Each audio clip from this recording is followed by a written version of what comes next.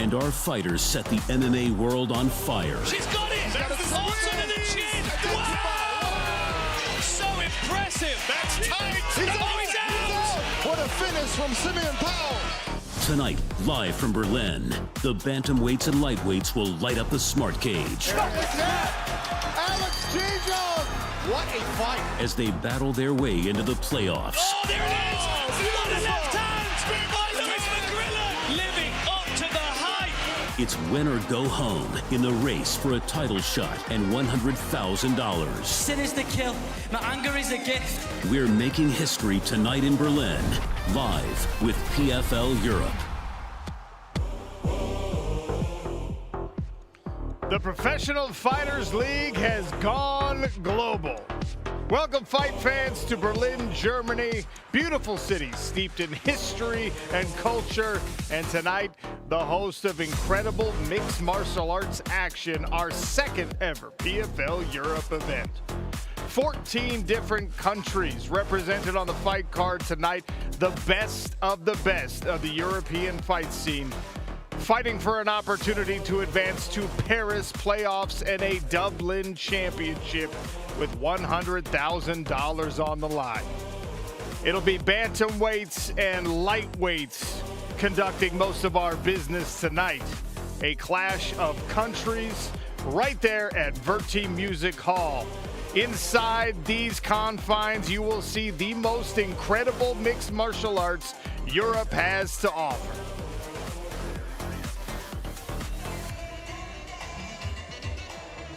Welcome, fight fans, to Berlin, Germany. Sean O'Connell and a couple of MMA legends, the skyscraper himself, Stefan Struve, and the outlaw, Dan Hardy, who is wearing multiple hats here in PFL Europe. So, Dan, I want to start with you because finally we get to the fun part. You, as the Director of Fighter Operations, have been putting out fires all week, all leading to this. Yeah, I'm so excited to be here. We know this card from top to bottom. It is stacked with talent, prospects up and down, the best across Europe, and we're going to find out who's ready for that global scene. And obviously, as someone who emerged from the talent-rich European fight scene, you know exactly what these fighters are feeling tonight. It's a massive opportunity. Massive opportunity. We talked about it. 14 different countries. They all have one thing in common. They love to finish fights. You're going to hear this a lot tonight, but they really, really do. And that brings us to a little preview. Let's talk about our main event and our co-main event. Lightweights and bantamweights taking center stage here at Verti Music Hall. Francesco Nuzzi, Farbat Iranizad, both of those guys have designs on advancing to the playoffs in our main event. And what do I mean by playoffs? Well, this is how the PFL Europe season works. 8 fighters in each division, 4 different weight classes. 1 regular season fight for each of these fighters. You got to win to advance to the semifinals. Those semifinals will be in Paris. If you can fight your way through Paris and win there, well, we're talking about a Dublin trip for a $100,000 championship opportunity. So if it's not enough pressure that you're fighting for, I don't know, a regular season, a semifinal opportunity, an eventual championship with $100,000 attached, I'm most focused on the idea that if you win PFL Europe, maybe Dan Hardy invites you to fight in our PFL Global season where eventually you're fighting for $1 million championship if all things go well. I mean, you've got to think, if you're one of these young fighters, you know for sure if you keep winning, you've got 3 more fights before the end of the year. You're going to fight tonight, you're going to fight September 30th in Paris, and then you're on to Dublin for the championship. 3 fights, a belt, $100,000, and then the door is open for the regular season in the US and $1 million within reach. And this is our second PFL Europe event. A tone has been set. We started it off in Newcastle, England, all the way back in March. And the light heavyweights and the women's flyweights, they set that tone.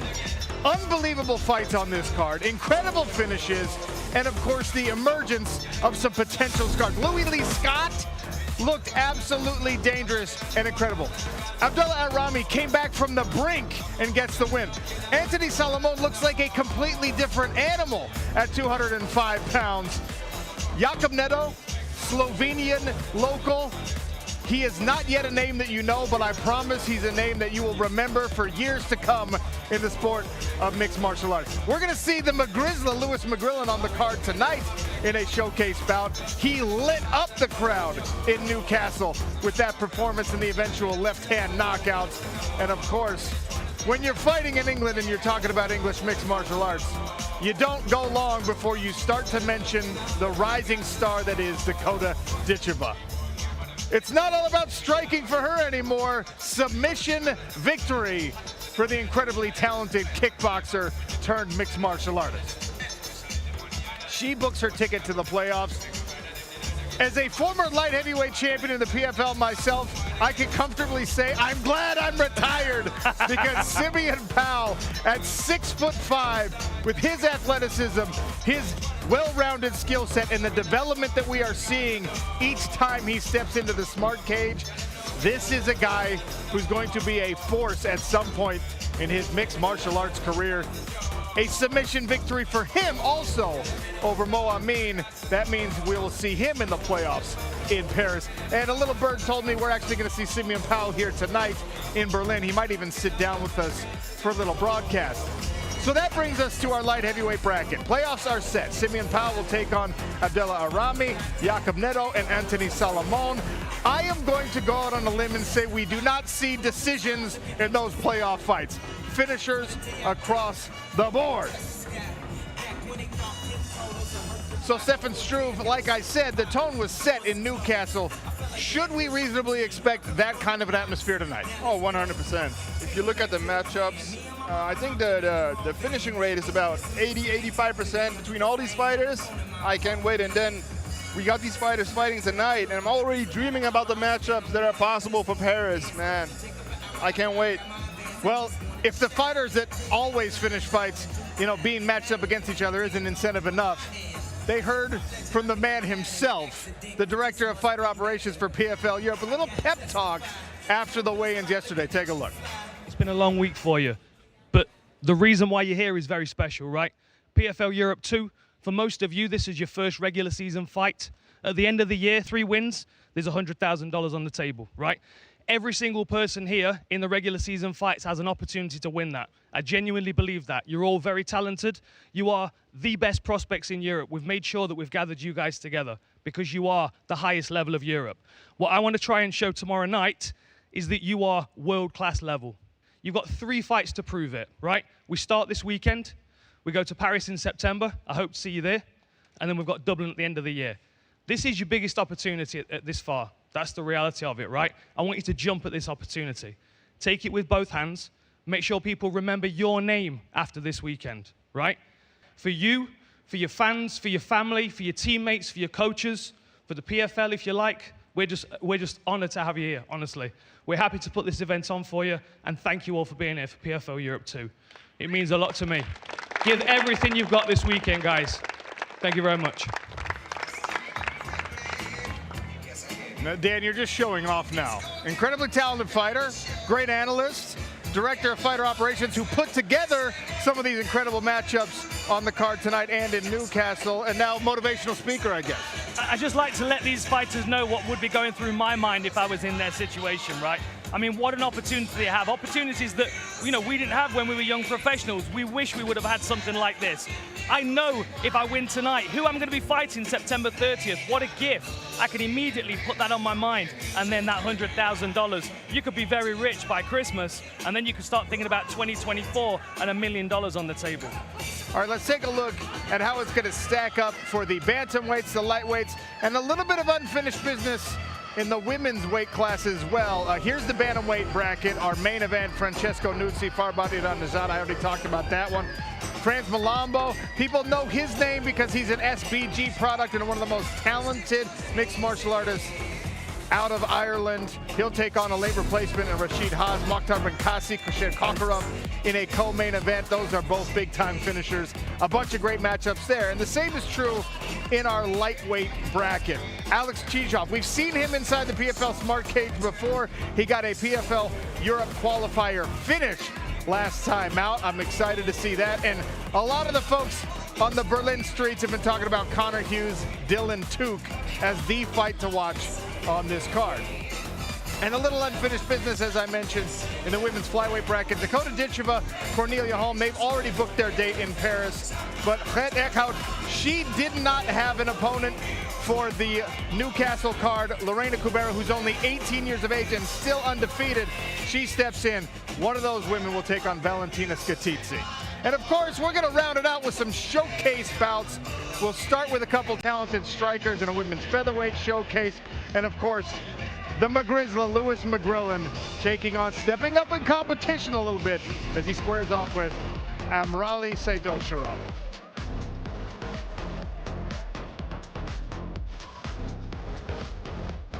Lady Tyson, Ruby Maysu, big time power, taking on the German local and fan favorite, a pro kickboxing record of 17-2 for Christina Brewer. Two talented strikers looking to round out their games. Coming up now. This will be your first bout of the evening, a women's featherweight contest. 3 5-minute rounds of pro mixed martial arts action as PFL Berlin kicks off. Christina Brewer, Ruby Mason.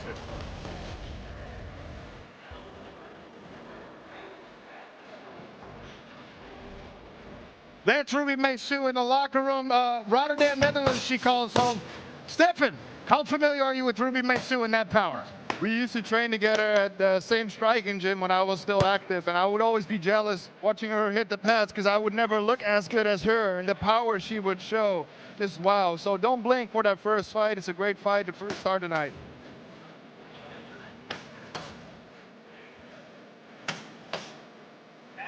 Here's the face-off from yesterday. Kickboxer on the planet, Joanna Bars, and she's got to win by rear naked choke.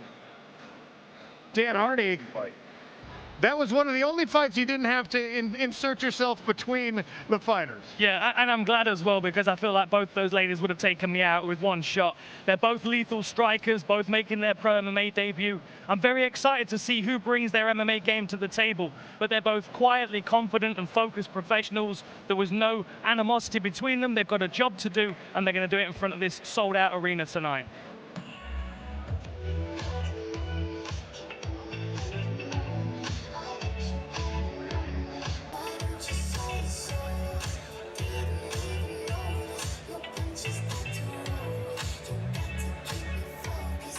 Dan, I've been joking a lot about how you're wearing two different hats, but now you got to step into the analyst role, right?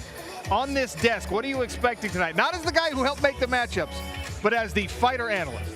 Well, I'm expecting to be surprised, if I'm honest. Like, I've matched these fights because I know the potential with each one of these matchups, how competitive they are, 50-50 opportunities for the majority of these. I mean, if it sways slightly in one direction, we're going to see that, but I expect surprises tonight for sure.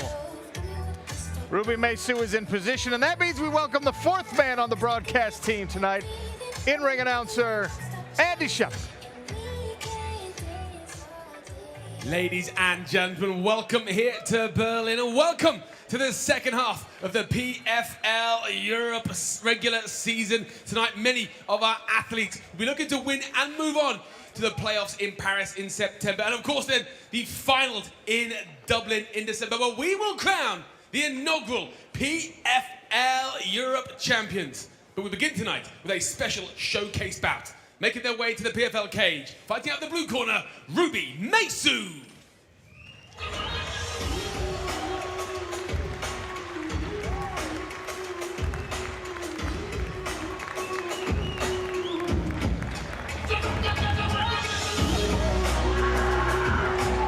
As Dan mentioned, Ruby Maysu making her pro mixed martial arts debut. Highly regarded striker. And they nicknamed the Lady Tyson. Doesn't come if you don't have a little pop in both hands. Exactly that, and she's got short-range punching power as well, which is going to be really useful because she gives up some height advantage in this fight. She's going to have to close down Christina Brewer and make this a close-range battle where that power is really going to show.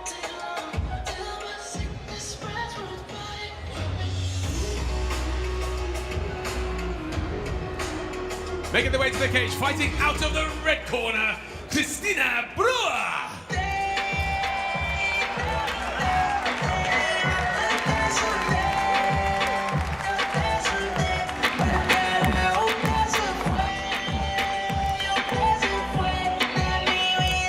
17-2, as I mentioned, as a pro kickboxer.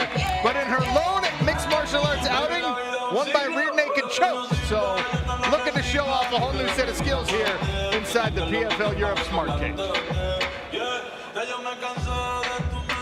Here's a look at our tail of the tape. Christina Breuer, the local, is 24 years of age. Ruby Mesu, 29. Breuer, the taller fighter at 5 feet 7 inches. And you can see that height advantage also translates to advantages on both arm and leg reach.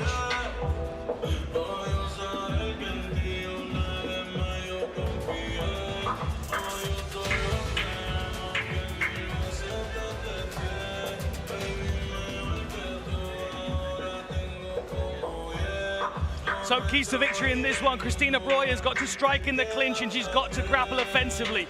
For Ruby Mesu, it's about boxing footwork and defending takedowns.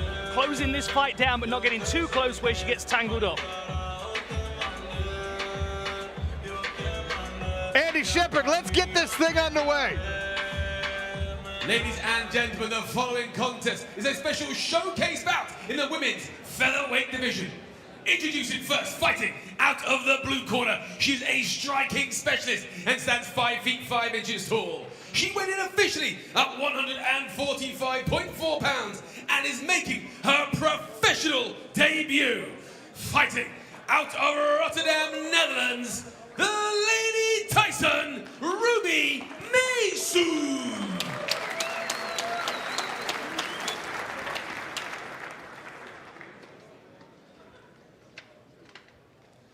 And her opponent fighting out of the red corner. She's a K1 specialist and stands 5 feet 7 inches tall. She weighed in officially at 143.9 pounds and holds a professional record of 1 victory and no defeats. Fighting out of Cologne, Germany, Christina Breuer.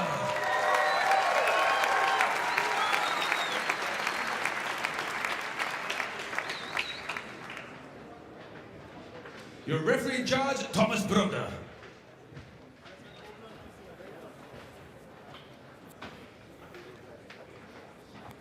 Three 5-minute rounds here inside of our PFL Europe Smart Cage. The German Breuer is in the black, Ruby Mesu in the gray. Touch of the gloves, PFL Berlin underway.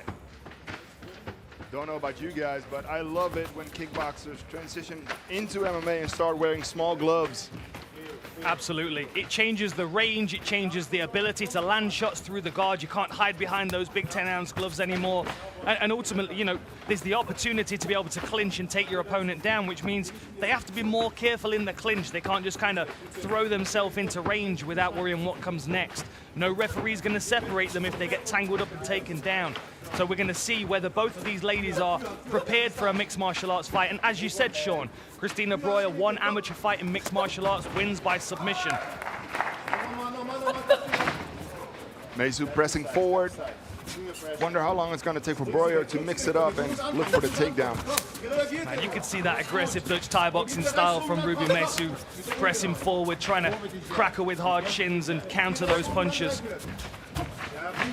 Still trying to figure out that distance with the taller fighter, who also happens to be in the southpaw stance.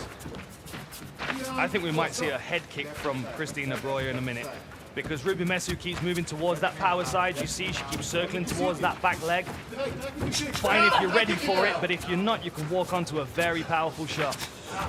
She's dropping her right hand now and then, so I agree with you then. But then you see with strikers of this level, I can never assume that they're making a mistake. I can assume they're setting a trap. So I don't know whether she's looking to slip and counter or to block counter. She might be trying to entice Breuer to throw that rear kick.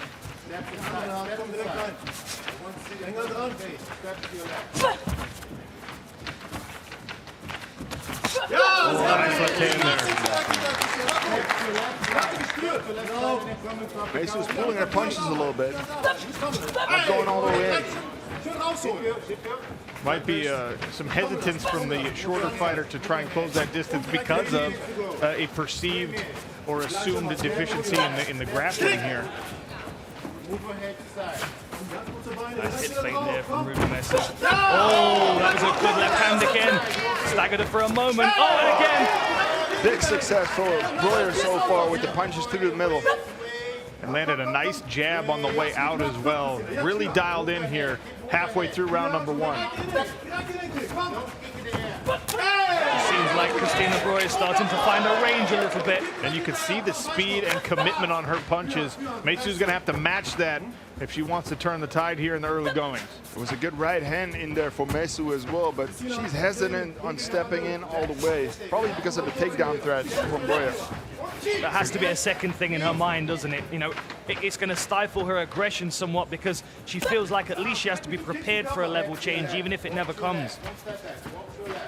It's a big dilemma for Meisu because she really needs to go forward and step in all the way because she's got that big power. If she doesn't do that, she's not going to be dangerous in this fight.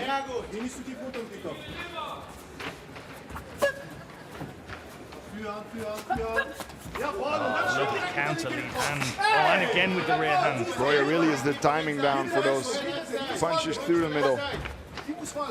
Beautiful jab.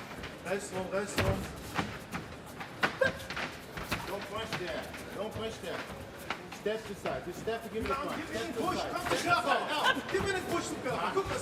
Just out of the range of those counters, Ruby Messer is. She's trying to time those punches coming in, but struggling with the range a little bit here. And it's so tough against someone. Even the feints from Christina Breuer are so committed, stomping on that lead leg. You can't assume, you don't know the difference between the real punches and the feints. Good inside low kick there, upset the balance of Ruby Messer. She keeps going for that stomp rear kick to the midsection, but Breuer keeps slipping out of range of it. Oh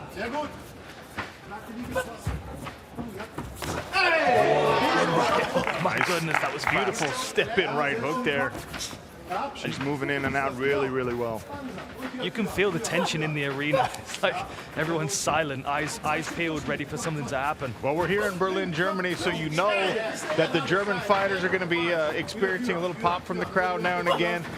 And if I know anything about the way European sport works, Dan Hardy, folks will be tracking throughout the night how many Germans won, Of course. how many French won, how many Irish fighters win on the card tonight. That's just the way you folks do things over here, sport-wise, right? Of course, right? We love a flag over here. You know, anything about countries facing one another in a sporting context is very much something that fills arenas and whets our appetite. Good for the end of round number 1. We will see a second flip.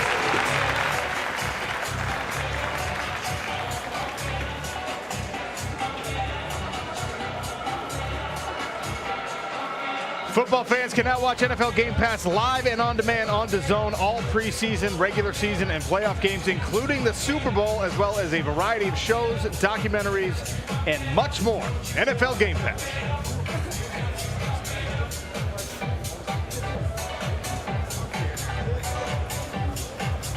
Beautiful step in left hand there, just clipped the chin of Ruby Messer. You can see her waiting there to counter with those heavy hands that she's got. For me, that was a solid round for Christina Breuer.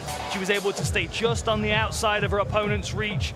Lovely feint there, lands the left hand again, puts Ruby Messer on her heels. Interested to see whether this second round looks different, but that was a high-paced striking fight.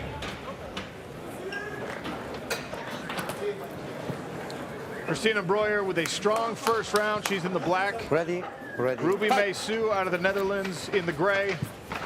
Southpaw stance again for Breuer. I want to see more aggression from Meisu. I want to see her step in deeper so she can really use that power she has. Oh, beautiful left hand. That backed up Ruby Messer. She's got her chin on her. Lovely footwork as well from both of these fighters. Breuer's got the timing down for her strikes, and she's out of the way immediately after. Really good job. And this was the round where Christina Breuer secured a submission victory in her amateur MMA debut. So we might be seeing a switch of tactics here, although she's having a lot of success with these straight lefts. She's feeling very comfortable in this fight in the stand-up. Oh, a good check right hook. Very And then clean. just right out of the way. Right. I mean, exchanges with someone like Ruby Messer are not a great idea, and Breuer knows it. So she gets in, gets the offense sent, and gets right back out. It's really a master class right now. Spinning back fist and then the left high kick. Appreciation from the Berlin crowd. Meisu's throwing too much ones and twos. I want to see her throw threes and fours. You know, like, you're not going to close the distance with the ones and the twos with Christina Breuer. You need to follow her up, put her in reverse. Nice body kick from Meisu there. Yeah, and Breuer feels those. Meisu's got 3 trunks for legs.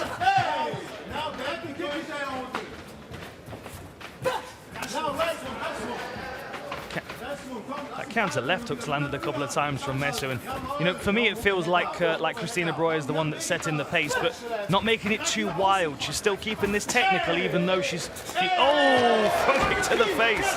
Do we see some grappling here? Yeah, here we're into a clinch, and then they separate, which has been the theme so far. They've both transitioned into mixed martial arts, but right now content for this to be a kickboxing match.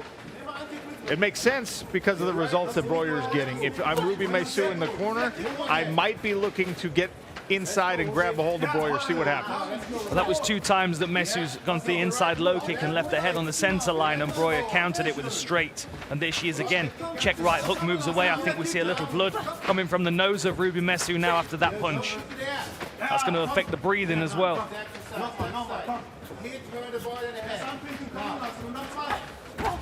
Look at the footwork from Christina Breuer, how she just drifts across the center line and cuts her off. Really clever footwork. Adapted from a ring to a Beautiful cage. combination. She's rocked. It was left, right, left. And now Breuer Going for the finish. She smells the blood. This is going to be the end here. Beautiful combination. This could be it.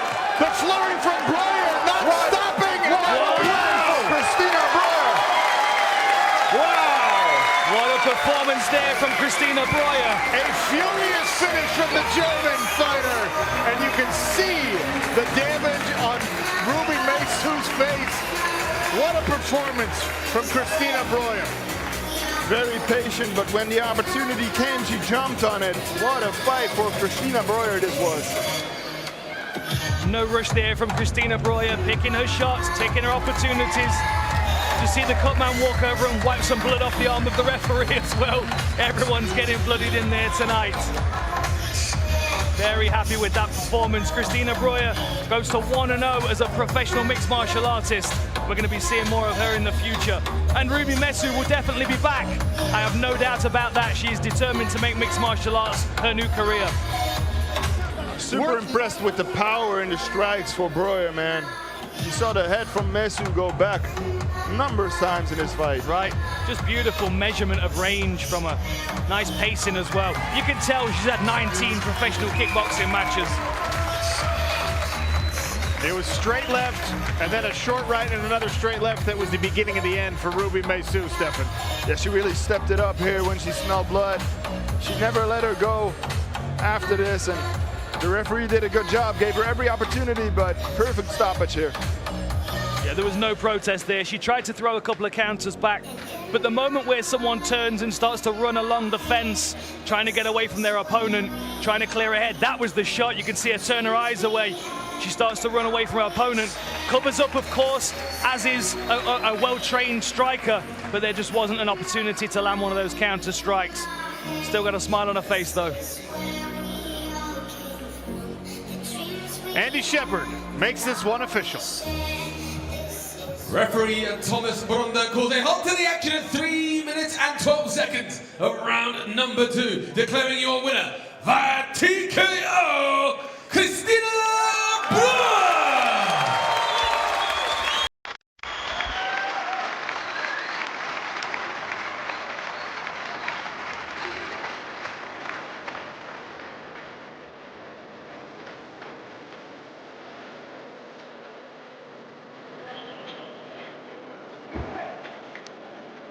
All right, I'm here with the winner, Christina Breuer. Unbelievable performance, first of all.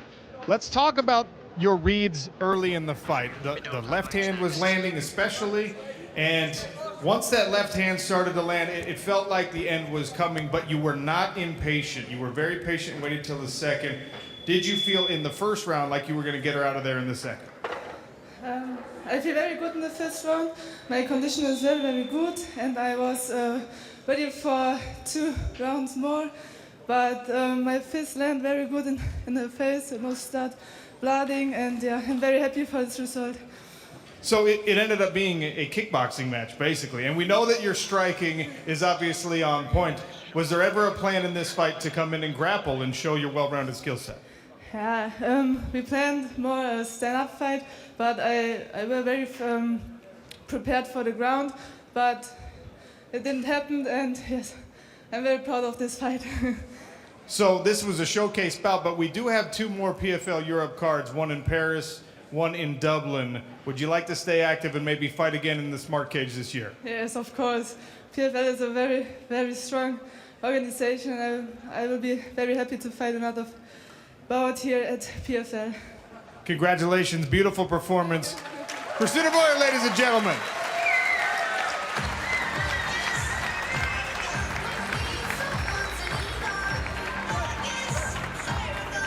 So let's take another look at that beautiful finish. We see the glove touch there, and straight away Christina Breuer was able to establish her range, being just out of the range of those power strikes, the counter strikes from Ruby Mesu. Great defense from Christina Breuer, good footwork, and then when the second round came out, she started to really push that pace. Moved inside her opponent's range a bit more with those power straight lefts. Look at that. Snapped her head back. Beautiful spinning back fist, just fell short. But I like the intensity on that. And then once this fight was up against the fence, we can see Christina Breuer landing the shots that she needed to get the fight finished. Punches to a knee, and then the referee had seen enough. Even though Ruby Mesu, she was on her feet, she was trying to counter back at times. She was just out of this fight by this point. Beautiful striking by Christina Breuer. I'll be happy to match her again in Paris or Dublin, absolutely. I'm glad to hear that, because I was trying to plant a little seed there. You're trying to match the card how you want to see it, Sean O'Connell. You're not the only one who has ideas, Dan Hardy. I mean, that was a thing of beauty. Just as someone who appreciates the striking arts, especially in mixed martial arts, the way that she was so aggressive offensively and yet disciplined defensively, and was able to land that much without eating punches herself, not get into firefights, not get into exchanges with a compact, powerful striker. I mean, it's a true testament to the skill set that Christina brought into the Smart Cage, and what her kickboxing career has done to set her up as a mixed martial artist. For sure. You know, you're not going to see an amateur fighter making their pro debut and having that kind of composure and measurement. It's very difficult. You put those small 4-ounce gloves on, you feel like you're going to knock somebody out with the first punch. That was a performance like Stefan Struve against the former champion Stipe Miocic, keeping him on the ends of his reach and being out of range till he gets that beautiful finish. You saw a little shadow boxing in front of the Berlin Wall there from one of our next fighters, another showcase, Anatoly Ball, out there in front of the Eastern Gallery. The longest intact stretch of the Berlin Wall happens to be right across from Mercedes-Platz, where Verti Music Arena is. Unbelievable. Just a beautiful place for us to be hosting these fights. So that fight's coming up next, but don't forget we have a huge event from the world of crossover boxing coming up right here on DAZN pay-per-view this August. This is it. Jake Paul versus Nate Diaz, live only on DAZN pay-per-view, August 5th. A legend of the MMA game, ready for war against a global superstar. Set to bring the pain, to silence the haters, and leave one victorious. Like it or not, this is the most explosive fight of the year. Jake Paul versus Nate Diaz. Ready for war. August 5th, live only on DAZN pay-per-view. Verti Music Hall, PFL Europe's second event here in Berlin. And up next, Anatoly Ball, Sebastian Santana Guedes. Lightweight showcase.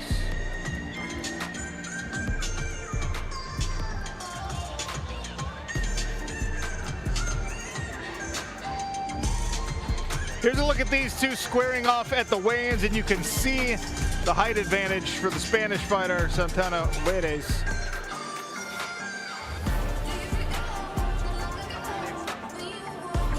I'm really excited about this one. Anatoly Bala's got such a reputation around Germany as one of the pioneers of mixed martial arts in this country.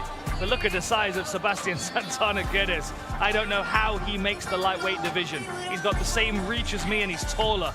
Scary dude.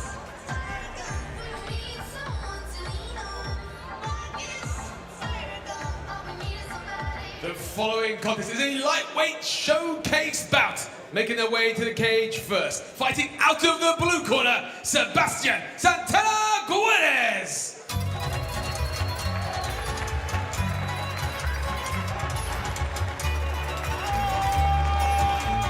We were talking about this at the weigh-in yesterday. There's something in the water of the Canary Islands because not a huge population, but they are producing some big-time fighters. We saw some in our light heavyweight division, a couple of fighters from Canary Islands on the card tonight, including this man, Sebastian Santana Guedes. I used to go there for rest and relaxation, but I think I'm gonna plan a training trip sometime soon. Right?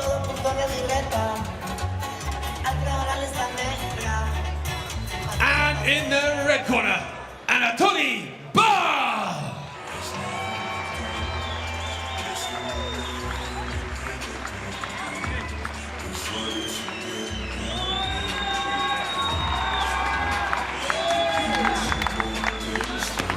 For the first time in almost 3 years, Anatoly Bal climbs back into the cage for this showcase opportunity. He found out the PFL was coming to Germany and said, Dan Hardy put me on the card. That is exactly what he said. He said, I'll fight anybody. Give me a fight on this card. And if somebody falls out of the lightweight brackets, put my name at the top of that list. He is determined to make an impact on this card. And he's spent a lot of his training camps here in Germany, spent a lot of his training and fighting time here in Germany. Over in Gelsenkirchen, fighting on the GMC events. He's had some great wins and some real battles that have made him one of the favorites in Germany mixed martial arts. Here's a look at the tail of the tape. You can see Sebastian Santana Guedes a full 6 feet tall and then some in this lightweight division, giving him a significant reach advantage on both arms and legs.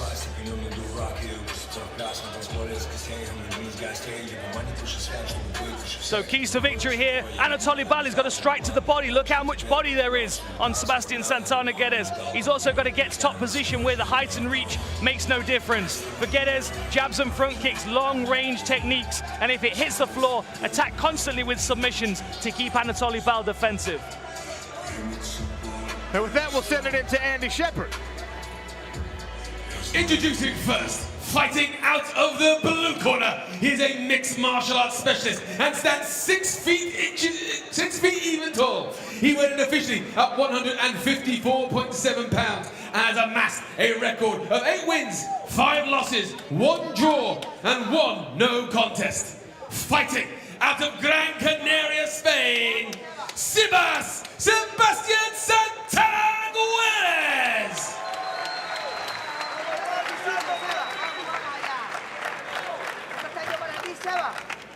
And his opponent, fighting out of the red corner. He is also a mixed martial arts specialist and stands 5 feet 10 inches tall. He weighed in officially at 154.3 pounds and holds a professional record of 9 wins, 3 losses, 1 draw, and a single no contest. Fighting out of Gelsenkirchen, Germany, the Siberian Tiger, Anatoly Bal.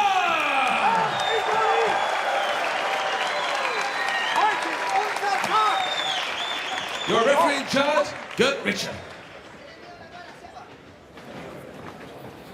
Anatoly Bal in the green, Sebastian Santana Guedes in the gray. Ready, first round. And this height difference is very interesting because Guedes is a really good BJJ black belt. So Bal is gonna have to close the distance, but he doesn't want to come too close because that's where Guedes is gonna want to fight. This is where Anatoly Bal has to make difficult decisions. How do you close that distance? Look how he's squeezing him up against the fence now. making the taller fighter stand very high on his feet. Much easier to catch his chin if you can walk him onto that punch. But at the same time, the threat of the level change from Anatoly Bal to take him down against the fence is going to be, oh, here we go. Takedown straight away from the Spanish fighter. Good defense though from Bal. Guedes on his back.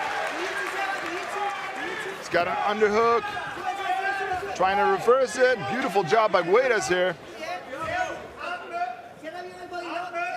Santana Guedes now presses Anatoly Bal into the barrier. Chest to chest here with 1 minute gone in the first round. Bal trying to dig in an underhook here. Looks like he's getting closer. Good hand fighting here from both of these fighters. And there's the separation.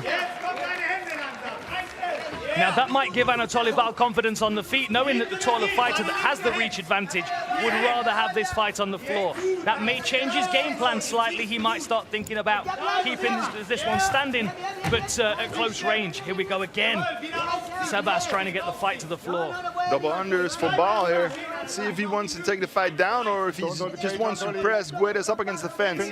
Interesting, Bal is the one who initiated this chest to chest by kind of punching himself in, stifling a little bit.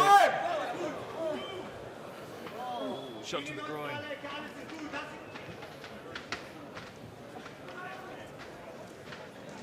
We got 5 minutes for Guedes here to recover. Let's hope he doesn't need all of them. Certainly took the wind out of him, that one did. He looks like he's in a lot of pain down there. Here it is, guys. Oh. You saw the immediate reaction there. You see the look in Bal's eyes. He's like, oh, sorry, bud. You know, it's frustrating for both fighters because you want to keep the fight flowing. You don't want these gaps, these breaks where, you know, you have to be alone with your thoughts for a few minutes, thinking about the first, 2 minutes of the fight and how it was going.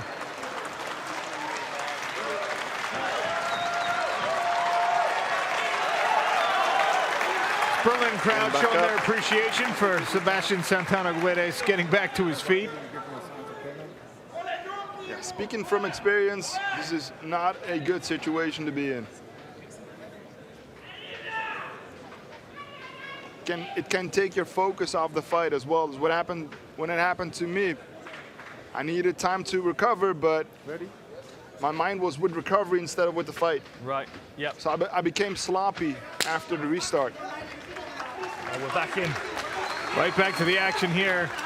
We've seen a lead hook and then that level change here from Sebastian Santana Guedes, but heavy hips from Anatoly Bal. Look at that. That was some real strength from Anatoly Bal. Strong hips.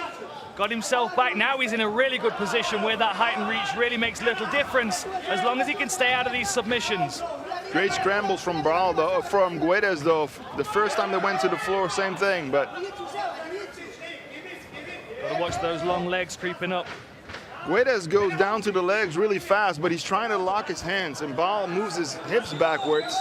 He doesn't have a good double leg, Guedes. He really wants to lock his hands, but Bal knows that now, so very interesting. Oh, nice left hook there from Guedes. Yeah, they traded the low kick for the left hook. Really good body shot there. I think you saw my keys to victory, Sean. Shot to the body, came straight up to the head. Always useful to use against a taller opponent. And you saw there that Guedes immediately tried to reach and grab. He does not like these strikes. Low kick there from Sebastian Santana Guedes. Another good sprawl from Anatoly Bal. Yeah, Guedes is shooting in from too far. Bal sees it coming and is able to react pretty fast. Interestingly as well, Bal was able to slide his knee through and past the half guard in that exchange as well, which, oh, okay, guard recovery from the black belt, and he's got an overhook on that arm. Trying to isolate the left arm, but Anatoly Bal sniffs it out, gets his own arm back. Guedes is trying to get a wrist, but Bal's denying him. He's getting the legs for arm, but nice sweep. Oh, used the sweep triangle. Nice job, but can he lock it up? There it is. Oh, Locked nice. In tight. He's got a tough angle. Anatoly Bal is going to try and hammer fist out of this. That's never a good sign when you throw strikes. Beautiful job. Nice work by Anatoly Bal, and a beautiful string of submission attempts there from Sebastian Santana Guedes. Dan Hardy, you weren't lying when you said there was a lot of talent over here in the European scene. My friend, I feel like these guys could fight 10 times and win 5 each. Use it to go to mount. Really strong first round from Anatoly Bal. Even though he's not done a great deal of damage, he's certainly put a psychological stamp on this first round. 45 seconds to go. He's going to be happy going back to his corner. And you can see big, deep breaths from Sebastian Santana Guedes. This is only our second bout of the card here in Berlin, a showcase, not even part of the regular season, and this is still the level that these guys are fighting at. Anatoly Bal with the takedown. We're getting some deep breaths as well from Santana Guedes when he's on his feet. He used a lot of power in that squeeze for the triangle, one of his best weapons, and then Bal gets out of it. That's psychologically very difficult for Guedes to deal with. 10 seconds left. Keeping those hands real tight, Anatoly Bal. Strong first round for the German fighter. Looking to line that right hand up. And you see Guedes very flat on the street now. That's the end of the round. End of the round, end of the round. Wow. Saved by the bell here. Oh my goodness. Guedes seems to be in a lot of trouble. He's still hurt. He's wobbly. Wobbling back to the stool, Sebastian Santana Guedes. Anatoly Bal says, it's been 3 years, but no such thing as a ring rust. Strong performance in the first frame. Look at this, big right hand over the top and a short left hook comes through. I think it's this punch that does it. Where is it? Uppercut. Uppercut. Catches him on the chin a couple of times. Very nice. I definitely think he got saved by the bell there. For sure. Beautiful, look at this. You can see Sebastian crawling his legs up. Anatoly Bal goes to his back and immediately turns and drags that elbow to safety, but puts himself in a triangle position, which was incredibly tight for a moment until he was able to shake himself free with some hammer fist to help. I love the trap set by Guedes, using that armbar to the sweep, then you let your opponent get back on top. Boom, triangle. I use that a little bit now and then. You'll have to teach me that, Stefan. I've got no ground game still. You need longer legs then. Well, that was nice a good knee. Sebastian Santana Guedes with another beautiful. knee. Nice job from the knee into the single leg and on top. Beautiful job of Guedes. See what Anatoly Bal does in the bottom position now, whether he decides he wants to attack with submissions. Nice work with that butterfly hook. Guedes used it to pass. It's all the way over to full side control. We're now trying to settle his weight down with plenty of time to work here. Great job from Guedes, keeping his knees off the ground most of the time. All his weight is on Bal. He's going for a Darce choke. Danger stations for Anatoly Bal here, but he's aware of the danger. He needs to go to his bicep, so he's going to be able to finish it. He can put pressure on it this way, but he really needs to go to the bicep. He tries to roll Bal over, but good defense by Bal on the back for Guedes now. Now going to a cradle position here, but Bal shakes him off the top. He's a little too hungry there. He slipped off him, and now he's underneath Bal again. And especially in this position, Anatoly Bal, the fresher fighter here, right? Sebastian Santana Guedes, who did a lot of work in the first round, even getting himself off the bottom. Does he still have the gas tank to do it if he needs to? Bal moves to the mount. And the difference with confidence and concern as well has an impact on your cardiovascular system. Bal feels like he's in control of this fight, which means that his breathing, his heart rate is going to be slower, which is a benefit all round. He feels like he's in control, and he beat two of the best weapons from Guedes, the Darce and the triangle, with ease pretty much. So now he's on top. Guedes is tired. Very good situation for Bal. Sebastian Santana Guedes needs to get a left arm underhook if he's going to stay on that right hip. Big breaths by Guedes. Right now, Anatoly Bal trying to advance his position, move his right leg through the guard. I like what Guedes is doing here, using his arm around the head of Bal to keep him in his guard, keep him close to him so Bal can't really explode. Good job from Bal to pass. See if he can get dangerous on the floor here. I like these digging shots to the body that Bal's landing as well, just to keep that gas tank working. Especially with Guedes being this tired already.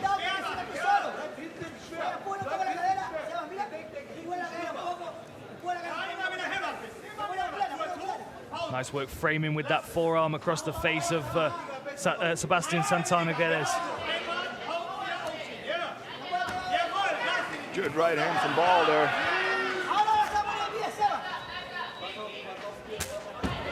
Ouch.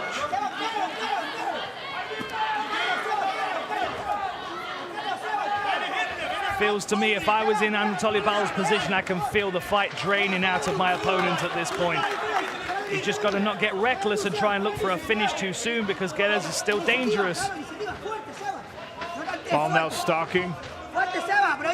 Sebastian Santana Guedes was able to land a couple of knees earlier. He tested another one there to give Ball something to think about. But you can see here the difference in gas tank. Ball's looking great, man. Very fresh still. Really pressing the action. Steps right back into the pocket on the restart. Maybe got a little too close. Sebastian Santana Guedes able to grab a hold of Anatoly Ball, press him against the barrier. But just gets bullied to the ground. He's got nothing left. I really feel that if Ball steps it up here, he can finish the fight. Good strikes from Ball here. This might be getting close. Sebastian Santana Guedes passing the legs, not offering much in the way of resistance. This is it. Anatoly Ball goes to work on top.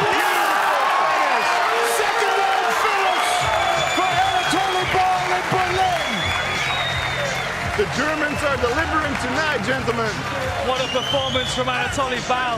All the way through, stayed calm, stayed measured, just like Christina Breuer in the fight that we've just seen. Never overextending himself, sticking to his game plan. What a beautiful performance from Anatoly Ball. Someone I think we're definitely going to be seeing on a future card.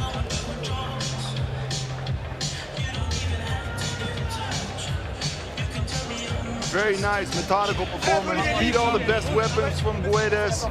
Man, ring rust was not there for Anatoly Ball. I mean, it's been almost 3 years. He didn't look like he was out of condition. He didn't look like he was out of shape in any way, out of focus. That's a really impressive performance from the local. It's all about what you do with that time off, I guess, right? I don't think he's had any time off at all, even though he's not been competing for 3 years. He looks better than he's ever looked before. We see flags up in the bleachers with Anatoly Ball's face on them. And there's a pop from the crowd as we look at that replay. Anatoly Ball. The Germans improved to 2-0 on home soil so far. Promises something for the rest of the night.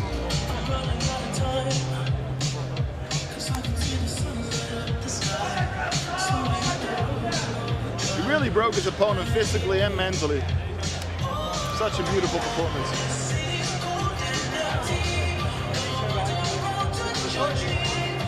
And you can see Sebastian Santana Guedes still sucking wind here. He had his moments in the fight, really went after those submission attempts, but Anatoly Ball had a counter for everything and snags himself his first PFL victory.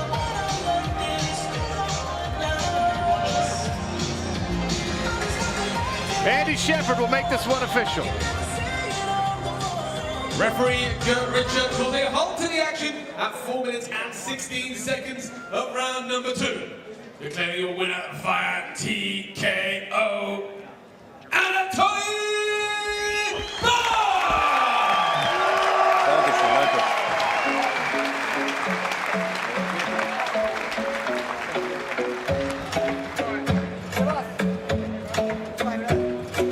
Club is the best place to find the lovers, so the bar is where I go.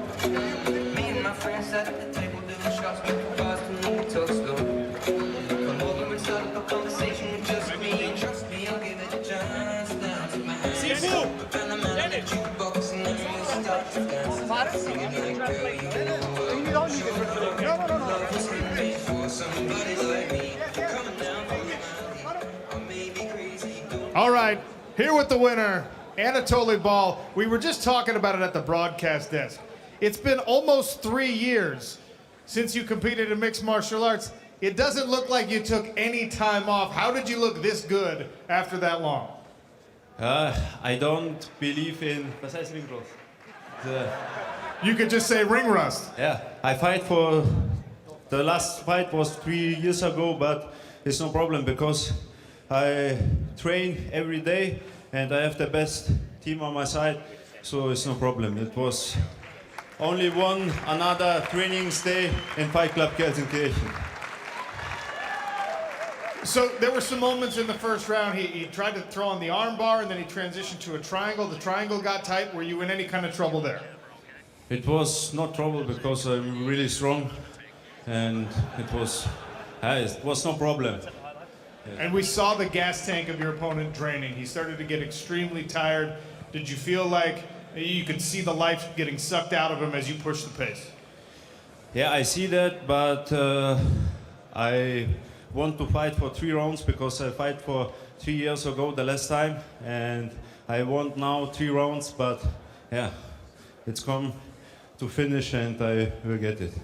All right, we're here in Berlin, Germany. So far, German fighters 2-0. We're going to see an undefeated run from the Germans on the card tonight? Leonardo Cubero will fight today and he will take a big victory via KO, and yes. Anatoly Ball, congratulations. Incredible performance.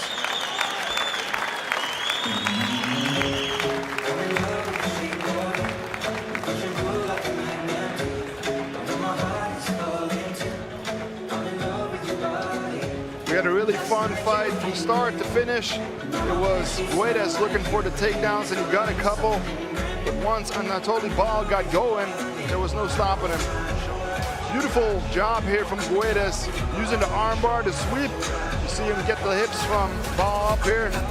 Ball in the triangle, but he was able to escape from there, beat one of his opponent's best weapons, and he got more dominant while the fight went on. He almost finished the fight in the end of the first round. Guedes was able to survive, was dangerous again in the second round, but Ball really dominated him, broke him physically, mentally, and this is the end. Beautiful ground and pound from Anatoly Ball, and the referee had no other choice than to stop it. Great fight for the hometown fighter.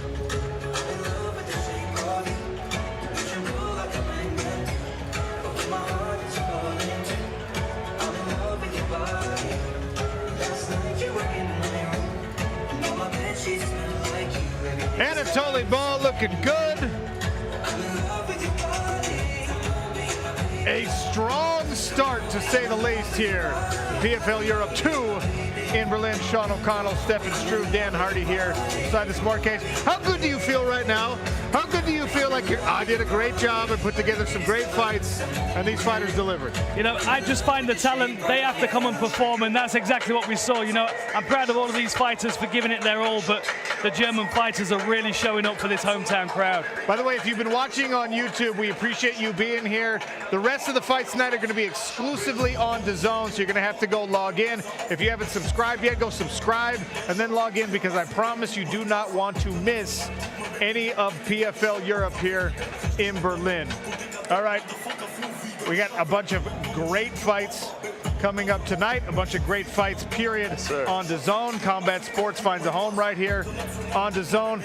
You like what you've seen so far, but what do you expect from the remaining fights?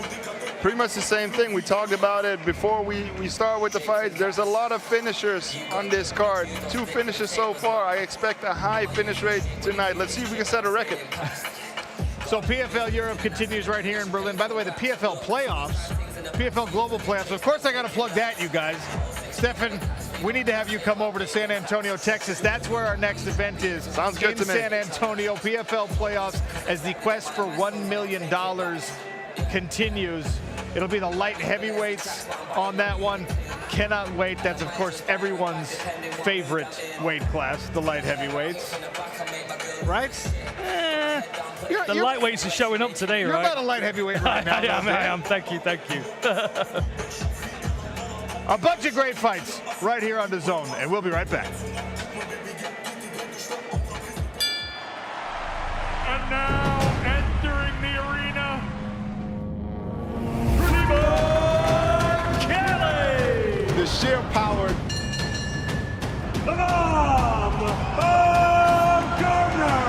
And look at Alicia. She's going for the gusto. Hey Diaz, fight me. Creme de la creme right here. I'm coming for you.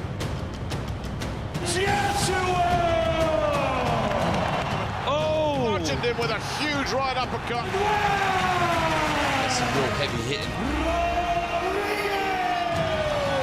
Big heavy hands again from Bams. Calm, composed, Sonny Edwards.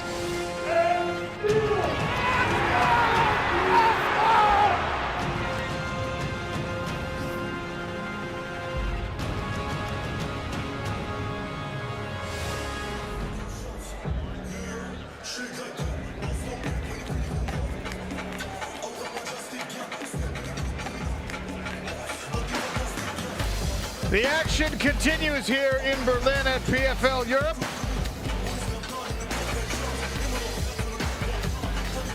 We move to the lightweight division.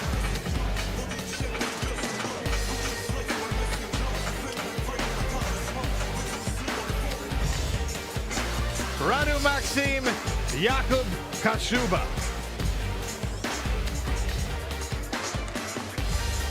Start.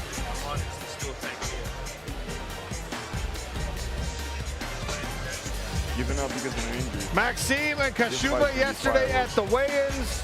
Both showed up in incredible shape, made weight, ready to go, looking to secure their PFL futures.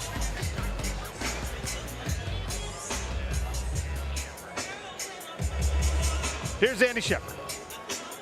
Introducing first, fighting out of the blue corner, Jakub Kashuba.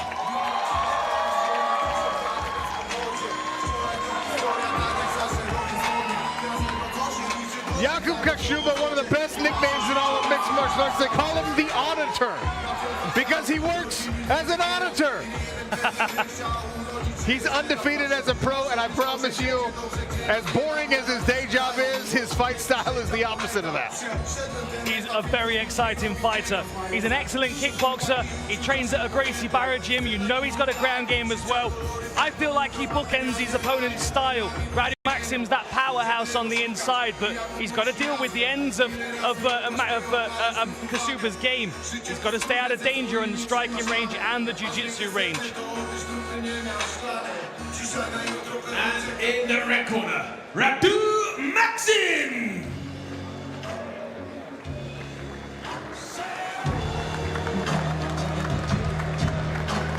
Radu Maxim training and living in Turin, Italy. This is not his first trip to a PFL cage.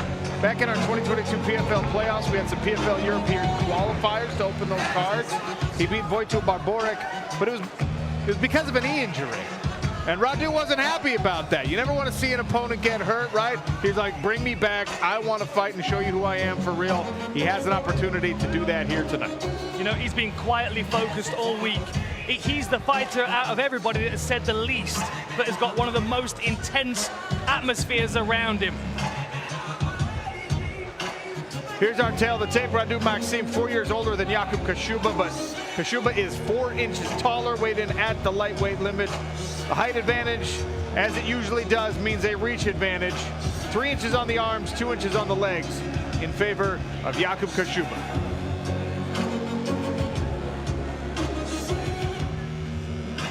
So keys to victory here, Radu Maxim needs to body lock, takedown, and ground and pound. That's where he's strongest.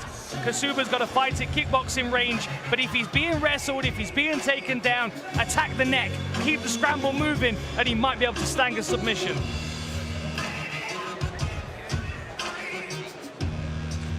Andy Shepard, if you would. The following fight is a PFL Europe regular season contest in the lightweight division. Introducing first, fighting out of the blue corner. He's a kickboxing specialist and stands 5 feet 11 inches tall. He weighed in officially at 156 pounds and holds a perfect professional record of 8 victories and no defeats. Fighting out of Olsztyn, Poland, the Auditor, Jakub Kashuba.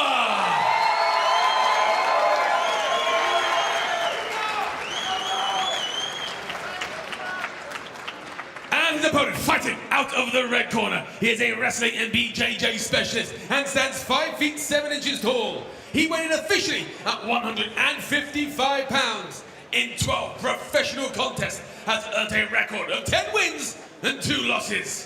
Fighting out of Turin, Italy, Radu Maxim!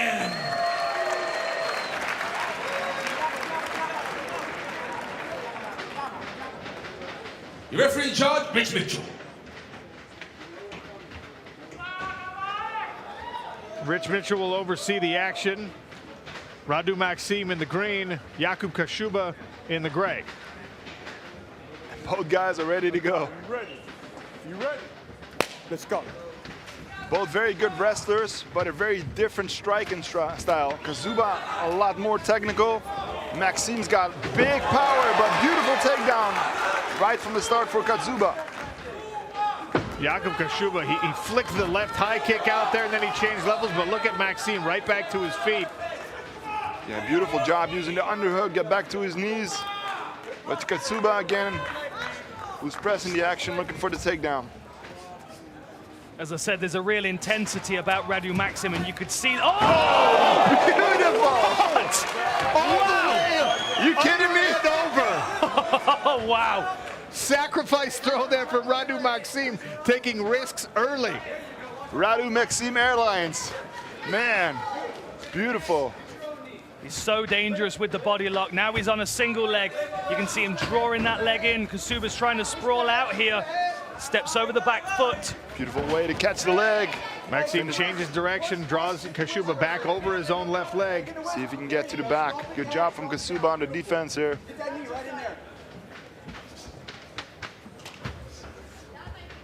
Just over a minute gone in this fight, and there's already been a lot of energy expended from both of these fighters. I feel like Maxim's going to pull out something else here. He's using that shin as a guard across the leg of Kashuba right now, but that doesn't mean he can't turn it into a takedown. And Kashuba now knows that there's not a single second he can lose focus in the clinch. So Maxim's going to make the most of that. Radu Maxim keeps letting his right arm and now his left come up over on that overhook position. A lot of times that's a surrender from people, but not from Radu Maxim. He's using that overhook to try and set up throws. This time Kashuba though setting something up, but Kashuba used it against him. Now he's in a very dominant position with Maxim against the fence. Lay it on, watch your left arm. I expect Maxim to use the fence in a moment to scramble back to his feet, but for Kashuba in this position is going to be really difficult to budge. Hey, hip in strong, hip in strong. There you go. Good job by Maxim, holding Kashuba close to him. Kashuba can't really explode this way. Kashuba is a lot bigger, man. I wonder how much he weighs right now. He's a big lightweight. Not a comfortable position here for Maxim with his head crammed up against the fence like that. And oh, now wow. Jakub Kashuba Stay away from the back of his head there, Jakub. flattening Radu Maxim out. I think Kashuba is trying to move him away from the fence. He feels Maxim wants to use it. We're in naked choke position here for Kashuba. He's almost losing body lock, body triangle for Kashuba. He's flattening Maxim out with it. That hurts. That was a thudding short punch from the side, and now he says, Get Radu Maxim got him behind the head. grimacing and in trouble here. Switches to the short choke. And he's got it! Three finishes. Jakub Kashuba stays undefeated. What a performance from this young man. Wow. He went flying earlier in the fight, but he didn't care one bit. Went back to his feet, took Maxim down. Beautiful rear naked choke finish for Jakub Kashuba. The auditor, undefeated as an amateur, still undefeated as a pro. What a Gold Gloves boxing tournament. This guy has the full gamut of skills in the mixed martial arts game. And he's just secured his place in Paris. Now Kashuba has to go backstage, get his medicals done while he's watching his next opponent be determined in the next fight. One step closer to a PFL European Championship and a $100,000 prize that goes with it. Impressive performance from Jakub Kashuba. We'll take a closer look at the finish here, Stefan Struve. Yeah, he went behind the neck with his hand, but Maxime was able to pull it away. But you see, Kashuba used that to go pound the palm, and because he's so much longer, he's using his hips, and you see how tight that is. He's straightening himself out, and there's a lot of pressure on the spine, and there's no other way for Maxime to, go out or tap. Andy Shepard has the official call. Referee, ladies and gentlemen, referee Rich Mitchell calls a halt to the action at 3 minutes and 18 seconds of round number 1. Declaring your winner by submission to a rear naked choke and securing their place in the PFL Europe playoffs, Jakub Kashuba!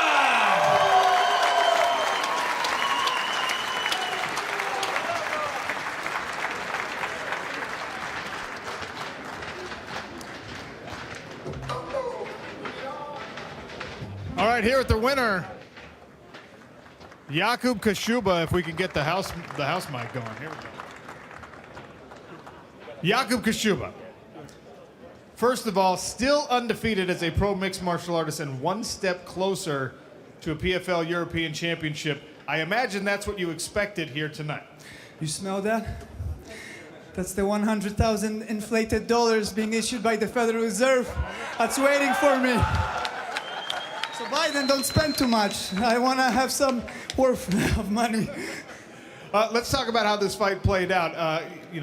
Strong start from you. You flick the high kick, then you change levels for the takedown. He gets back to his feet. He hits you with the big toss. You're able to end up getting onto his back. Did you know that the rear naked was sunken? You were going to finish it. I heard him breathing like a cow about to be slaughtered. He was. I'm like, oh, I'm thinking that triangle and body triangle. And I'm going for it. He flipped me almost, but I was like, you know what? I'm just gonna be tight. He's tired. I'm gonna finish this shit. I saw you switched the grip, right? You had the head behind the neck, and then you switched to the short choke. Yeah. Short is just. I've been training that, but that always comes back to me. But at least he reacted, and then I switched it and got it tighter. So it turned out well. Now you go backstage and you watch closely to see who you're going to be fighting in Paris. Yeah, I'm excited to watch the Anglo-Saxon, the Celt go at it. It's going to be a fun match. I'm really excited. And I want to thank my sponsors, Microchips USA, they're opening here in Germany. And Piotr Zychowicz, realna historia się dzieje na waszych oczach.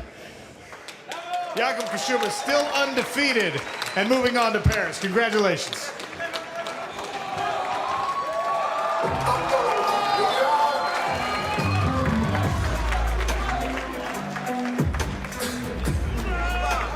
Solid performance there from Jakub Kashuba. Managed to stay composed even when he got reversed. What a beautiful throw from Radu Maxim. But the jiu-jitsu, the wrestling of Jakub Kashuba could not be underestimated. Finds his way to mount, lands some meaningful punches, and then we're going to see Maxim try and bridge his way out of this. Jakub Kashuba slides that arm under his chin, and you can see him extending, drawing his lower back muscles together. Get that deadlift in to pull his opponent into that rear naked choke. There was nothing that Radu Maxim could do once that palm to palm was together other than to tap. And now he gets to go backstage and watch the next fight to see who he faces off September 30th in Paris. Told you I'd be ready for some surprises today, Sean. I love it. How about Jakub Kashuba throwing a shot at the Federal Reserve of the United States on top of it? Just getting it all done tonight. Here's our lightweight bracket. One fight down, 3 more to go. Jakub Kashuba headed to Paris, September 30th. Oh, we've only just started the night, Sean.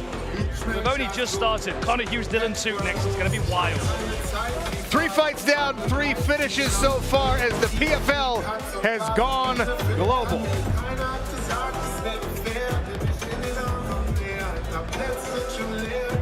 Our next fight, Connor Hughes waving the flag next to the remnants of the Berlin Wall. Dylan Tuke doing the same. Liverpool versus Ireland.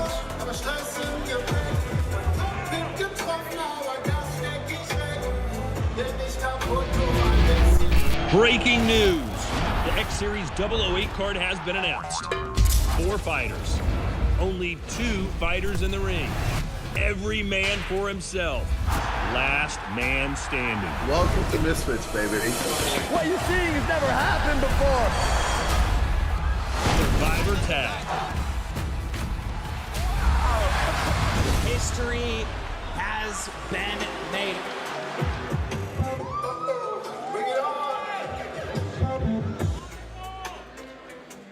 There's Dylan Tuke. They call him the Nuke. He'll be taking on Connor Hughes. These 2 fighters know one another well, and that made them all the more excited to punch each other in the face here in Berlin.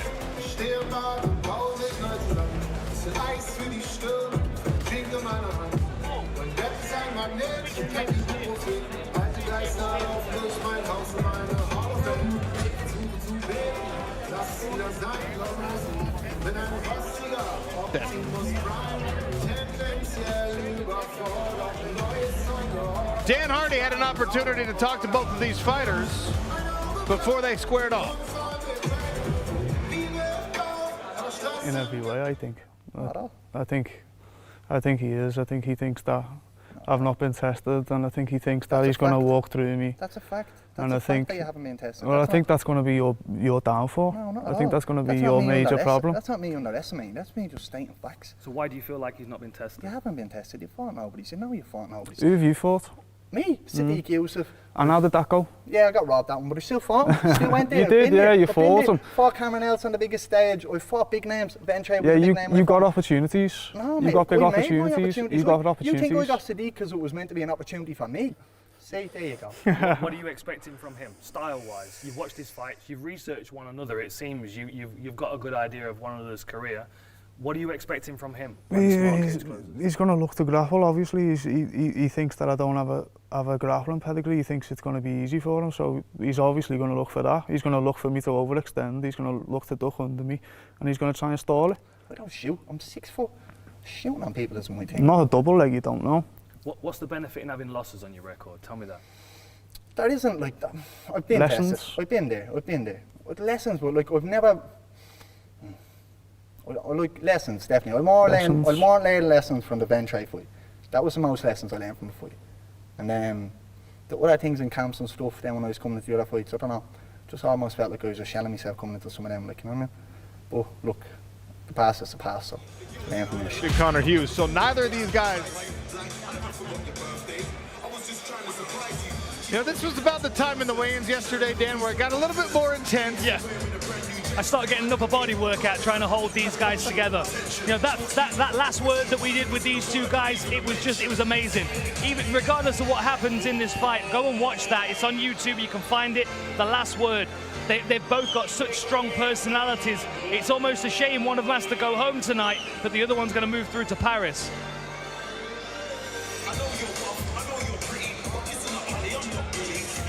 Here's Andy Shepherd. Making their way to the PFL Europe cage. Fighting out of the blue corner, Dylan Tuke.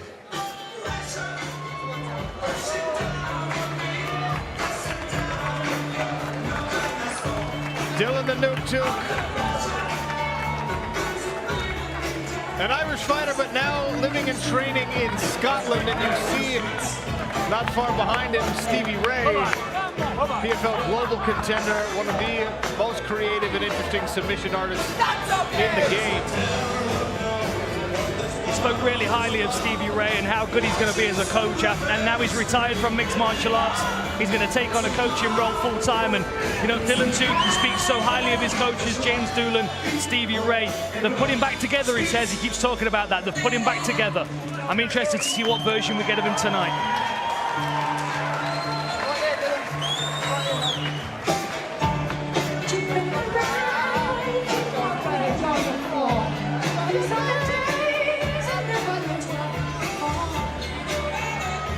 And his opponent fighting out of the red corner, Connor Hughes. Yeah. Shit gon' get hard, keep your head strong.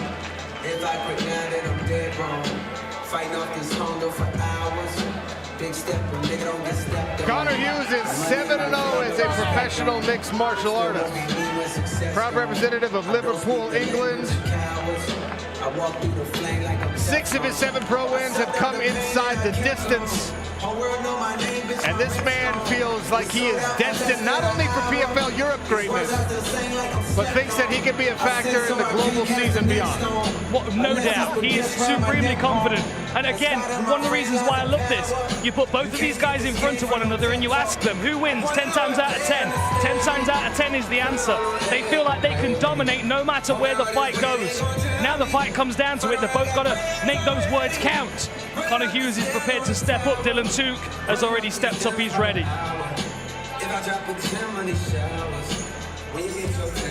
Here's a look at our tail of the tape. 2 men that are 26 years of age. Connor Hughes listed as much taller. I think there might be an error on the Dylan Tuke height there. He's definitely more than 5'6". You see the reach advantage favoring Hughes on both arms and legs.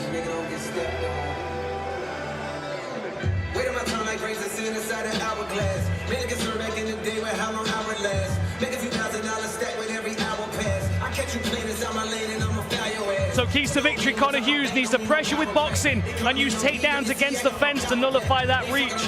Dylan Tuke, knees and kicks up the center line. Make the most of that center channel and aggressive grappling scrambles. Keep this fight wild, keep it moving. Don't let Connor Hughes lock him down and control him. Andy Shepard, take it away. The following fight takes place in the PFL Europe lightweight division. Introducing first, fighting out of the blue corner. He is an MMA specialist and stands 6 feet tall. He weighed in officially at 155 pounds and holds a professional record of 5 victories and 3 defeats. Fighting out of Bathgate, Scotland, Dylan the Nuke Tuke!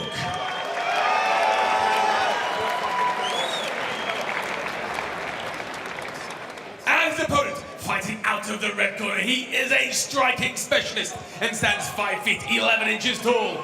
He weighed in officially at 155.5 pounds and holds a perfect professional record of 7 wins and no losses.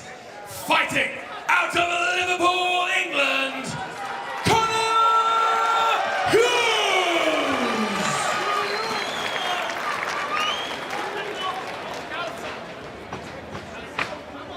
Your referee in charge, Thomas Bronner.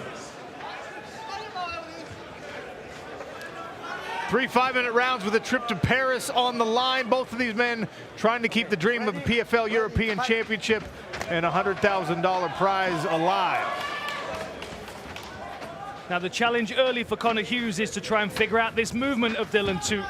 It's easier to defeat him when he's pushing forward aggressively, but this is what we're talking about. He's been put together again by these coaches. They've controlled him, they've pulled him out of that chaos a little bit so he can still be as effective but not quite be as vulnerable.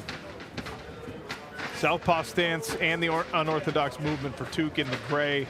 Hughes is in the green trunks. A lot of feints from Tuke so far. I like what Hughes is doing. He's not really biting. He's showing that side kick to Tuke.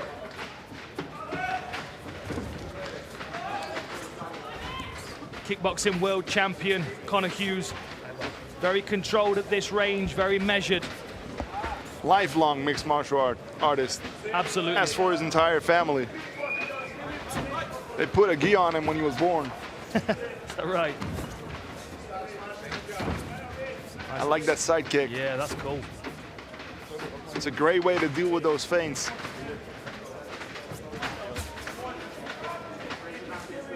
Hughes is waiting for the right moment to counter one of those feints. Trying to get a read. Dan, thought it was really interesting the way in that last word, these guys talking back and forth and addressing the fact Connor Hughes is undefeated, Tuke has some losses. And the value of lessons learned in a loss. And also, you have to acknowledge that the level of competition that Dylan Tuke has lost to. I mean, Sadiq Yusuf is a very highly thought of fighter who's now in the UFC.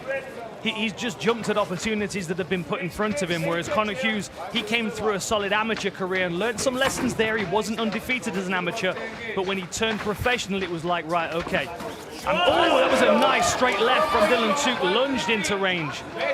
Beautiful way to land that off all his movement. Finally paying off all those feints. I think Dylan Tuke's trying to play into some frustration here. He's trying to get Conor to lunge forward. Look, hands are down now. He's starting to walk. Not even looking at the opponent, just jogging around the outside of the cage here. And I think you're absolutely right, Dan Hardy, because this does frustrate a fighter who wants to be in the pocket and throwing.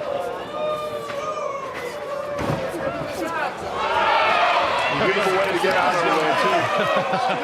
Can he keep this up for 3 rounds, though? Smile on the face of Conor Hughes there. Thing is, at some point, Hughes is going to overcommit, and that's going to make it much easier for Tuke to level change and take him down, because ultimately I feel like that's what Tuke wants to do in this fight. At some point, he's just not being rushed about it and allowing Conor Hughes to defend those takedowns easy. I am curious about that strategy as well, if that is indeed the game plan from the Scottish camp. Tuke with 3 submission victories in his career. Conor Hughes with 4 submission victories in his career. To go with a couple of knockouts as well. Staying calm for Conor Hughes right now is going to be very difficult.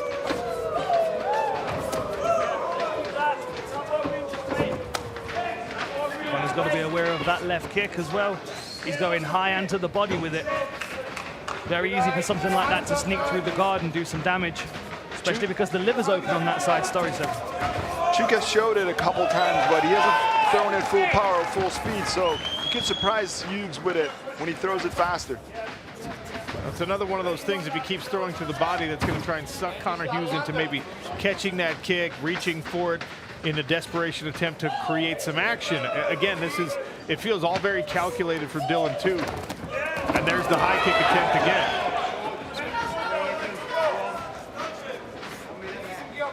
And Hughes is staying calm, but if he's doing this for 3 rounds, he's losing the fight. So at a certain point, he's got to step it up, and he's got to have to commit more to his strikes. That's exactly what the Nuke wants.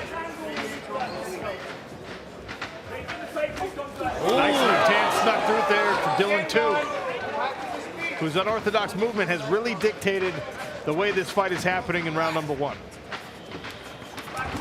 Oh, beautiful!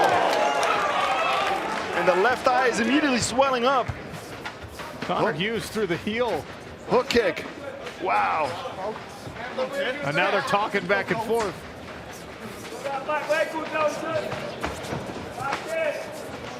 He's having to reach deep into the old toolbox, pull out the hook kick. Oh, the blood pours from his nose. Yeah, it's from the first left hand that Tuke landed. That beautiful short left hand. There's the belt for round number 1. Very, very interesting in the first frame. And he's talking to the commentary team as he walks past us as well. He was looking at you, Dan. Yeah, right. I think Dylan Tuke just called out Dan Hardy on his way to the corner. I think he did, you know, and I don't want that fight. You know, I suggested in the last word that we did that he was chaos and Conor Hughes was calm. And I think that kind of rubbed him up the wrong way a little bit. I think he's trying to prove to me that he's the sharpshooter now. And I think that was a little back chat to me, just to let me know that I was wrong about his style this time around. You saw it pop into your corner there. August 5th, the Zone pay-per-view. MMA fans will be tuning in to see if Nate Diaz can do what other MMA stars could not and defeat Jake Paul in a boxing ring as we look at these replays. I love how Tuke moves backwards after his actions. Out of danger. Here's the hook kick from Hughes. I love that kick. Beautiful. So what we know is Hughes needs to change something, because else he's going to lose the second round again. We know what Tuke is going to do. He's going to do the exact same thing. More aggression from Hughes already. Coming forward. That little sliding side kick's a really nice technique. Hughes is already standing more athletic, more bend in his knees to explode. Takedown attempt from Tuke.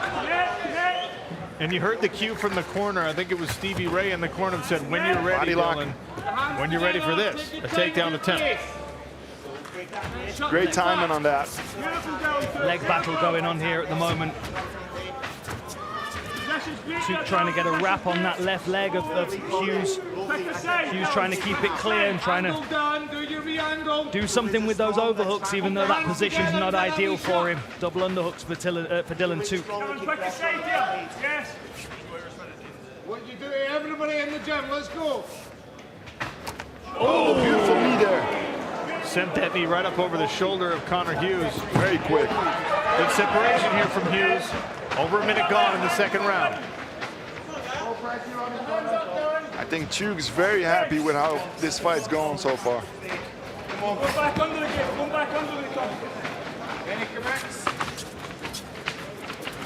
Then we're going to see Hughes taking some more risks now. You can see him starting to jog forward a little bit.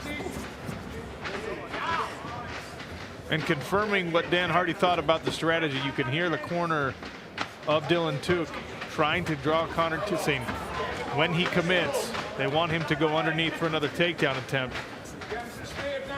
You know, and the laughing and smiling is all a part of this tactic as well. See, now Connor Hughes is not smiling back at him. He's not playful anymore. Now he's, oh, that was a beautiful left hand again.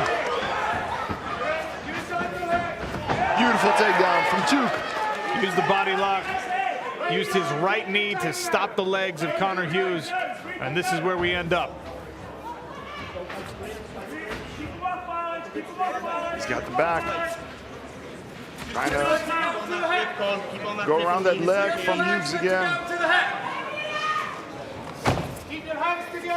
If he can't take him down, he can burn the clock. Because so far, wow, 2 hooks in. Nice back take here. And here's the body lock. Body triangle from Dylan Took. And he's going to work that nose from the back, which is already sensitive. And the body triangle's locked in on the top side as well, which makes it much easier to control and keep. And no room on that far side because of the fence for Connor Hughes to roll over and put the pressure on what for him is the correct side. And one thing I'm going to draw your attention to, we've got Stevie Ray in the corner, the Scottish Twister himself. We need to be aware of what's going on here because you know Dylan Took has picked up that technique from Stevie Ray. Even though he's working on this rear naked choke right now, we know he's got that Scottish Twister in his back pocket as well. And here it is. Look, that's when he takes that right leg and sends it to the, puts his instep on the far, behind the far knee of Connor Hughes, that's what that's setting up. He is allowing him to turn in. Very, very interesting. Stop there. Just keep backing your shot. This is that leg position I'm talking about. If Connor Hughes isn't careful and he tries to turn his body too aggressively toward Dylan Took to turn and face. Good job from Hughes here. Nice work by Hughes. Great job from Took though.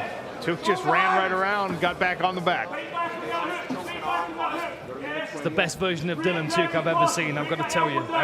You know, his fights are always a lot of fun, but there's a level of crazy that sometimes makes him vulnerable, which we're not seeing right now. This is very, very measured by him. Yeah, a lot of people question him. You know, you look at his record, 5 wins, 3 losses, 3 knockout losses, but by far the best performance from Dylan Took so far in his career. And if anyone wants to see how tough Dylan Took is, watch his fight against Adam Ventry. He was dropped, he was hurt in that fight, and still came back to turn it around. He's looking for a wrist right here.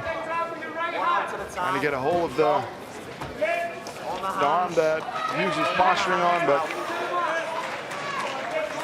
30 seconds left. Another good round for Dylan Took. He's very smooth on the ground. He's barely using any energy. And just smothering pressure here, always staying heavy, making Connor Hughes react to what he is doing in the wrestling, now with the striking. Final 10 seconds of round number 2. All Dylan Took in the second frame. 2 rounds in the pocket for Dylan Took. There's the bell for round number 2, and Connor Hughes, barring any surprises, is going to go back to his corner, knowing that he needs to finish in round 3. Yeah, and that again is going to make him even more aggressive in the 3rd round and overextend himself, which is going to allow Dylan Took to tie him up, level change and take him down. Nice shot up the center line attempted there, but just wasn't quite able to land. Dylan Took doing really good work here. Nice little knee bump there to take his opponent down, and then stayed on him against the fence as he was turning to give his back. Trying to set up the Scottish twister here, but recognized he wasn't going to get it and reset his position. Let go and run straight around to the back.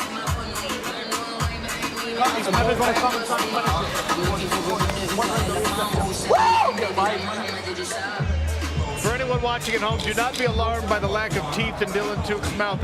It's not because of the fight. He's always like that. Jakub Kaszuba already did his work tonight. He's watching this fight to find out who his opponent will be in Paris. A little show of sportsmanship there. Connor Hughes in the green, Dylan Tuke in the gray. Third and final round. Talking to both of these guys, they're both aware that if they were in the same gym as training partners, they would be really, really good friends. But they keep this barrier up against one another. Now, you saw it just come down a second at the start of the third round there, that appreciation for one another. But then straight back to the game plan for Dylan Tuke. On his bike, moving laterally, stinging his opponent.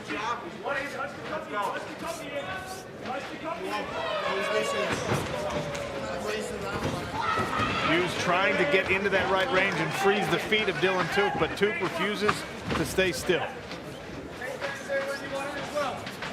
I'd like to see Connor Hughes work the legs a little more at Dylan Tuke, try and take some of this footwork away from him. 1 or 2 calf kicks could change this fight a lot, but again, with third round now, he's got to work fast.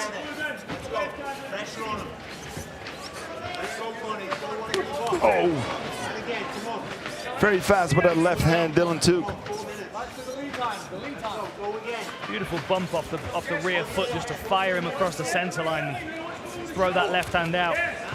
And every time, sorry Dan, every time Connor Hughes plants his feet to try and turn on a powerful punch, Tuke just takes that as his cue to change levels, to grab a hold, and to create this exact situation right here. Great game planning, really fantastic work, doing their research, understanding how to get into the game of an undefeated fighter like Connor Hughes. This is the work of James Doolan and Stevie Ray in the corner. Beautiful takedown again from Dylan Tuke. Love how he's attacking the legs when he's got a body lock. And you can see that the long limbs of Dylan Tuke allow him to do this very readily. Grab that body triangle. And that just saps your ability to breathe, defend yourself. You can stay here all day, Dylan Tuke. Hughes turning to the side where put that foot flat on the mat. There's Stevie Ray. There we go. Stay on the choke and arm part. And you guys know what it's like. He's got it. It's very tight. That looks like it's across the face, but he's still in a squeeze for it. You can still get it. Slow exhale, exhale, exhale, and lucky. Perfect time to let go of that, Dylan. Beautiful work. I think I'd be tempted to work across the nose if I'd already done that kind of damage to my opponent. You can see him tapping at the nose, which is going to be really sensitive right now. Hughes got to be so frustrated, undefeated, and he just can't get a hold of Tuke on the feet. Well, it's a nightmare kind of fight when you're being smothered in these ground exchanges, and even when you do get back to the feet, an opponent is so elusive that you can't mount any meaningful offense. It's one thing to feel like your opponent is landing and doing damage to you, but if you can't do anything to them, it takes away everything. Dylan Tuke with an exclamation of his own.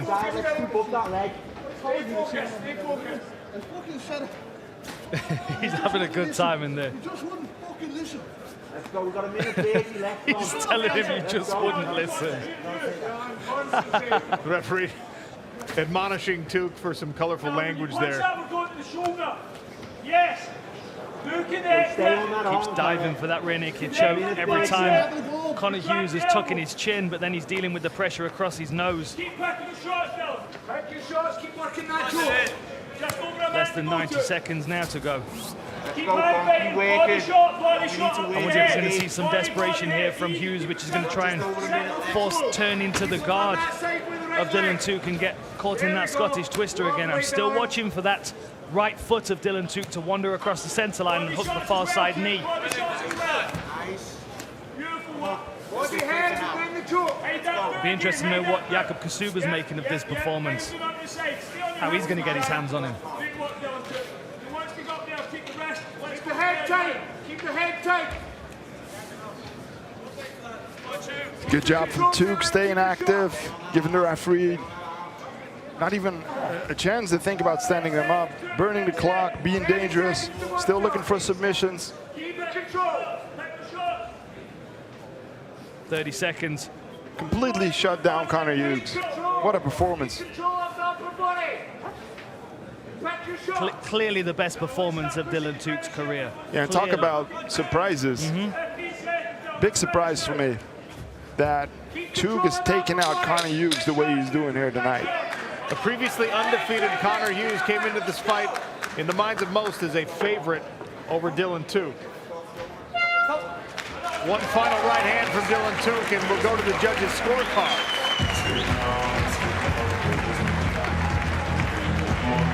You can see how good these guys will be friends.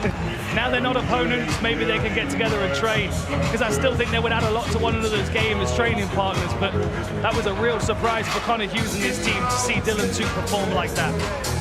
Great lesson for Connor Hughes as well. You know, being undefeated just means you haven't fought the guy who was good enough to beat you yet. Tonight he did. Both of these guys only 26 years of age. Still a lot of room for growth. But what a performance from Dylan Took.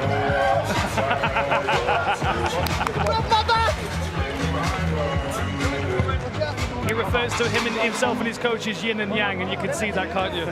His coach is very stoic, very calm, rather unimpressed most of the time almost. I love the look on his face when he jumped in his arms.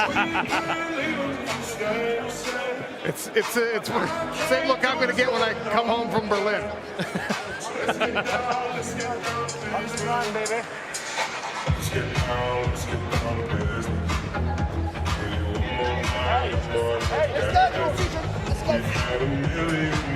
Beautiful left hand again, and just the way he moves afterwards, so important. And every single time he had a body lock, look at how he attacks the leg over here. Beautiful job to hook it behind the leg and put Connor back on the mat again. And again, work to the body triangle where he's always dangerous with that twister. He was constantly attacking the neck or throwing short punches. And the amount of frustration for Connor Hughes in this fight. There's Jakub Kashuba, who now has an answer to at least one question. I don't think there'll be a big surprise when we hear these judges' scorecards, but Andy Shepard will let us know now. After 3 rounds of action, we go to the judges' scorecards. All 3 judges scored about 29-28. Declaring your winner by unanimous decision and booking their place in the PFL Europe playoffs, Dylan Took! What round did they give him?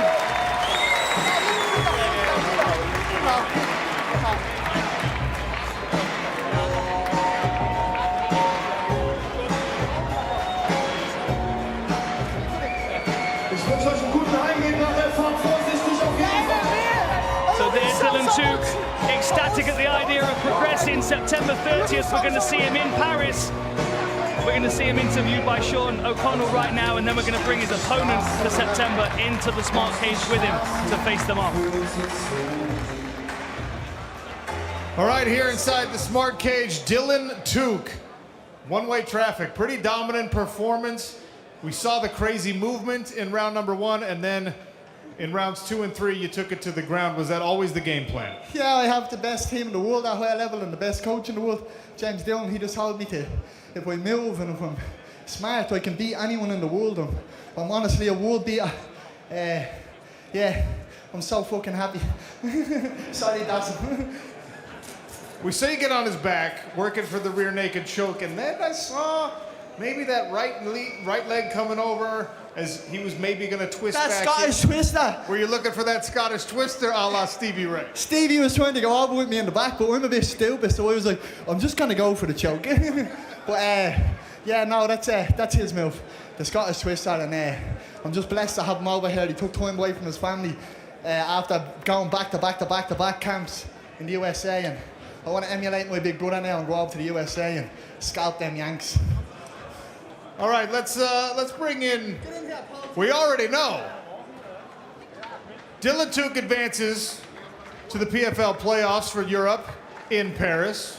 Jakub Kasuba did the same thing just moments ago. What was that, Jakub? I did it in 1 round. He did it in 1 round. Gavin doing fucking dick. Look at you little kid. You ran like your 2 front teeth. And you couldn't catch me, bitch. You couldn't catch me, you stiff bitch. I thought you were taller. I am taller than you. Look at your big beak. You'll see now at Paris, mate. I'll be drinking hot chocolate over your dead body. I can't even understand you. Good, you're an idiot. Look at your little midget. God, Can you understand me? Yeah, because I can understand me, you bitch. You understand that, do you? You're one of Peach guy. Peach guy. You understand that, peach guy? Learn Polish. No, kurwa. Kurwa magic. Well, I'll see you in Paris. You can't talk. Let's just do a stadium. This will be the matchup in Paris. Jakub Kasuba, Dylan Tuke with a trip to the PFL Europe final on the line.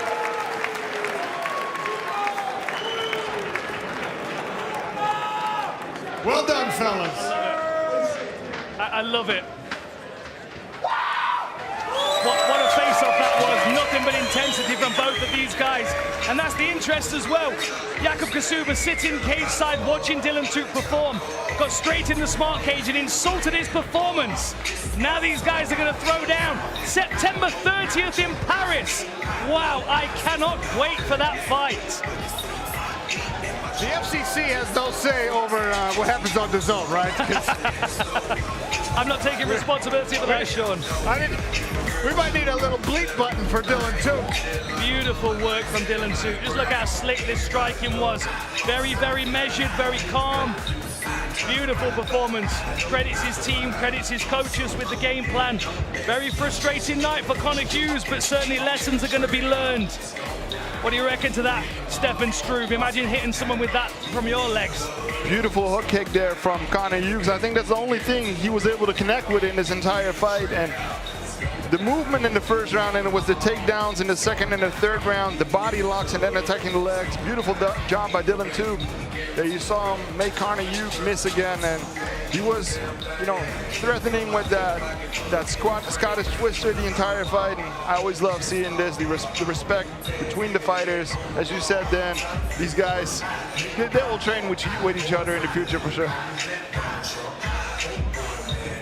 How about that? Dylan Tuke with Stevie Ray in the corner says Stevie was trying to teach me the Scottish twister back in the locker room. Of course he was, but he's a little bit too stupid for it, so we'll stick with the joke. But you've got to think that's going to be in his game next time we see him. Stevie Ray now transitioning to a full-time coach. Dylan Tuke's going to really benefit from that experience. Well, I want to talk about the matchup. Dylan Tuke, Jakub Kasuba. Man. You saw when they were facing off, and they're both physically imposing lightweights, right? Yep. They're big. They're both in incredible shape. And now we've got a fascinating skill set matchup. Yeah, Kasuba is physically very, very strong, a very big physical lightweight, but Tuke's got the movement to stay away from him. So I'm really curious to see how that's going to play out. And great semifinal for in Paris. And interestingly enough, Dylan Tuke just took the O away from one undefeated fighter. He'll have an opportunity to do the same thing at a Paris semifinal because Jakub Kasuba is still undefeated in his pro mixed martial arts career. So many great fights to come here in PFL Europe, Berlin. Incredible MMA action as always as you look at the fighters squaring off in front of the Berlin Wall earlier this week. The McGrizzla is up next. You don't need to go anywhere else for the best mixed martial arts on planet Earth. You can find it all right here on DAZN.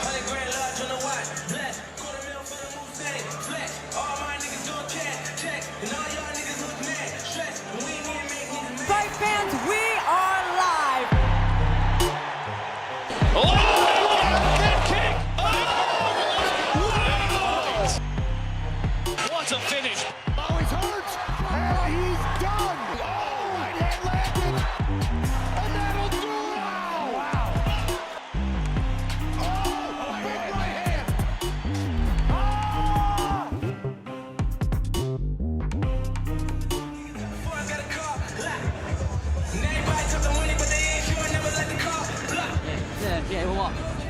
That's it, mate. You're scared, mate. You're scared, mate. You're scared. You're washed. Watch. You watch, mate. Watch. You're getting knocked out cold.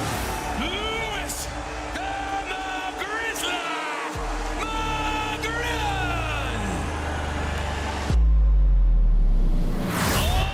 it powers straight away. Twice to the body now for McGrillen. Oh, big head kick. Beautiful uppercut on the level change. Back to his feet. Oh, Kulikan ran into something. Very fast left hand of McGrillen. I think he feels good. Oh, there it is! What a left hand! Spin by Lewis McGrillen! My anger is a gift, and if I use it wisely, I can achieve great things, and that's what I just did in here. All right, Lewis McGrillen against Samrali Saidosharov is up next. This kid is 22 years of age, undefeated as a pro mixed martial artist. We saw in his last PFL outing setting the traps and dialing in the left hand and then getting the finish. The future is incredibly bright for this young man. It really is. I mean, he does so many things well right now at such a young age. And we've not even seen his amateur career where he's a ground and pound fighter. It's all about that left hand and his precision to be able to place that on an open target that he's created for himself. We can't underestimate this young man. Stefan Struve made his UFC debut at 20 years of age. You know what it's like to be under the bright lights very, very young. What's the key for Lewis McGrillen as he's just at the very beginning of a promising career? Just doing what he always does, you know, chase his opponent down with the left hand, but his opponent is going to do the exact same thing. He's going to throw right back at him. This is the perfect opponent for Lewis McGrillen. Exactly the kind of opponent we like to see him matched up with. This is going to be fireworks. Fire right back at McGrillen. McGrillen always tries to get in people's heads, right? A little bit of chatter, a little bit of talk. An older fighter, a more experienced fighter. He's never short on words. He's never short on offense. In the fight, he's the McGrizzler. He is the McGrizzler. I definitely feel like one of his coaches said, just keep your hands off him, because in that face-off he said, you're lucky I can't touch you right now. And I believed it. This guy's got a calm, warlike mind, and Samrali Saidosharov is not going to be pushed around. So what makes this young man, Lewis McGrillen, so interesting, so good at only 22 years of age? How about a breakdown from Dan Hardy? I'll see what I can do. I'll see what I can do. So whenever someone's fighting Lewis McGrillen, they've always got to deal with that left hand. He's always going to be looking to set that left hand up. You can see Kulikan circling away, going to the closed side, away from the power hand and the power foot of Lewis McGrillen. But what you'll notice McGrillen do is he's very clever with his lead foot. As Kulikan's stepping forward, he's going to drop that lead foot. We're going to see it here. That lead foot's going to move forward. It's going to close that door for Kulikan, and then he's going to hammer him right in the midsection with that left hand. Straight away, you're going to see Kulikan, he's going to fall back, and McGrillen's going to take that space away from him. Very aggressively close range, close the distance. In the next shot, we're going to see the same thing again. He's going to reach for that lead hand. He's going to step to the outside and force Kulikan into his power hand, but he's not going to go to the head, what Kulikan's expecting. He's going to tie that lead hand up, he's going to cut him off, and then as Kulikan moves across, he's going to hit him with that straight left right into the solar plexus. And if you watch closely, you're going to see Kulikan go, good shot, good shot. But you can see he's guarding that high block. He's expecting that left hand to come around the side. So when it hits him in the midsection, he was not expecting it. That's why in a moment you're going to see him break and you're going to see him go, yeah, okay, good shot. But the thing is, you've got to remember, McGrillen's setting him up. He's opening that center channel up. He's making him block the big left hand to the side so he can open that center channel up. That is incredibly measured for a young man. And then the finish just shows you that measurement. You'll notice that Kulikan is blocking wide. He's expecting the left hook to come either swinging around the side or go to the midsection. So McGrillen drops his level and he swings wide, and Kulikan reacts to both things at the same time. Does he block with the rear hand? Does he take it to the midsection? You can see McGrillen setting this up. And the shot that he catches him with, look how it's inside his guard. He's coming through this channel here, hitting him on the chin and punching his chin into his rear shoulder. What beautiful precision from a young man. And when you've got dynamite in one fist like he has, you have to have a variety of ways to set it up. It can become predictable. But you can see here how he set it up.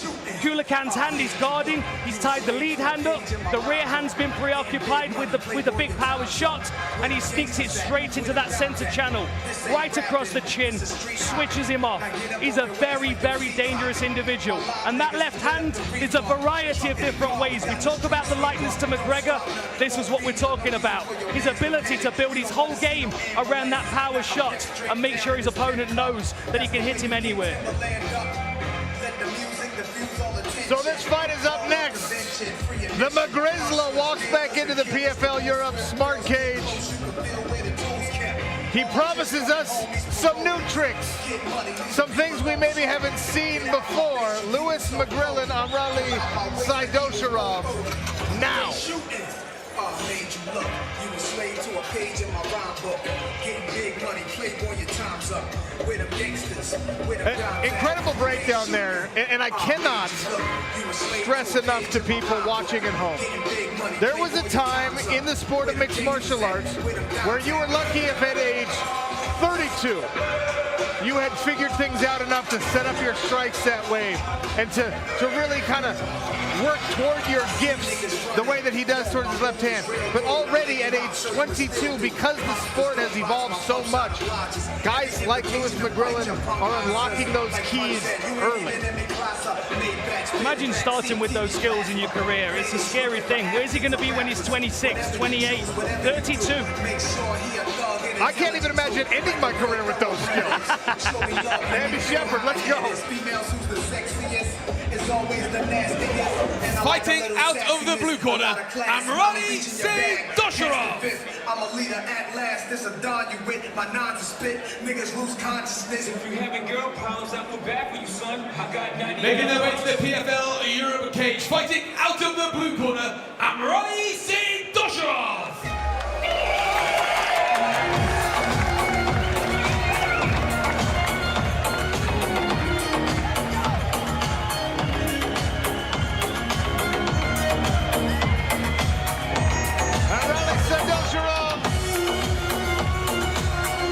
Native of Tajikistan, waving the Tajik flag, but lives and trains in Germany.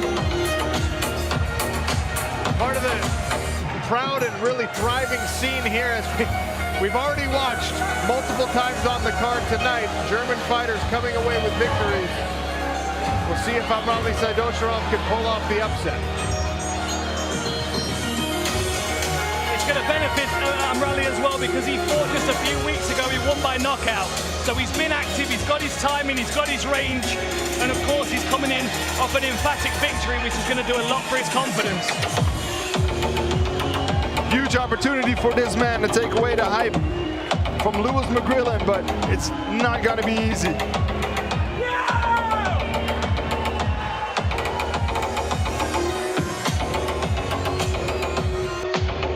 And fighting out of the red corner, Lewis McGrillen.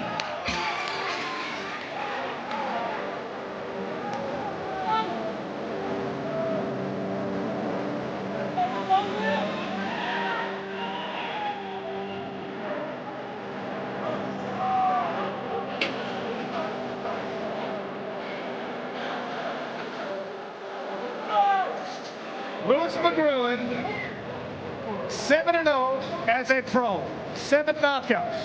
He was also 8-1 as an amateur. He had 3 submissions during his amateur career. Over the course of these 2 combined amateur and pro careers, he's really figured out his striking. It's the #1 weapon. But will we see against a fellow knockout artist if he puts some grappling on this one? Lewis McGrillen getting into the face of Amrali Saidosharov there as he walked back.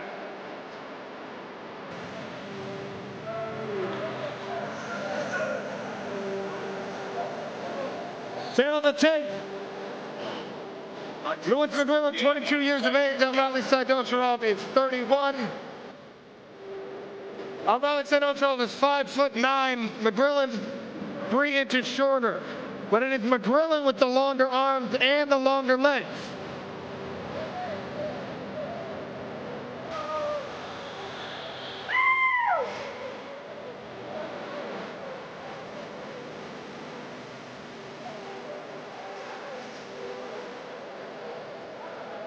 McGrillen control the center and set up the left hand, as we just saw in the beautiful breakdown by Dan Hardy.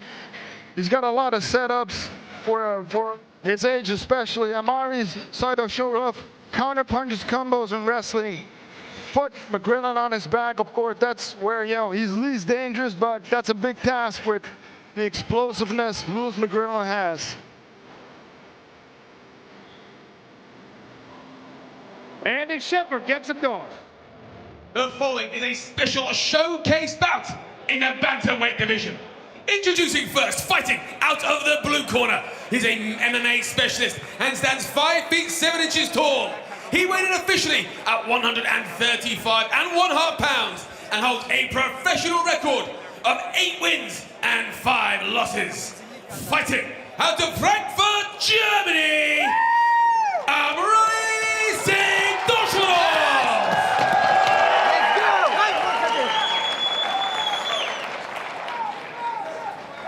and his opponent, fighting out of the red corner, he is an MMA specialist and stands 5 feet 6 inches tall.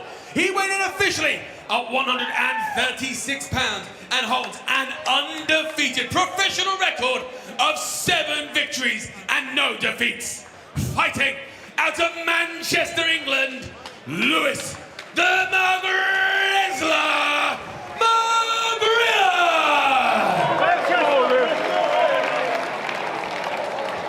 and your referee, Good Reicher. McGrillen champing at the bit to get this thing started. He's in the yellow trunks, Saidashurov in the gray. McGrillen sprints across and takes control of the center of the smart cage, tries the left hand early. Looking for a fast start here is McGrillen. Looking to back up. Oh, left hand lands. But Amrali's attention.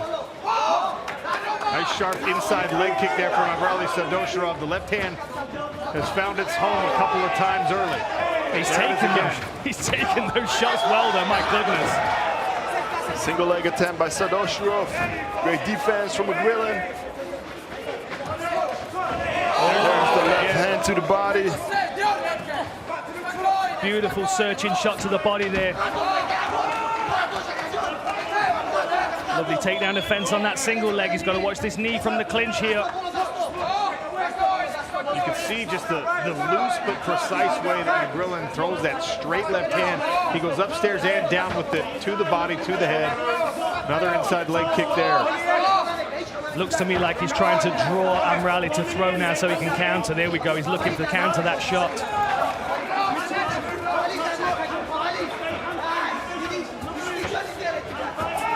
Amrali Saidashurov still moving. He's worn a couple of those punches, apparently to no effect, and the right hand sneaks through for Saidashurov.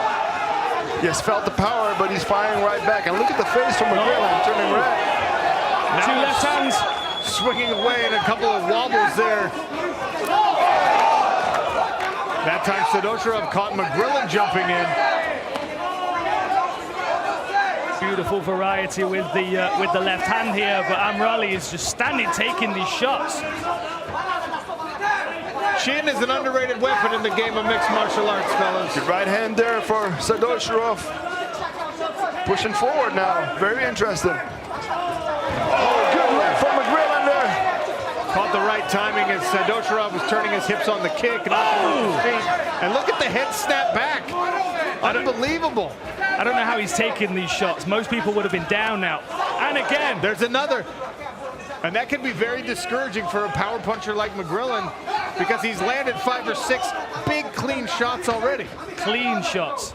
He's just not only taking them, he's firing right back at him. Nice work to the body there, switching his targets.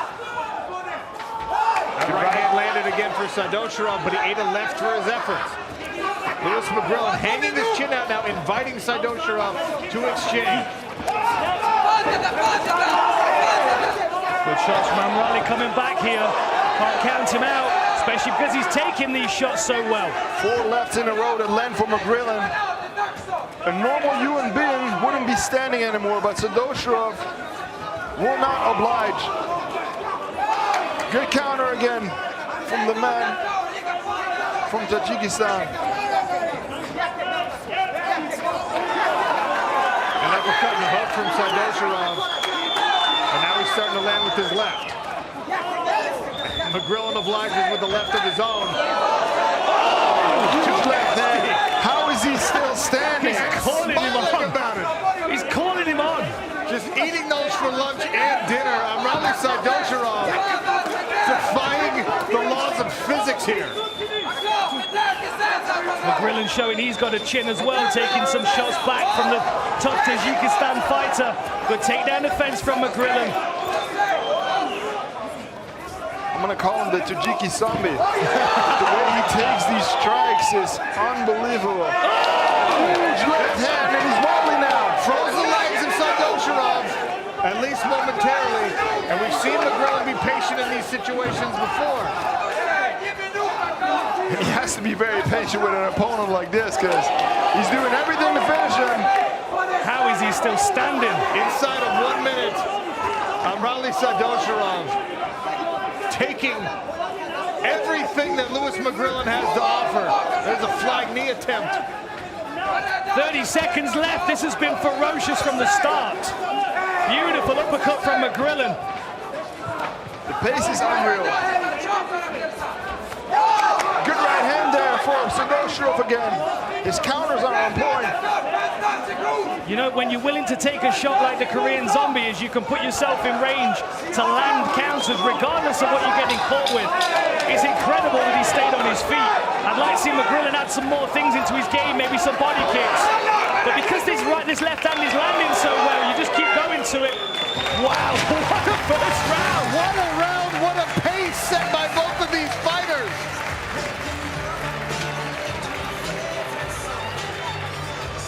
That was incredible. I need somebody to give me the stats on that round. I need to know how many times Lewis McGrillen's left hand landed. Because we've seen in so many fights, he only needed one. I mean, you know, Sadosharov was so close to his front foot that he was able to keep catching him either with counters or early on in the striking exchanges to knock him off balance. But McGrillen kept finding a home for that left hand. Hooks, straights, body shots. Let's see what the corner team does to McGrillen's game now to pull him back a little bit and make him a little more precise. Beautiful. Incredible Amrali was able to take, and it's got to give him confidence going into the second round. He's been able to take his best shots. I think, you know, being precise wasn't the issue. He was very precise. Yeah, he needs a run-up maybe. Sadosharov. Amrali Sadosharov has a little blood on the forehead, some blood running from his right ear, but just as eager as McGrillen to get to round number 2. Lewis McGrillen. Clean knockout! Wow! And even though he didn't put him down in the first round, they add up. And this one landed clean. Unbelievable knockout. Wow! Lewis McGrillen dialed in the left hand so many times in this fight, but it was early in the second round that the big one lands.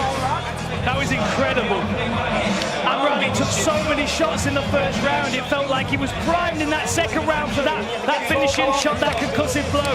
And Lewis McGrillen comes straight across the smart cage, takes the center, and cracks him with a clean left hand. Beautiful performance, and what a fight for as long as it lasted.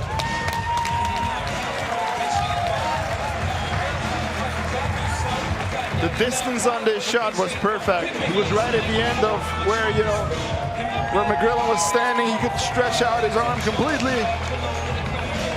And of course, all those lefts in the first round added up.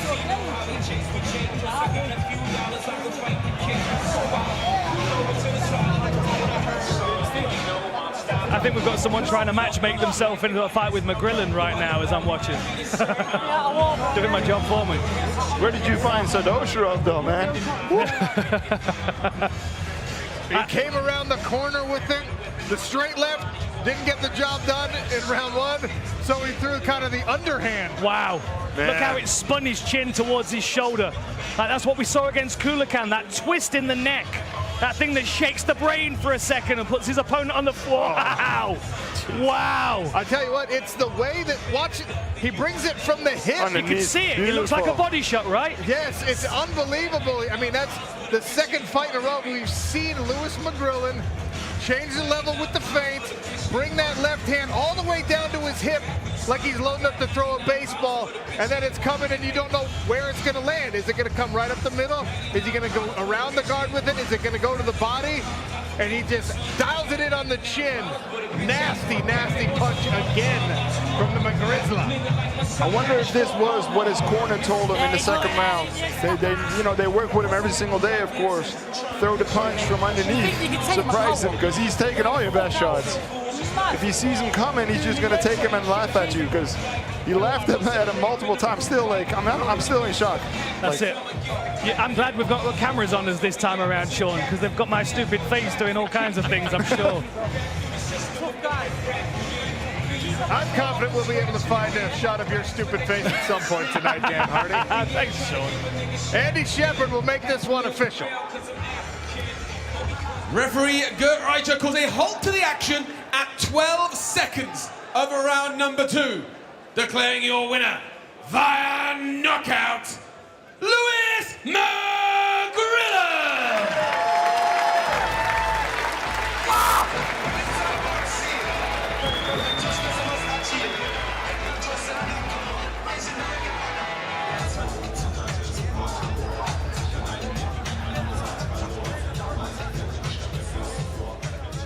All right, I'm here inside the smart cage with the McGrizzla, Lewis McGrillen, still undefeated, and again with a knockout. That's 8 pro fights, 8 pro wins, 8 pro knockouts.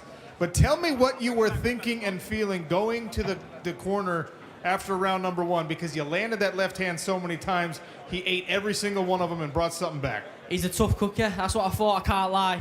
And then it's only a matter of time. You think you can take your shots. You can think you can take your shots. You can try and run me and take some shots. But it's only a matter of time until I fully gulag you. End of the day, he was shedding up well. I was a bit overbearing. I was moving a bit of a straight line too much. I shouldn't have been working on. I feel like I was overprepared backstage, but it is what it is. But I'm fucking ready for any cunt, man. I swear to God, I'm going to kill you all.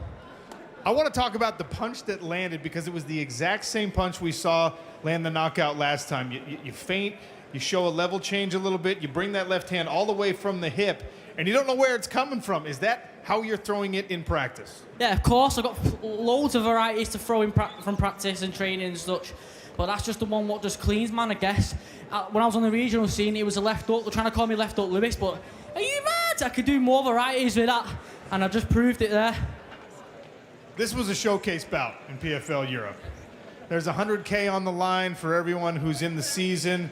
Are you ready to take that next step? Are you ready to be part of a big tournament, to be part of a season? Any man, but I just want to put this out here. No worries. You should headline Manchester, you know. Manchester, England, I'm telling you now, I will sell it out. You haven't got a star like, you haven't got, who's a big star in bantamweight right now? Fuck them all. What about me? And I'm going to prove it. Manchester, come to Manchester! Lewis McGrillen, still undefeated, ladies and gentlemen. We'd like to apologise for that colourful language. Of course, he's a fiery young man and he's just finished a fight with a beautiful knockout. You know you want to watch this guy's career from this point onwards. We're going to have to bring PFL to Manchester by the sounds of it, because I certainly don't want to say no to him, Sean O'Connell. He's a scary individual, 22 years old, precision with his left hand. Incredible.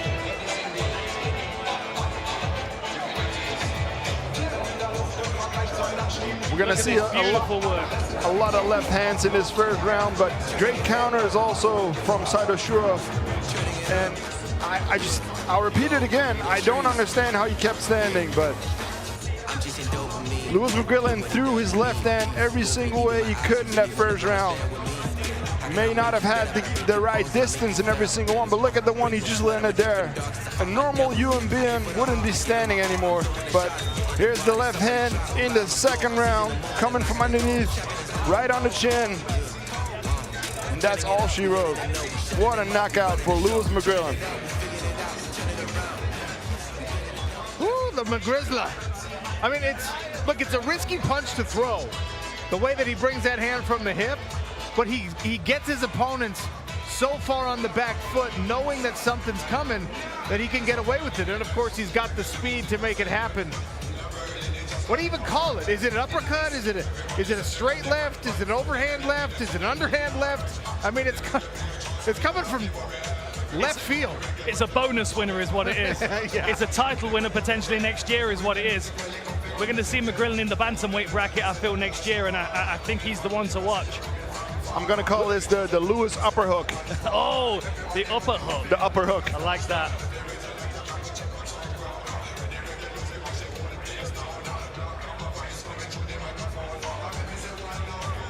The fans here in Berlin being treated to incredible action. More still to come. Alex Chizov getting warmed up in front of the Berlin Wall. He'll take on Koidan Duque in a lightweight regular season matchup. Plenty more fights to come on the zone.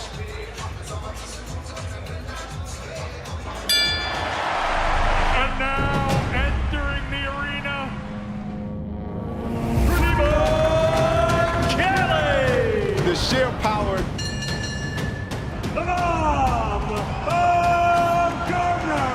And look at Alicia. She's going for the gusto. Hey, Diaz, fight me. Creme de la creme right here. I'm coming for you.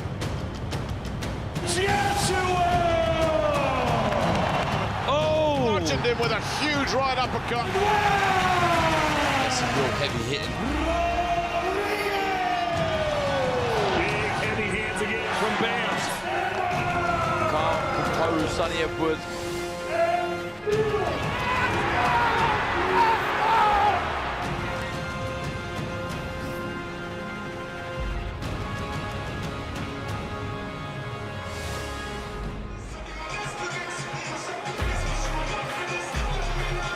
That is beautiful Berlin, Germany. The Berlin TV Tower is an iconic landmark. But the action tonight is not out there in the city streets. It's at Verti Music Hall, PFL Europe. Our second event happens to be right here in Berlin. And wow, we've had some action already. In fact, we've only seen the final bell once so far tonight. Alex Chizov and Koidan Duque both have designs on a finish, a big finish in this bout. 3 5-minute rounds of lightweight action. Chizov representing Latvia, Koidan Duque, proud Spaniard. Finishers, both of them. Here they are at the weigh-ins yesterday. So much intensity from Chizov. And you know what's interesting? I asked all of the other fighters in the bracket, who do you think you're going to face in the finals in Dublin? They all said Chizov. Interesting. Very well-rounded fighter. He's on quite a win streak. 10 pro victories. From the Canary Islands. 9 of those have come inside the distance. 6 knockouts, 3 submissions. And here's Andy Shepard. Introducing first, fighting out of the blue corner, Koidan Duque.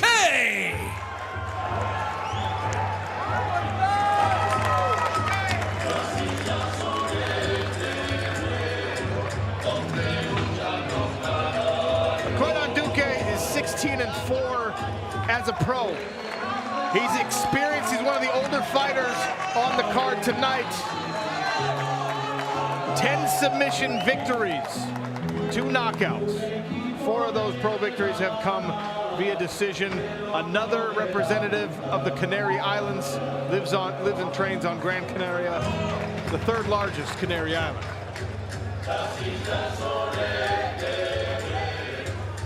And his opponent, fighting out of the red corner, Alex Chizov.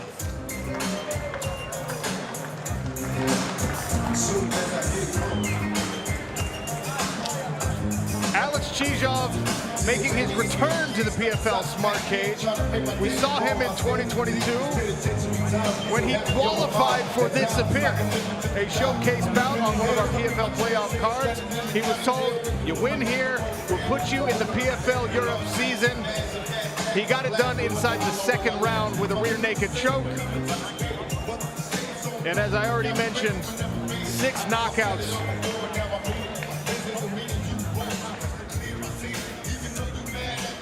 Little refresher on your lightweight bracket. We already have one matchup for Paris. Dylan Tuke, Jakub Kashuba. Already some bad blood brewing there, even though the match was made about 10 minutes ago.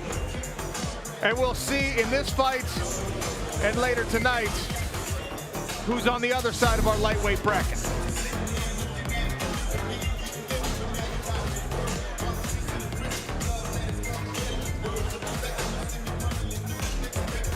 Here's our tail of the tape. Koidan Duque, 36 years of age. Alex Chizov is 11 years younger.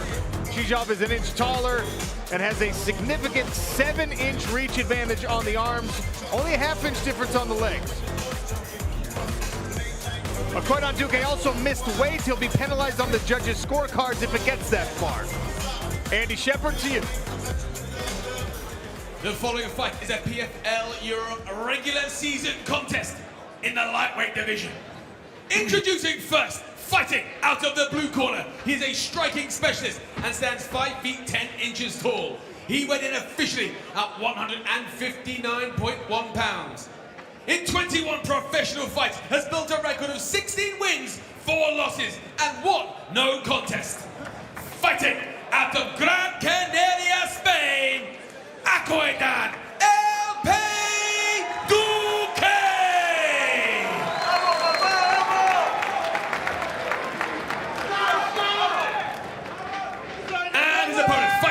to the red corner. He is a striking specialist and stands 5 feet 11 inches tall. He weighed in officially at 155.6 pounds and holds a record of 10 wins and a single loss. Fighting out of Riga, Latvia, Alex Pretty Boy Chizov!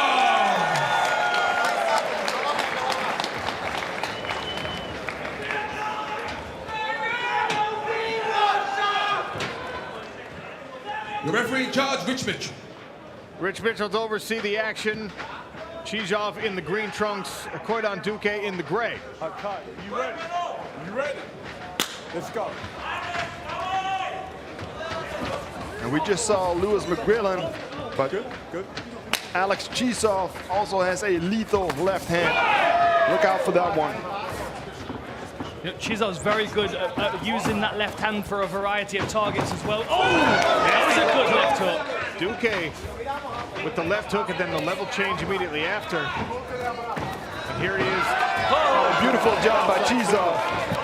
Chizov just rolls right through. But Koidan Duque now switching to a double here. He's got his hands locked. There's a serious problem on the floor, is Duque. It's very top heavy. Tires his opponents out, takes him into deep waters. This is really where we get to see Chizov's defensive ground game here. We saw him dominating his PFL debut, striking and grappling, but now he's on the back foot here, trying to use that butterfly hook, but a Brazilian Jiu-Jitsu black belt on top of him. He's gonna know what's coming. He wants to move his hips towards the cage, but Duque is controlling his hips. Good job here from Chizov. Sit up and looking for the back from Duque. Wow. It's like he's reinventing jiu-jitsu in front of us right now. What's going on here? He sat up, he elevated his head using the cage and is able to get himself out of a little bit of trouble, go on the attack here. Duque now trying to settle into more of a side control position. This is the danger zone. This is where Duque wants to be. He wants to climb the back of Chizov and search for that neck. He's got his leg revved up. Good job from Chizov to get on top. Leg attack. Beautiful. Nice scramble. Duque staying on top of the scramble here. But Chizov continuing to try and work himself back to his feet. Chizov is doing a good job, but Duque is not only a black belt, but physically very strong for this division as well.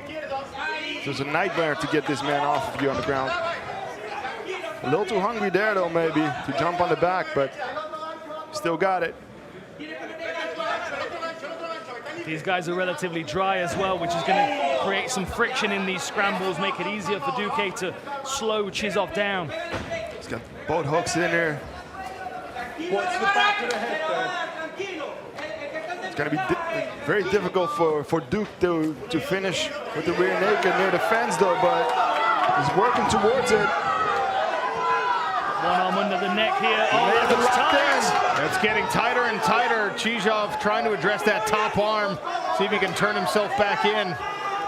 He may have it here. He's very deep. Oh, now that's way under the neck.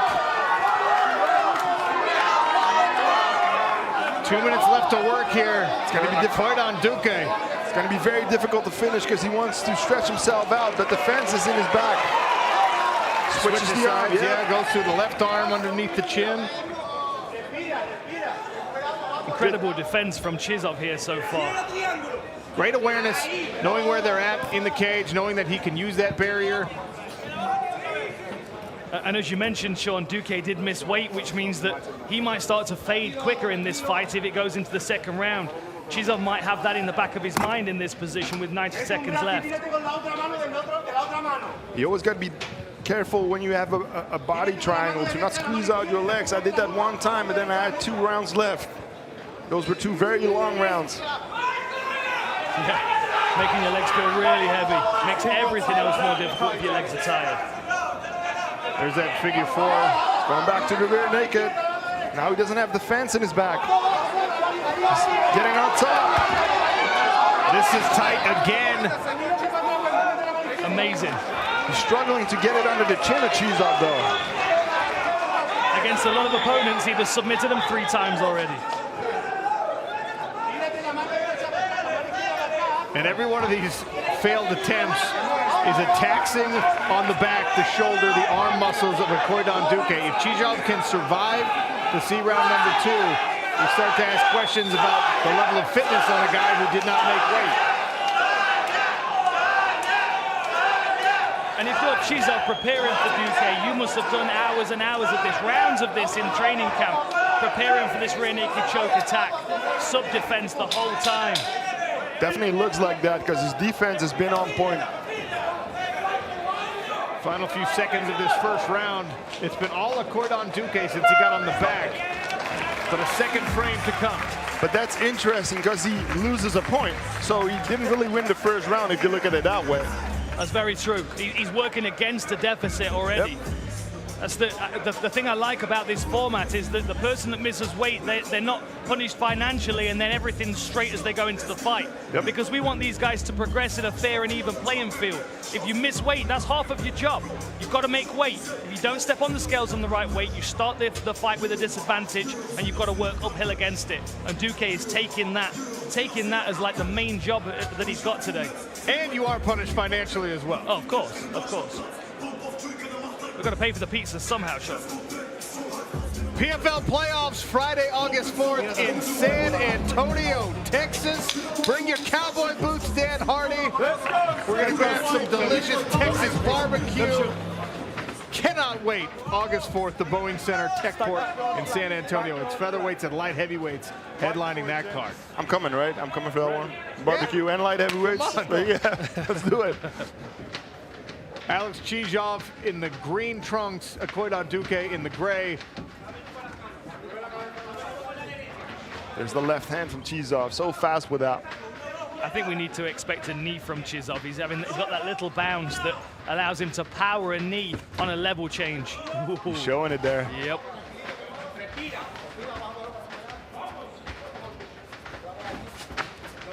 Duque is very patient, though, in all of his fights. When you watch him, he's really waiting for the right time. He's not taking any risks to run into a knee or whatever, waiting for the right time to take that, to get the takedown and then stay on top again, look for the submission. Nice right hand there, though. Look at the movement of Chizov's lead hand. This is why he lands his jab so well. He also has a really good left hook to the body, which we saw in his PFL debut, which I expect him to start working to this fighter.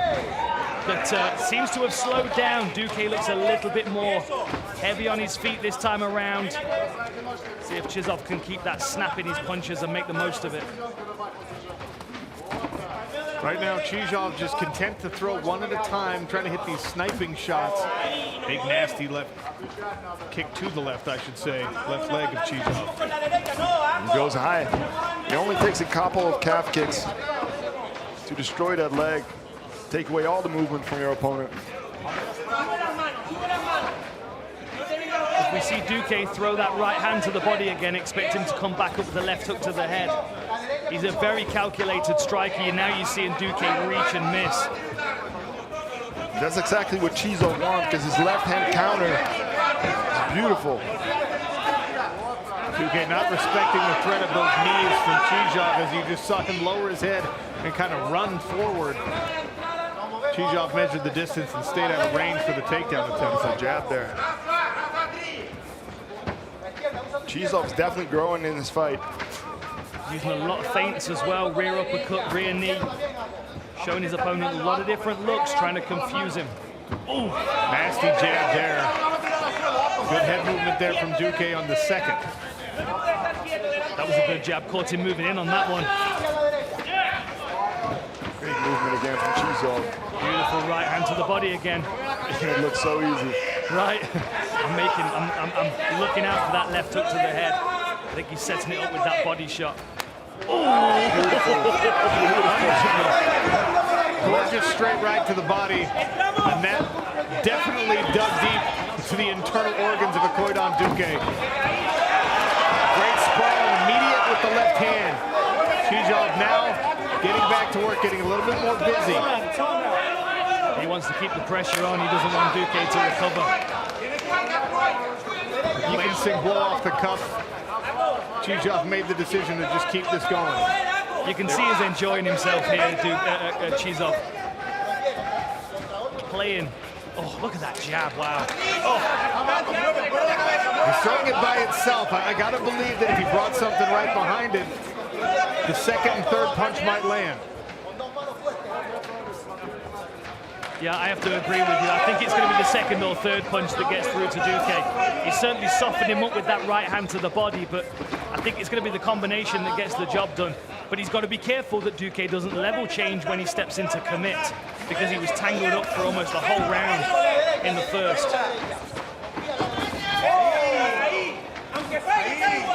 Another good jab. He's catching him coming in with that jab, and it turns it into a power punch.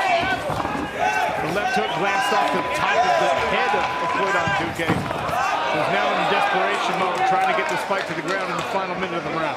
Distance control from Chizov is a beautiful thing to see. There's the left. Duque is off skates. Chizov is unloading. Alex Chizov measuring the distance here. 45 seconds to work.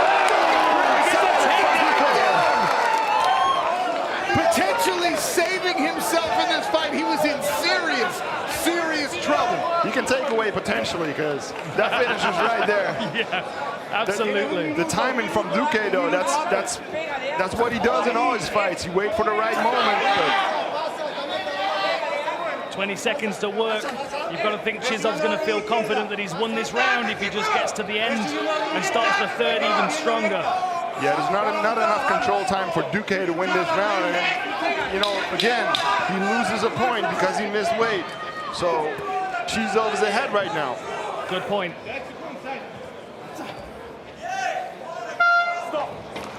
There's the final bell for round number 2. Chizov this close to a finish. And a Koidan Duque with the takedown Hail Mary, it lands.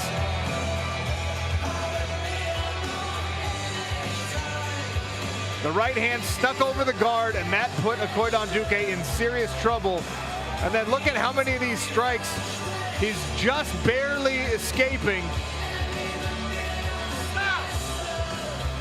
Perfect. Plants his feet, pushes forward for the takedown, puts Chizov on his back. Beautiful job. Beautiful job.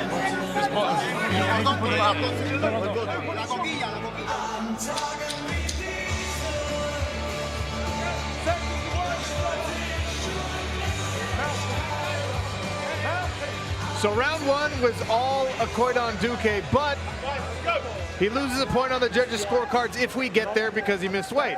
Round 2, all Alex Chijov until those final 30 seconds. Certainly the judges are going to score round 2 in the favor of Chijov. So Koidan Duque probably going to need a finish here if he wants to guarantee himself a win. 2 great leg kicks for Duque to start the round. I think that's definitely something his corner told him. Because Chijov is standing on that front leg, and it's available to be kicked.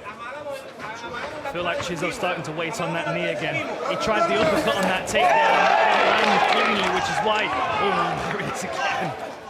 That's why Duque was able to finish the takedown, but Chizov keeps bouncing, lowering his level. I expect that rear knee to come through at any moment.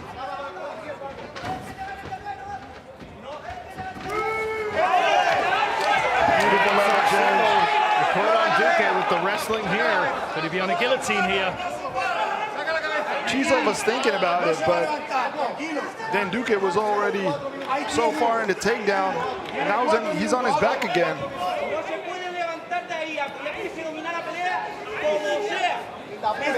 Going for an arm triangle here.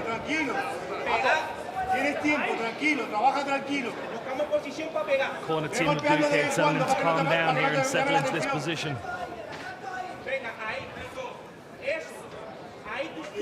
Dan Hardy been brushing up on his Spanish, obviously, because they are cornering him in Spanish. I didn't notice that until afterwards, I'll be honest.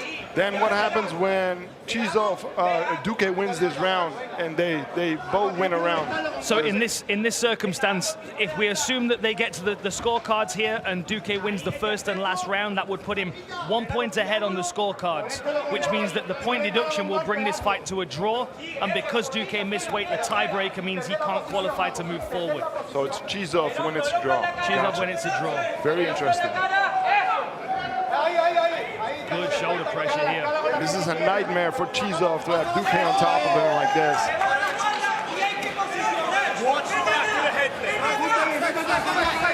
Good job to control the wrist, but Duque's got the back. Nice job. So good at tangling his opponents up and just dragging them back down to the mat anyhow, because he's confident in any of these positions. He's trying to scoot his hips out.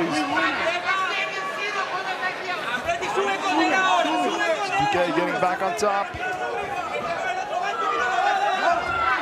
Chijov was able to get to him. Oh, beautiful job by Duque. Duque just bowls him back over. And these are the moments where people missing weight seems to have an advantage in these fights. You've got to think, you know, Duque was a couple of 3 pounds overweight. We've got to acknowledge and balance that advantage when it comes to fight time.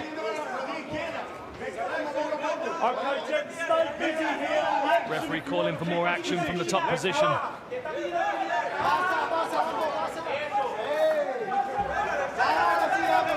Moving the side control here. It's interesting though, because the only thing Chizov needs to do is survive this round, then he wins the fight and he moves on into the semis. Correct, although he's not going to want to finish, he's not going to want to win the fight in that circumstance. 100%, but I wonder if he's aware of that though right now. Yeah, he's not going to get 2 checks in that circumstance either, so Chijov with 90 seconds to try and make something happen. And look, Duque's in control here. 10 submissions in his pro victories. He's absolutely a threat on Chijov's back. His fate is in his own hands if he can take it out of the judges' scorecard with a submission victory here. 1 minute to go. This is very frustrating for Chizov. I also wonder if Duque is aware that he needs to finish the fight to continue in the bracket.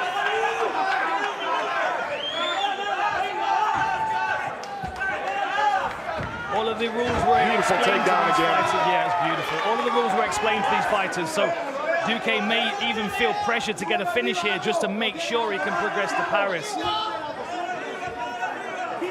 The other thing we have to consider that second round may well have been scored a 10-8, given the fact that it was very one-sided. If it hadn't been for the takedown, I'd probably agree with you. Now look at this armbar attempt here. Duque works his way around, but is not able to fall back on it. He's so smooth on top, and every single time Chizov looks to be getting back to his feet, he put him right back on his back. He's going for a north-south choke, maybe. Won't have enough time to make it happen, so this fight will go to the judges' scorecards. Koidan Duque, Alex Chizov. And I'm very curious to see what the judges are going to make out of this. Well, no matter what the judges end up saying about this, it is a cautionary tale, it is a lesson, it is once more an emphatic reminder to be a professional in mixed martial arts. Making weight matters. You have to do it. Because that was an incredible performance by Koidan Duque.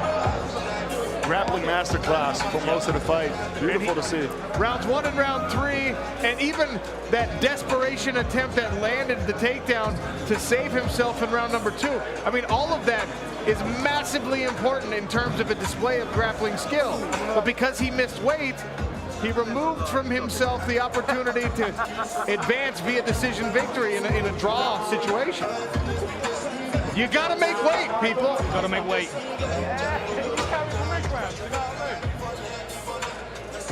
Everyone thinks I'm big, aren't Duque did land that left hook early in the round.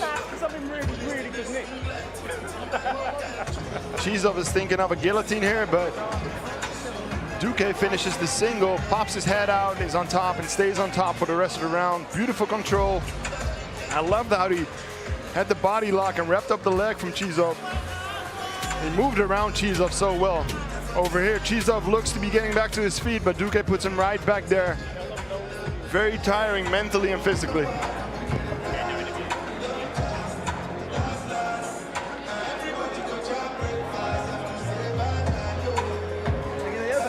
Just like us, these fighters have no idea what's going to happen with the judges' scorecards.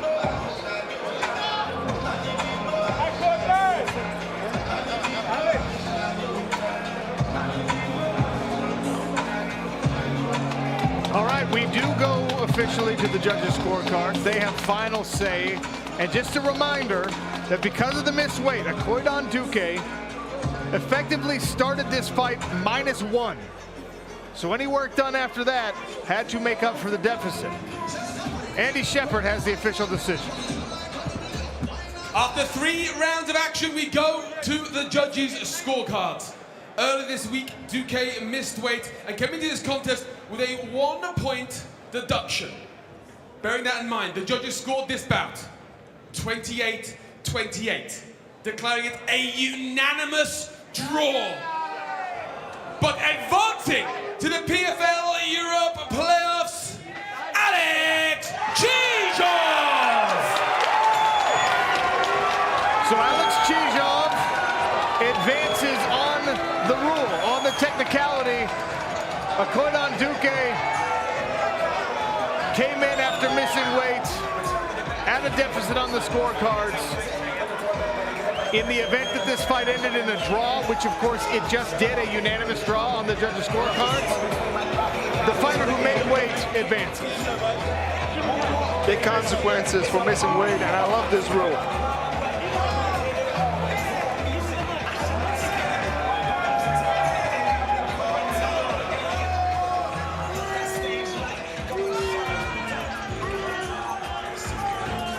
Here's the level change from Duque in the first round, and beautiful way to react from Chizov to roll with the takedown. It was Duque with the body triangle for most of the first round, attacking with the rear naked choke, but wasn't able to finish it.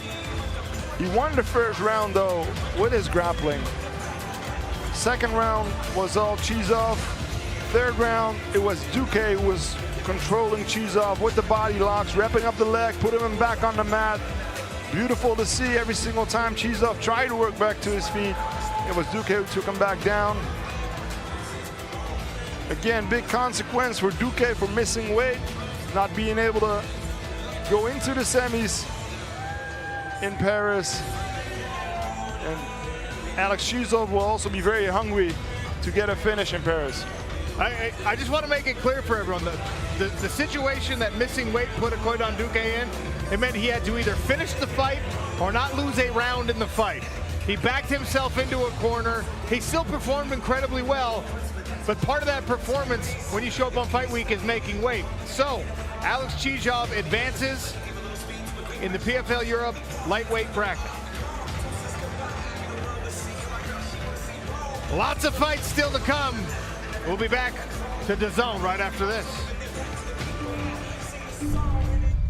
Tough times can even make you or break you. It was tough, but it made me. This was the moment that Anthony Joshua became a major star. I was just shouting at him like, come on, let's fight, where you running? Joshua's going for the finish. And this is the passion of Dylan White. This is absolute chaos. I thought there was going to be riots in the crowd, I really did. In the space of 6 years, he'd gone from being a raw novice to going in with one of the greatest heavyweights of all time. Klitschko down for the second time and all over the place.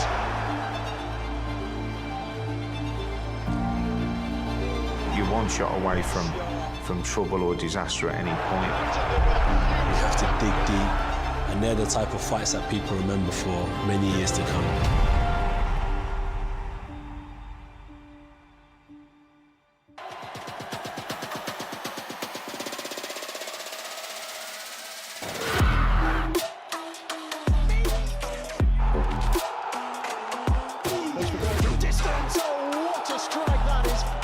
A game changer for the women's game. This is off the scale. The biggest stage in women's club football Begins here and begins now. Breaking news. The X Series 008 card has been announced. 4 fighters. Only 2 fighters in the ring. Every man for himself. Last man standing. Welcome to Misfits, baby. What you're seeing has never happened before. Survivor tag.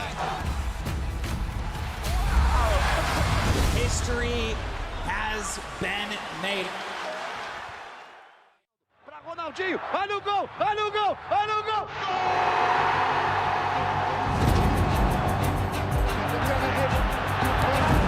Eu não tenho facilidade para rir, meus dentões aqui, para mim ir para frente. It was like playing with Michael Jordan.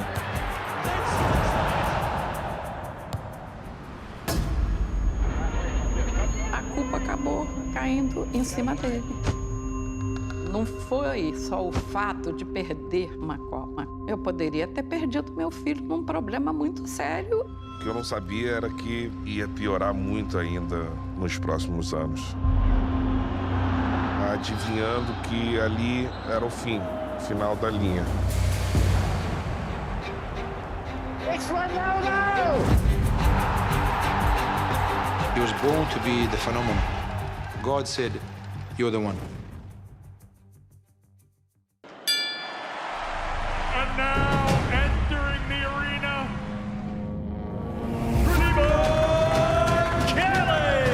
The sheer power.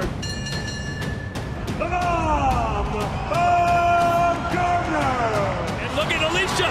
She's going for the gusto. Hey Diaz, fight me. Creme de la creme right here. I'm coming for you.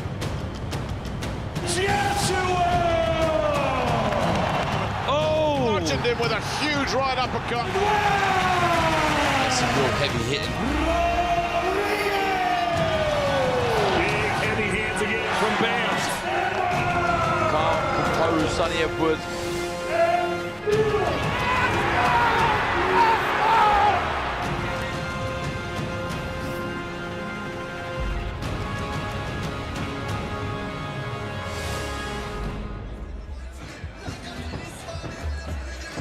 Sean O'Connell, Stefan Struve, Dan Hardy here in Berlin. We're at the halfway point. It's halftime here at Verti Music Hall, and we've had unbelievable action so far.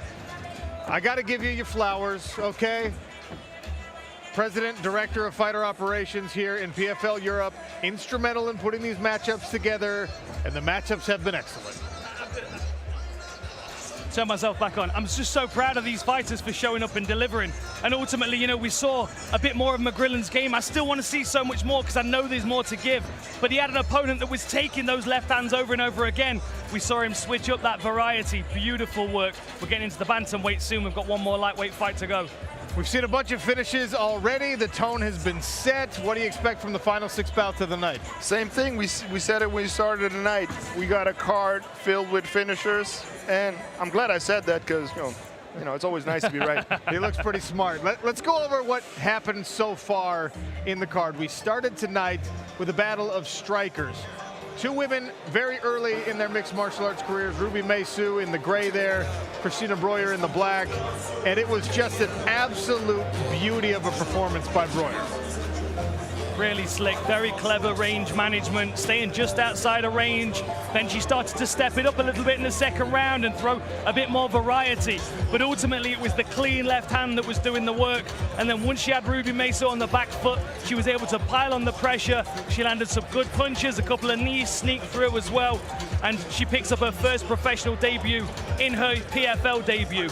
Incredibly exciting. Beautiful to see when you have this much power and you can fight so composed. You just want to let go, but she let go at the exact right moment. Yeah, 17-2 as a pro kickboxer, and now 2-0 in mixed martial arts. Obviously, 1 amateur win. That was a submission. This time, though, she goes back to the striking. All right, so that sets up fight number 2. Anatoly Bal has been outside of the cage, outside of competition for almost 3 years. That's him in the green trunks. And he weathered some very interesting tests in the grappling early. This armbar attempt that was transitioned into a tight triangle. But Ball explained to me in the post-fight interview, oh, it doesn't matter, I'm very strong. And I believe it. He showed that through and through all the way.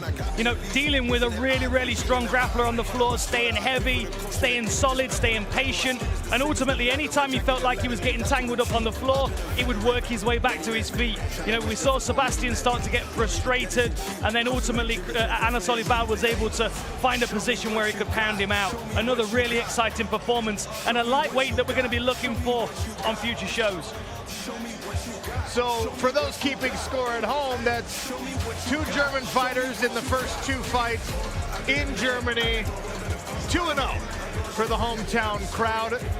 Obviously, that got the local fans very, very excited, and that sets up fight number 3. Radu Maksim, Jakub Kaszuba. This is an undefeated fighter in Kaszuba with Polish roots. He now trains in Florida. And look, Radu Maksim with this huge sacrifice throw, but that was his best moment in the fight. Yeah, Kaszuba took over from there, got into full mount, transitioned to the back, got the body triangle, locked in the rear naked choke, and there was only 2 options for Maxime. It was either tap out or pass out. Beautiful finish, and can't wait to see him again in the semis in Paris. Very impressive, very physically strong lightweight, this man.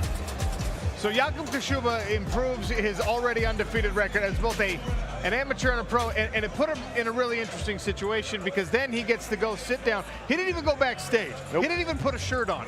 He comes cage side, he sits down to watch the next fight because the winner of the next fight meets him in Paris in a semifinal contest as he chases $100,000 in a PFL European Championship.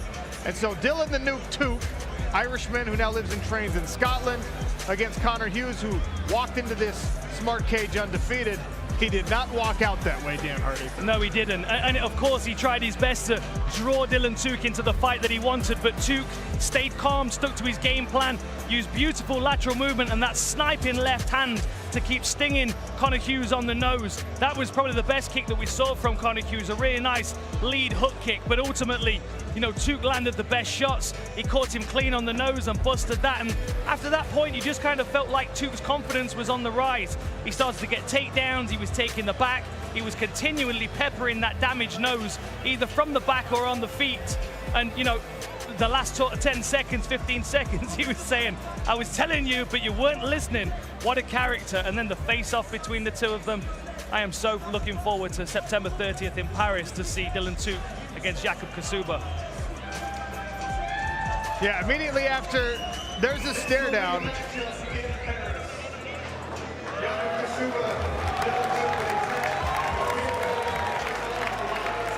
And that right there was the calm part of the stare down. The back and forth was better than the stare down. They were talking trash, getting after one another. So, we've got a very interesting bout set up there. Of course, more action still to come tonight, but Lewis McGrillen stepped in immediately after that Dylan Tuke bout, and credit to Amrali Sadosharov, because this man ate about 75 left hands in round number 1. Gave almost as good as he got, bloodied the nose of Lewis McGrillen, but the left hand Stefan Struve ended up telling the story on this bout. Yeah, those 75 left hands he ate weren't jabs.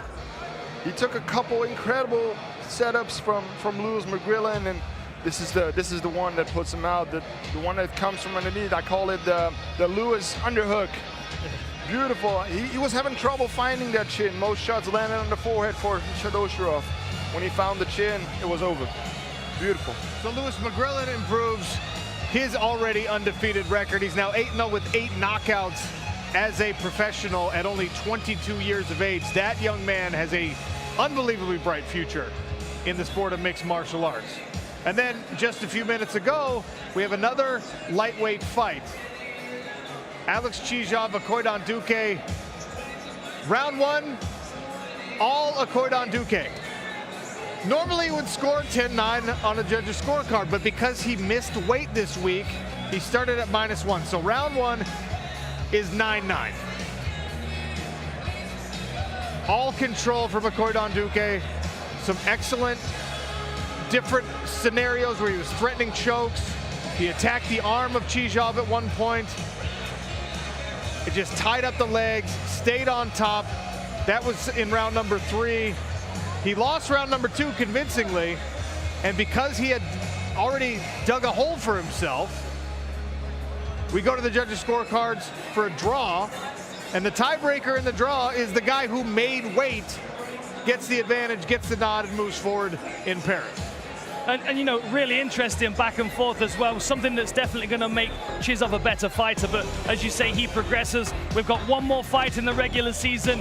John Mitchell against Jason Derouiche moving forward. That will determine the opponent for Chizov. But I wonder if they take some confidence from that struggling performance from Chizov against a strong grappler. Well, it's funny because you talked about, you know, having conversations with the fighters leading into this week, and everyone was so confident that Chizov was kind of the fighter to beat in this division. Does everyone feel that way now after that performance? One bad performance does not make you a lesser fighter, right? But he dodges a bullet because obviously Akoidan Duque missed weight, so Chizov now moves on and he will face the winner of Mitchell and Derouiche. So just a lot of intrigue heading into that half of the lightweight bracket. Let's get back to some more fights, shall we?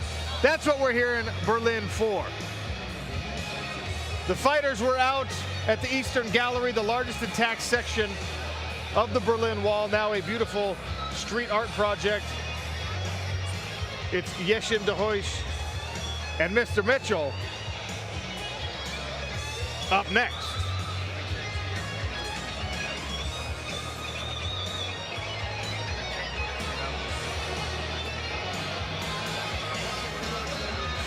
Three 5-minute rounds at lightweight.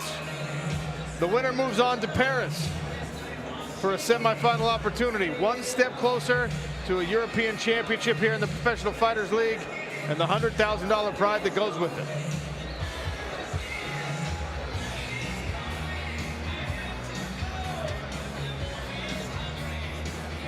Introducing first, fighting out of the blue corner, Yeshin Derouiche.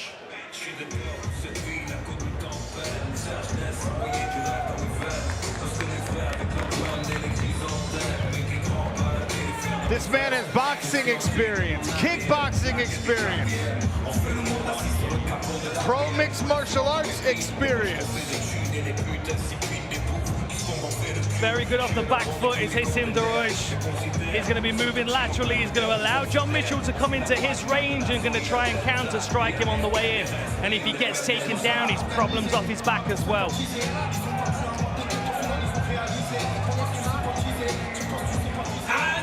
red corner, John Mitchell.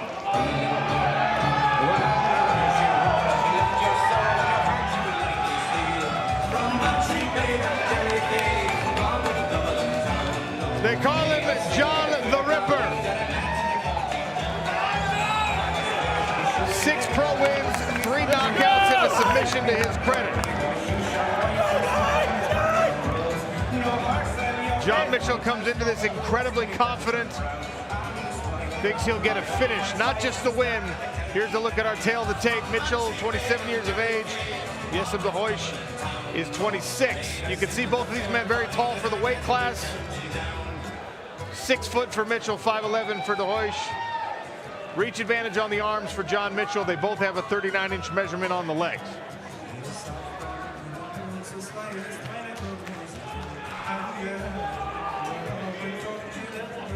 So keys to victory for these two guys. John Mitchell's got to trap his opponent against the fence and threaten with takedowns. Even if he doesn't want the takedown, it will make his striking more easy. Jason de Hoysch, lateral movement against the fence and counter striking. And as I said, if he gets taken down, he's got really good work from his guard as well. So John Mitchell can't be sleeping in top position. Here's Andy Shepherd. The following fight is a PFL Europe lightweight contest. Introducing first, fighting out of the blue corner. He is a kickboxing specialist and stands 5 feet 11 inches tall. He weighed in officially at 155.9 pounds and has a professional record of 6 wins and 2 losses. Fighting out of Marseille, France, Jessup de Hoysch.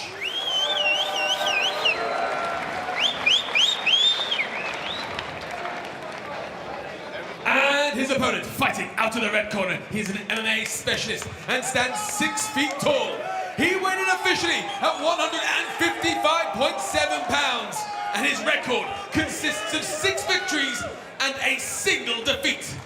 Fighting out of Dubai by way of Cork Island, John the Ripper Mitchell. Your referee in charge, Thomas Brodda. Mitchell in the green trunks, de Hoysch in the gray trunks. Ireland versus France. Ready, fight. Winner moves on to Paris. Touch of the gloves. Both of them are great strikers, but Mitchell's got a great takedown and a very good ground game, so I wouldn't be surprised if he goes for the takedown right away. Almost on cue there from Stefan Struve. Mitchell now pressing for this takedown. He's happy to corner a little bit. Hoysch with the double underhooks here, now attacking the neck in that front headlock position. Mitchell spins out of it. Nice attack from the reach. It's a nice scramble there. That's exactly what I was talking about. John Mitchell now is at least he sold that takedown. He can start feinting that and mixing up his attacks, but de Hoysch, you just can't count him out with those submissions, even though he preferred to strike.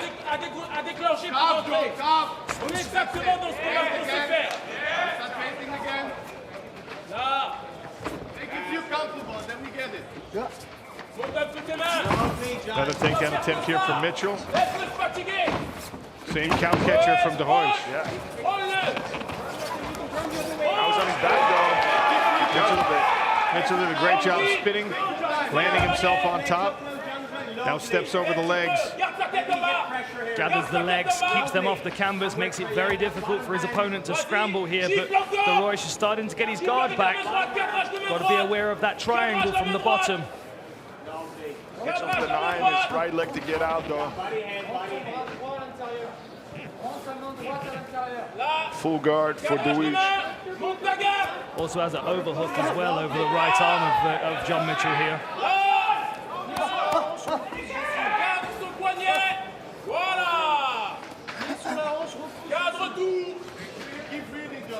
de Hoysch is keeping his legs closed, his guard closed. So if you do that, and you're in this position, you're keeping yourself on your back. You're not trying to get back to your feet, and that's what he needs to be looking for, unless he wants to be on his back for the rest of the round. But with John Mitchell in your guard, I don't think that's what you want to do, because the Ripper has got some nasty ground and pound. You see John Mitchell keep trying to square his opponent's shoulders up to the fence, making it uncomfortable, putting his head against the fence. There you go. You can see him circling back. So he's the soles of his feet are to the center of the smart cage. That makes it a lot more difficult for his opponent to hip out and start to attack from his back. And also makes it very uncomfortable with his neck up against the fence, as we can see here. It's a good choice from Mitchell, because when your opponent keeps his guard closed and he's not trying to get back up, you put him against the back of, with his back against the fence, and you can attack, you can throw punches, because there's no threat of him getting up. 2 minutes left in round number 1. Don't grab the cage. Don't grab the cage. Push the same. John Mitchell content to work inside the guard of Yassim Dahoish.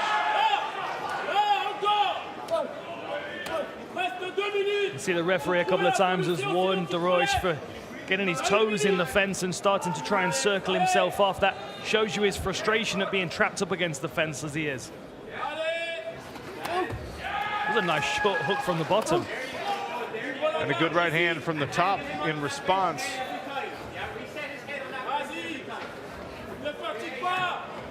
Dahoish trying to keep himself away from the fence here.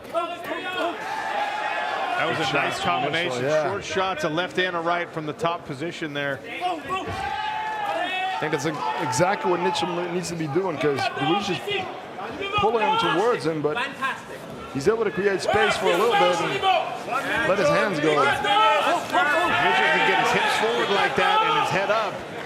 There's some horsepower on those strikes from the top. And it seems to be the third punch that gets through. He goes right, left, right, and the third one is, we've got to watch out for those hips kicking out. He seems to be opening up the guard with the first 2 shots to power the third one down the center line.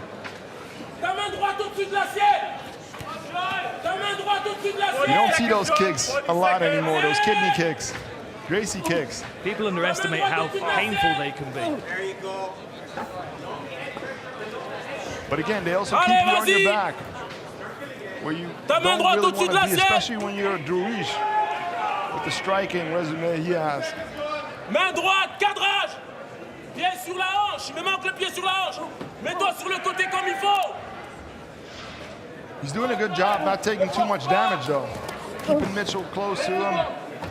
Mitchell's able to explode now and then, but he hasn't really done any big damage. A workman-like round for John Mitchell there, making sure he's got that first round in the bag, dominating from top position. So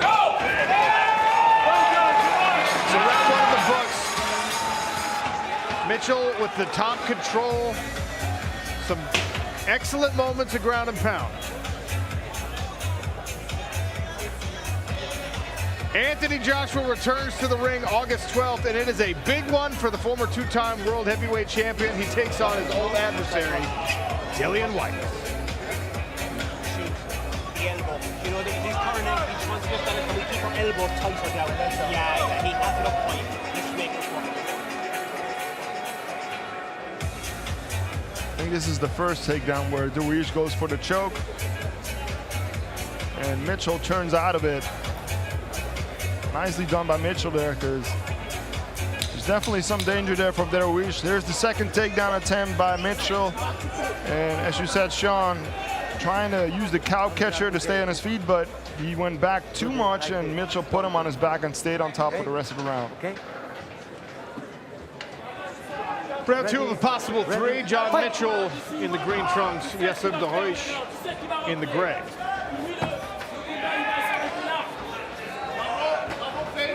I'd be tempted left hook there from Mitchell. Yeah, that was fast. I'd be tempted to start feinting takedowns now if I was John Mitchell. Even though he didn't do a huge amount of damage in the first round, he established the fact that the level change is there, and he might be able to get Dahoish ducking onto something. Lovely footwork there from the Frenchman. Both men trying to work behind the jab here in the early part of round number 2. On a single leg here for John Mitchell. Cow catcher again for Dahoish. Mitchell's got his hands closed, though. Trying to close his hands around both legs, but back to the single. I wonder if he's going to do the roll through again. That was pretty slick. Almost had it. Ruiz able to defend though. Good defense from Ruiz like this, but this is the danger when you use the cow catcher. When your opponent goes to a double and closes his hands, he's gonna put you right on your back. He's got a submission here though. Got the head of Mitchell stuck in his armpit, but Mitchell's able to extract it. See, now there's pressure on Deroche because he can accept the first round on his back and he can accept the fact that he's down a round, but if he goes down 2 rounds, he has to get a finish in the 3rd. Like, that means he's going to probably open his guard more this round, try and take some more chances to scramble, and ultimately I feel like John Mitchell wants him to try and scramble so he can take his back. This is all a softening up process, keeping him square against the fence, trying to get him to open his guard with these power shots. It's one of the first lessons I always teach my students. When someone's in your guard and he's throwing strikes, don't keep your legs closed because you're keeping him right there where he wants to be. He can rain down on you, but Ruiz seems to be happy in close guard, trying to keep Mitchell to him as much as possible. But he's definitely losing the rounds like this. Well, this is where Stefan Struve was a surprise for his opponents because they always try and take him down to get around his reach and then he starts subbing them from his back. Right? You were always active off your back up against the fence. Yeah, that's definitely, like I always fought guys who were more athletic, stronger than me, so I had to find a way. When we are thrown in a gym with big heavyweights when you're 16 years old, you'll find a way. Well, you did. Most people wouldn't, though, Stefan. Let me assure you of that. I was very persistent. I would find a way. Beautiful sweep there, yeah. Great job from Ruiz. And now we get back to Struve. Beautiful job. Okay, back to his feet. Yes, and the race with a really excellent sweep. Uses that scramble as an opportunity to get back to where he's more comfortable. Wings an overhand right. Just under 2 minutes to work now. That was a good move, but you can see Deroche still not really opening up too much, expecting the level change.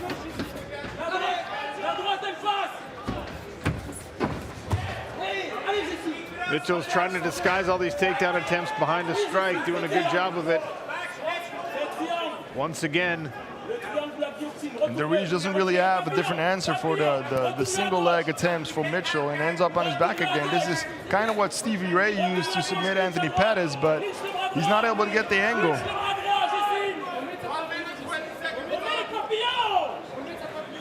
Heading towards the last minute of the 2nd round, you've got to feel like John Mitchell is up 2 rounds on the scorecards at the end of the 2nd. Yeah, 100%. So I definitely want to see more urgency from Ruiz. Try to go back to those butterfly hooks. Try to go back for the sweep. But every single time he moves his hips, it's Mitchell who moves with him. This is an old school Matt Hughes style of MMA. I like what he did there. He used great finds to get Mitchell's legs backwards and create space for those butterflies, but he's not able to get it this time.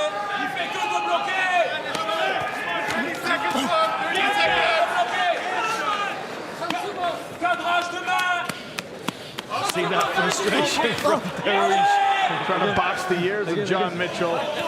Mitchell sends a couple of right hands down the middle to correct that behavior. I wonder if there's any additional pressure here. I wonder if there's any additional pressure here for Deroche because the next round is in Paris. Like, would he like to be the Frenchman on the card representing? Round 2 down. 1 more to go. All John Mitchell so far with the successful takedowns and pressure inside the guard of Yessam Roig. Yeah, Mitchell definitely up 2 rounds, but I don't think he's going to be happy with 2 rounds like this. Definitely not. Definitely not. This is not where he gets the nickname The Ripper from. I think he's hoping. I think he's hoping that this last round is going to be enough pressure on Deroche to start opening up his game, start trying to scramble, because ultimately he spent 2 rounds dominating and frustrating him. Beautiful work here, getting rid of that first butterfly hook, but Deroche using the second one that was still hooked into the leg to start this scramble back to his feet. again, you know, there's going to have to be urgency in this third round for Dorosh because he's got to believe he's down 2 rounds on the scorecards. Even though he doesn't feel physically beaten up too much, he knows he needs to make something happen here in this last 5 minutes. He can continue to use that jab, but I want to see him move forwards instead of backwards like he did in the first 2 rounds. Sean O'Connell, Stefan Struve, Dan Hardy beside the PFL Smart Cage here in Berlin, Germany. John Mitchell, Yesem de Hoyt inside. Mitchell is in the green trunks and more than likely up 2 rounds to 0 on the scorecards right now. There's a very close lead uppercut from Dorosh. You can see feints from John Mitchell, but Dorosh is waiting for him, and he beautiful setup there, fired the right hand and set the uppercut up. There's the level change out in the center this time. Beautiful sprawl from Dorosh. Great defense from Dorosh. He's got a front headlock. Let's see if he's going to attack well. Takes the back with it. Nice job. Nice roll from Mitchell, though. He's going to end up on top. Important scramble here. Mitchell gets a hold of the leg, but Dorosh is gone. Nice job. Small victory there for Yesem, who in those situations in both rounds 1 and 2 ended up on his back. The difference of trying to take your opponent down out in the center compared to up against the fence. See, Dorosh, he likes to fight off the fence, which makes it easier to put him in these positions. As you said, Stefan, it would be better for him to push forward and try and hold the center, if nothing else, but to make the takedowns more difficult for Mitchell. Nice switch there attempt. Great reaction from Mitchell, though. He's got a guillotine, but he doesn't have the right angle, it seems, to finish it. He might squeeze on a submission that's not available here.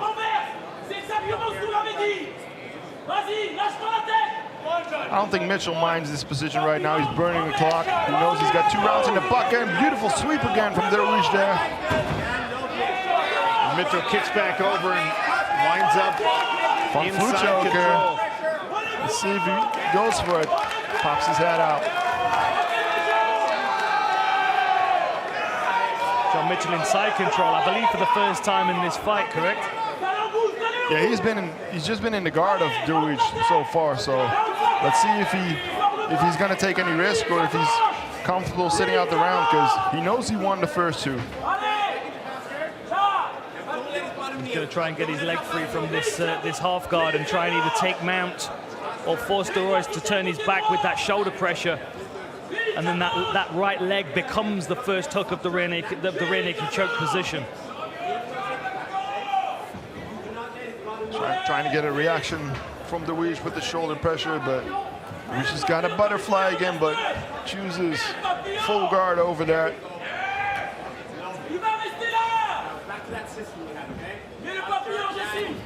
Be interested to know what Alex Chizov makes of this performance. If he feels like he gets stuck in these positions like he was for parts of the fight against Duque.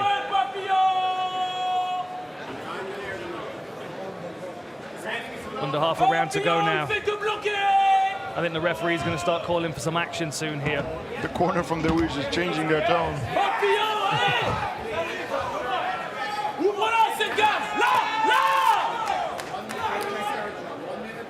I'm pretty sure that means stand up, but no success for Dorosh here.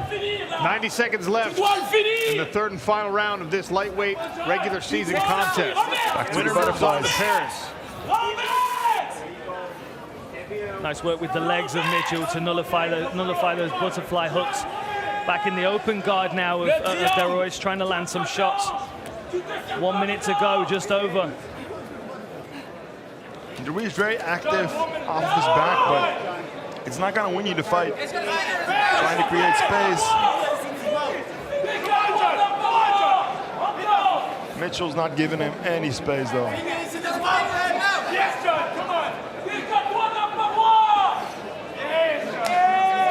45 seconds remain in the 3rd round. Dorosh needs to finish. Mitchell knows he's got this fight in the pocket if it stays here. Short 3 shots again from the guard. John Mitchell in the last 30 seconds trying to put a stamp on this round. Got a smile on his face as he's taking these shots from guard bottom. There's Alex Oh, Chizov. nice right hand snuck through there. That was nice. John Mitchell. Little exclamation point in the later part of this fight. Good hammer fist. Yes. Powerful hammer fist. And Dariush is laughing at him, but you can laugh all you want. You just lost the fight. Mitchell swings away to the final bell from that top position. This one heads to the judges' scorecard.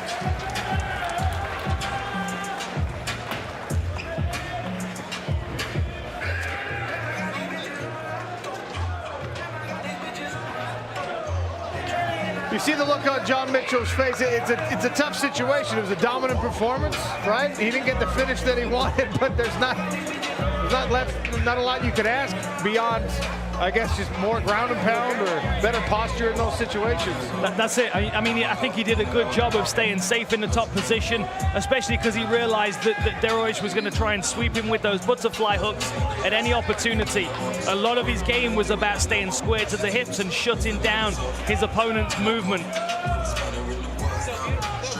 Seems like Alex Chizov is happy with what he saw. Feeling comfortable that he's gonna advance. Again, John Mitchell, another semi-final for Paris.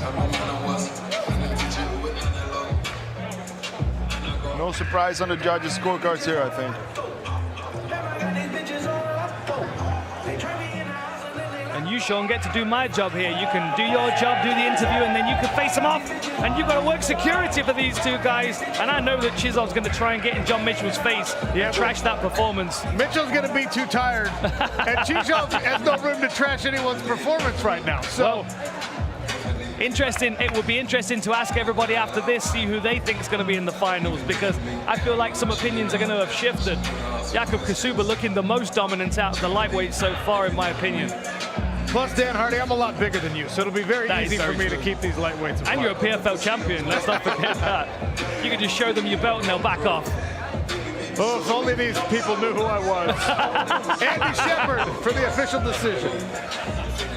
After 3 rounds of action, we go to the judges' scorecards.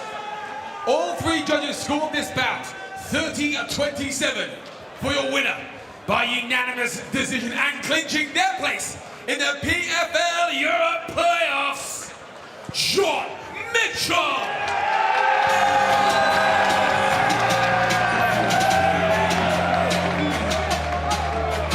No surprise there on the judges' scorecards. No, I don't think so. You know, Dariush was clapping already before the fight was, the result was announced. And I do think that John Mitchell's going to want more from his performance in Paris, but, you know, he's got the win, he's moved forward. Now we're going to see what he's got to say. It's also difficult.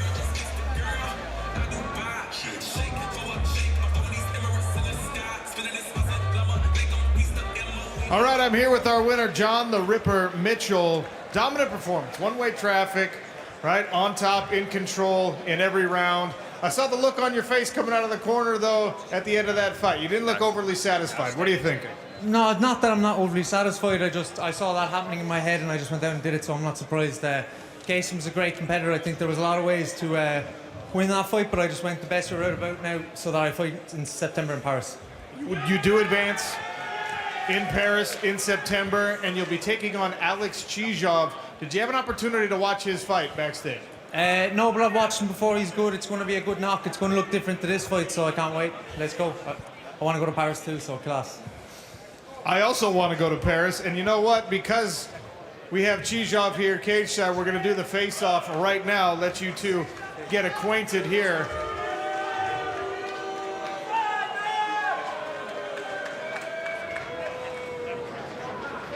So a lightweight semifinal, Alex Chizov, John Mitchell in Paris.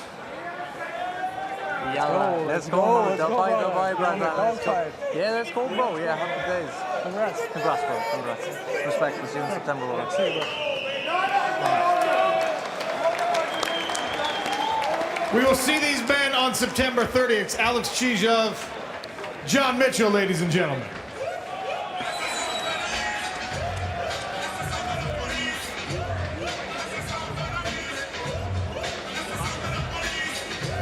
There we see Lewis McGrillen with a big smile on his face and some refreshments in his hand. He is ready to show up next time around. He's looking fresh, he's looking happy with his performance, and I think he's impressed many, many people around the world that may not have heard his name up until tonight.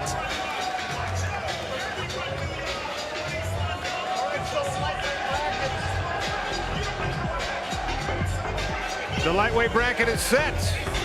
Krzysztof Mitchell on top, Dylan Tuke, Jakub Kashuba on the bottom half of that bracket. We could be on our way to an all-Irish final. Where's the final? I think it's Dublin. Oh, okay. I think that'll go down quite well, don't you? Okay, that'd be interesting. But of course, Krzysztof and Kashuba will both have other designs in Paris, September 30th.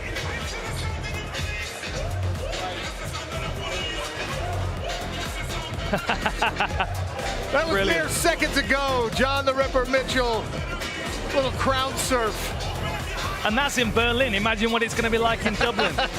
Oh, he's got to win the fight to get to Dublin first. I have a Guinness soaked blazer that I've got ready for that night. So you have to wear the one that's already soaked in Guinness, otherwise you have two Guinness soaked The blazers. thing is, I've only worn it one time. It was for McGregor Brandao, and as soon as Brandao hit the canvas, Guinness and beer went up in the air. I got drenched, and now this is my Guinness blazer. So I'm just saving it for the next time we've got a big night in Dublin, and I very much feel like December 8th is going to be that night. I'm going to wear a Guinness colored blazer, I think, when we go to Dublin. All right, when we come back from the break, special guest here on the broadcast desk, and actually I'm going to send Stefan Struve to make sure we have some food for after the show. Stefan, are you cool with that? Okay. He's going to put it on a shelf that we can't reach, though. That's the problem. I actually don't trust Stefan Struve to grab the food because he'll probably eat it all. We had dinner last night. This guy can put it away.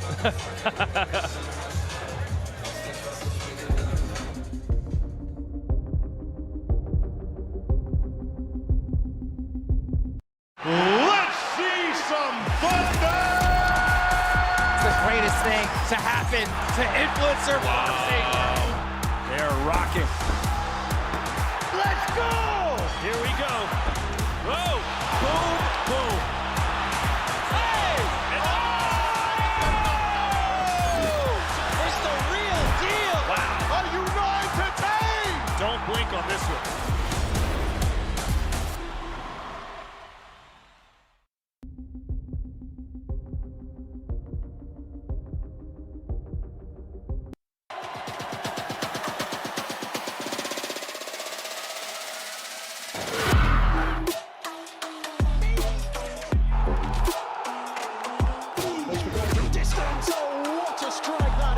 It's going to be a game changer for the women's game.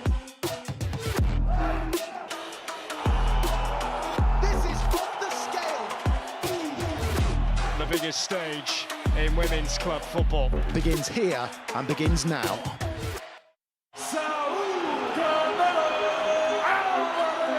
Y la gente empieza a gritar Canelo, el nombre de Canelo, algo increíble.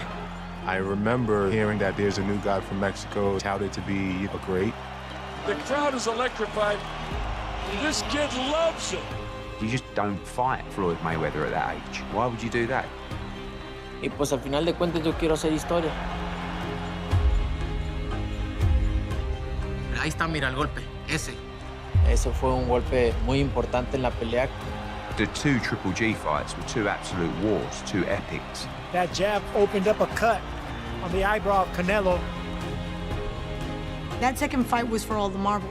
Sentía como si me pegaran con algo de hierro, de metal. It's over! Dicen que para toda acción hay una reacción y esa fue mi reacción.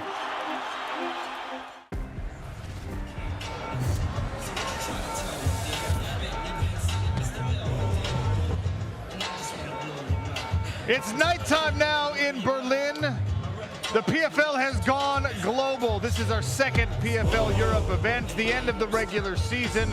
Up next will be Paris, and then a championship in Dublin, as we are finding the greatest European prospects and giving them a path to the global roster and an opportunity eventually, if all things go well, to chase a $1 million prize. I'm Sean O'Connell. That is our Director of European Fighter Operations, Mr. Dan Hardy. And, you know, I was hoping they would bring someone onto the broadcast that didn't make me look short, because I've been standing next to Stefan Struve the whole night.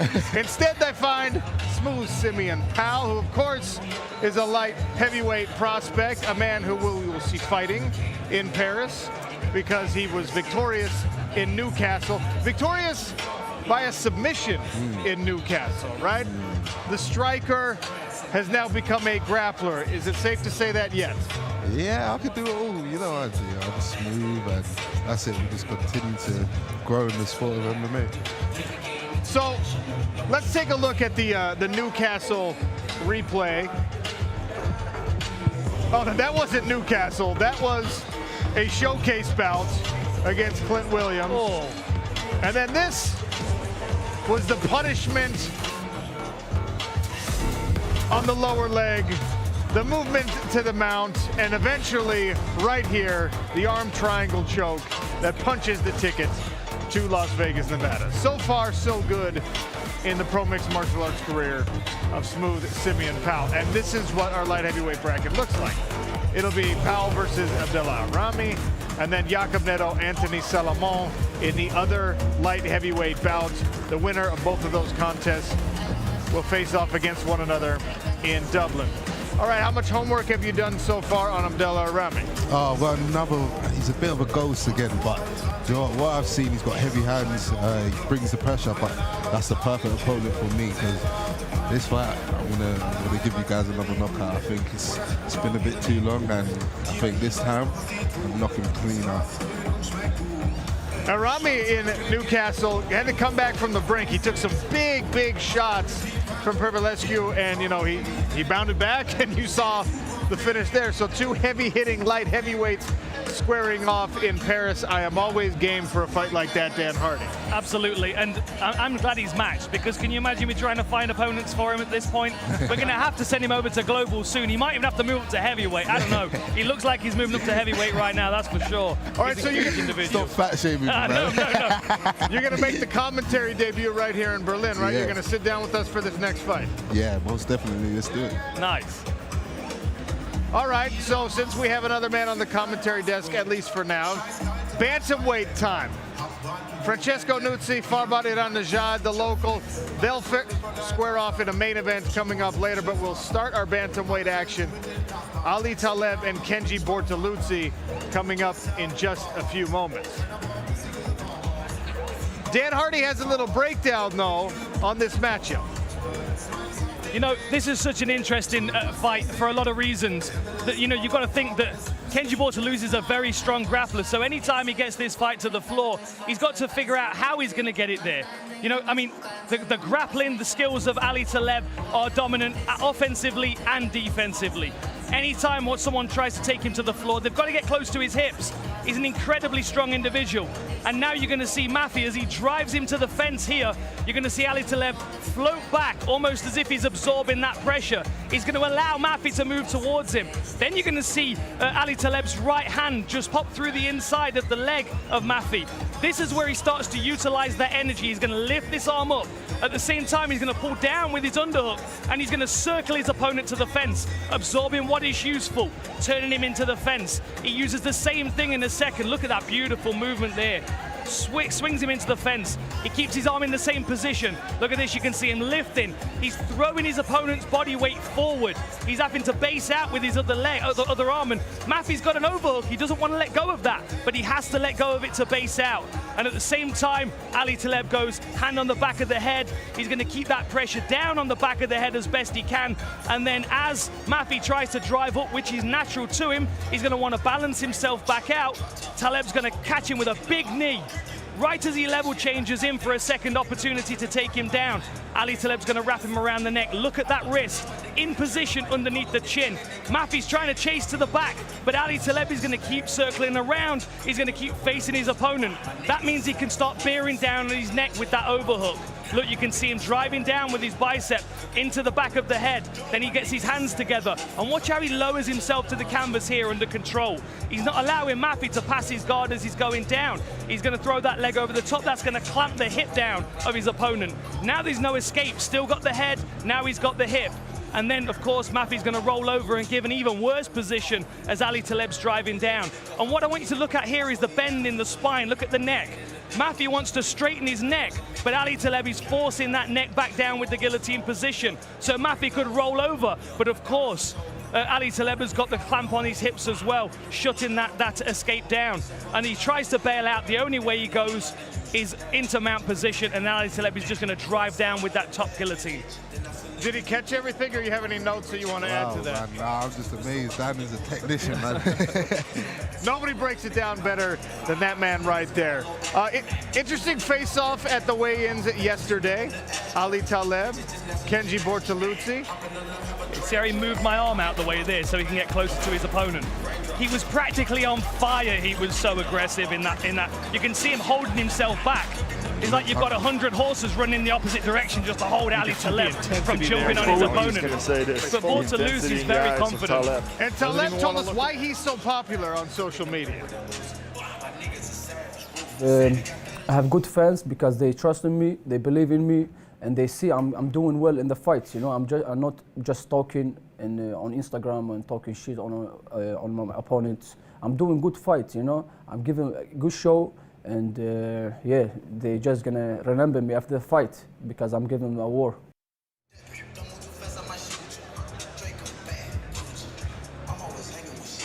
Without further ado, bantamweight action, 3 5-minute rounds between Ali Taleb and Kenji Bortoluzzi. Sweden versus Switzerland in this one.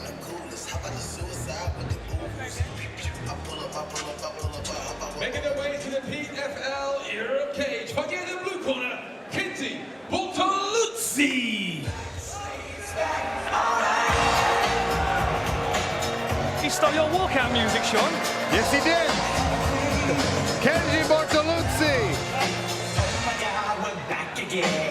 Only fighter on the card tonight, representing Switzerland. 14 different countries just on this card. The best fighters in all of Europe looking to break through to the PFL European Championship and eventually a PFL Global season. The Swiss submission wizard. And in the red corner, Ali Taleb.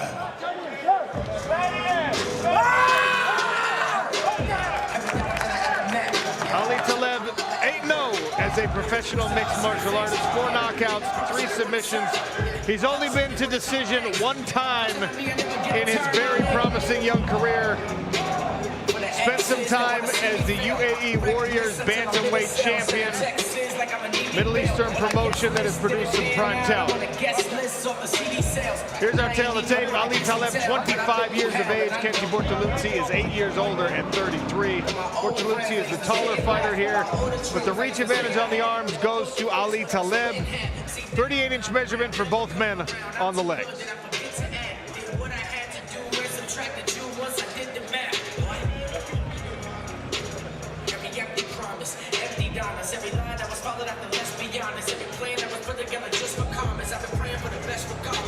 So keys to victory for these two guys. Ali Taleb's got to use his grappling defensively and power punch on the break to punish Bortoluzzi for closing distance.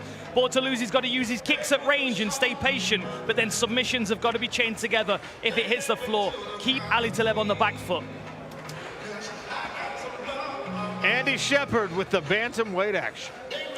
The following fight is a bantamweight contest in the PFL regular season. Introducing first, fighting out of the blue corner. He is an MMA specialist and stands 5 feet 8 inches tall. He weighed in officially at 134.8 pounds. In 50 professional fights, he has earned a record of 11 wins and 4 losses. Fighting out of St. Gallen, Switzerland, Kenji Bortoluzzi.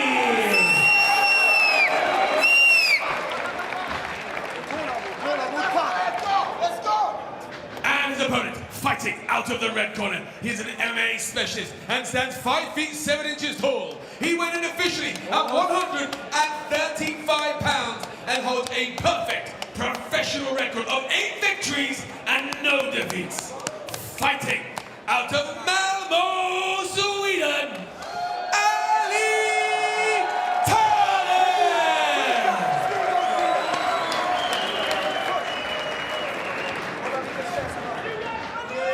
your referee judge, Gert Riker.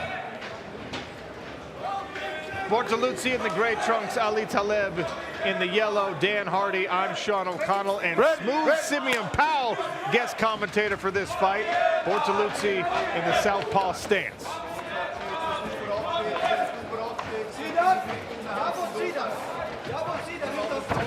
This fight really is a mystery to me. I know what they're both very capable of, but I just don't know how they're going to approach this. Does Ali Taleb use his grappling to enforce a battle on the floor and shut Kenji Bortoluzzi down? There's the level change there. Bortoluzzi trying to drag him to the floor here.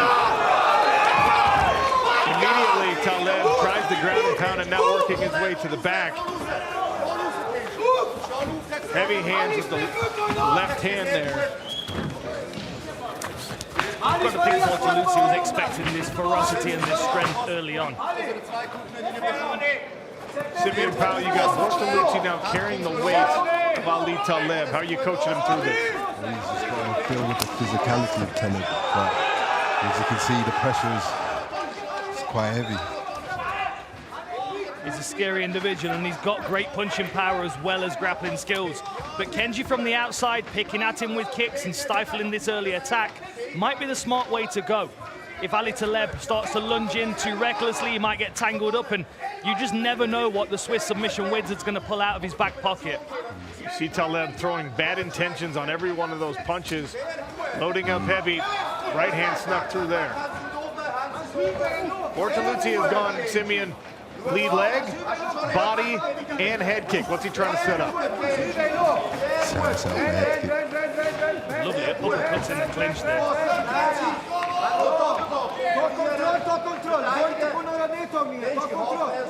Simeon, what do you do with it when you've got someone like powerful that's trying to close range on you, being the taller fighter? You got to keep that good footwork. You got to keep him away, keep pumping out that jab, keep him thinking.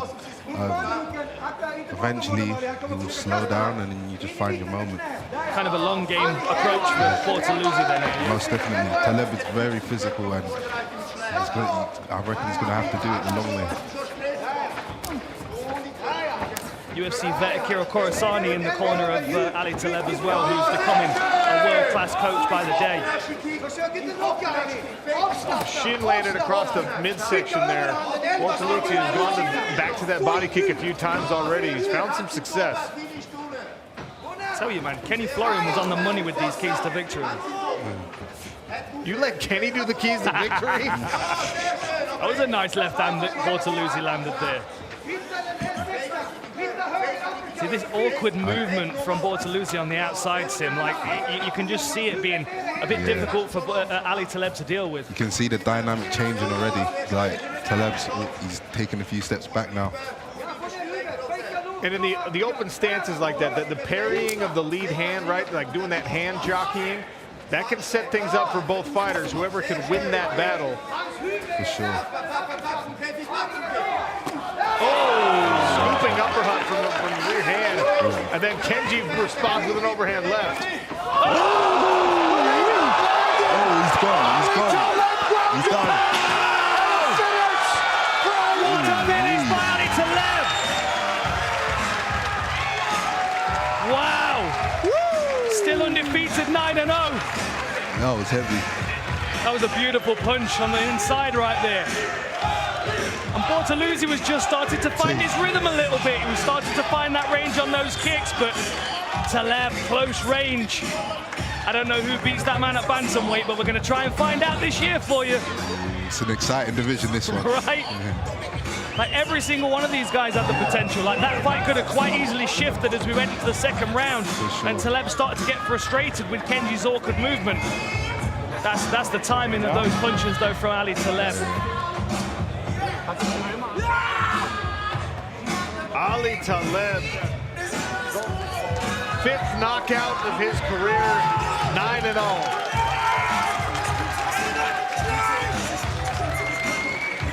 He says to the fans, are you not entertained? I think the answer is yes. Yes, we are. He's wild, isn't he? He's got wild eyes. Akira Kurosaki talking about the uppercut. What do you say, my friend? Very impressed, my friend.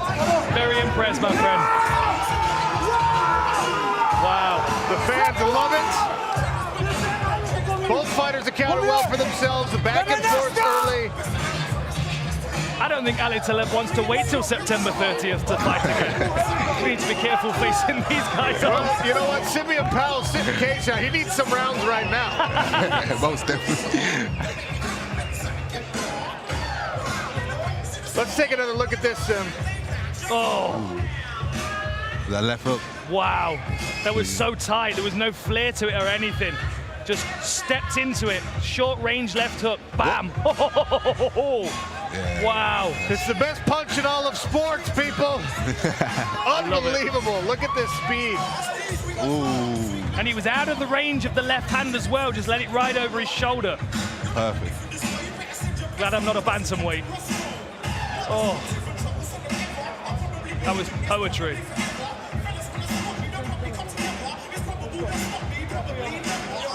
Couple of big shots on the floor here. Like it was like he was almost there, ready to try and pull him into his guard, but he just wasn't able to keep those punches off his chin. And then when you see Kenji try and stand up, you could see how hurt he was. Well, it was a great stoppage. That was the end of that fight. Ali Taleb dispatches Kenji Bortoluzzi, and we make this one official with Andy Schindler. Referee Gert Reicher calls a halt to the action at 3 minutes and 26 seconds of round number 1. Declaring your winner via TKO and clinching their place in the PFL Europe playoffs, Ali Taleb.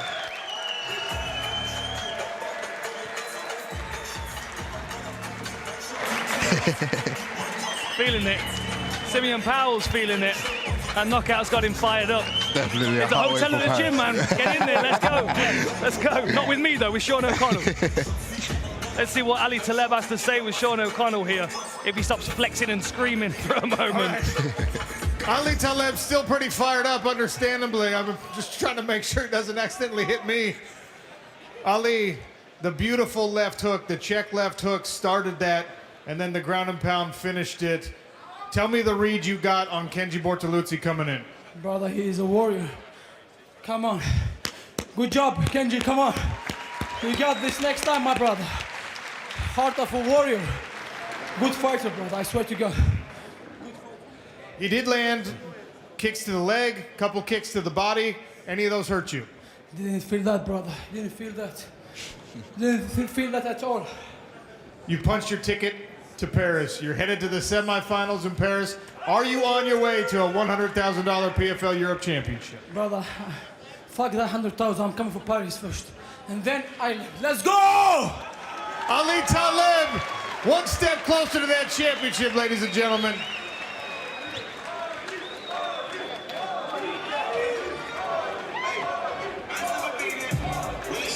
He is a scary and exciting individual.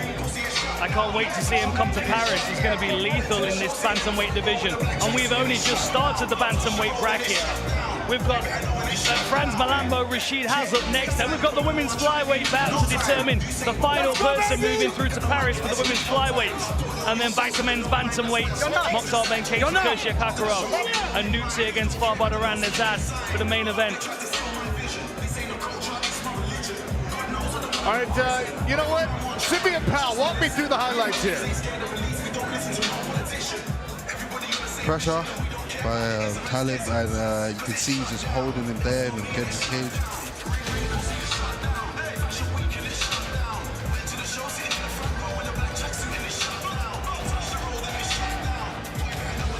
Perfect. The timing on that was incredible. The torque, the way he dropped his weight back onto his right foot. Perfect. You love it. He's shadowboxing it. We need a camera on Simeon Powell right now. He tore He's repping this left hook right now. I'm expected to see it from Simeon Paris at this point. Beautiful. very, very clean and efficient as he allowed him to move into his range, walked him onto that left hook, slipped his head off to the right, allowed the counter punch to go over his shoulder. Good to see there's a smile on board to lose his face. So Ali Taleb advances. 3 more spots still to be decided. Franz Malambo, Rashid Haas will square off next. Looking to book a ticket to a bantamweight semifinal in Gay Paris.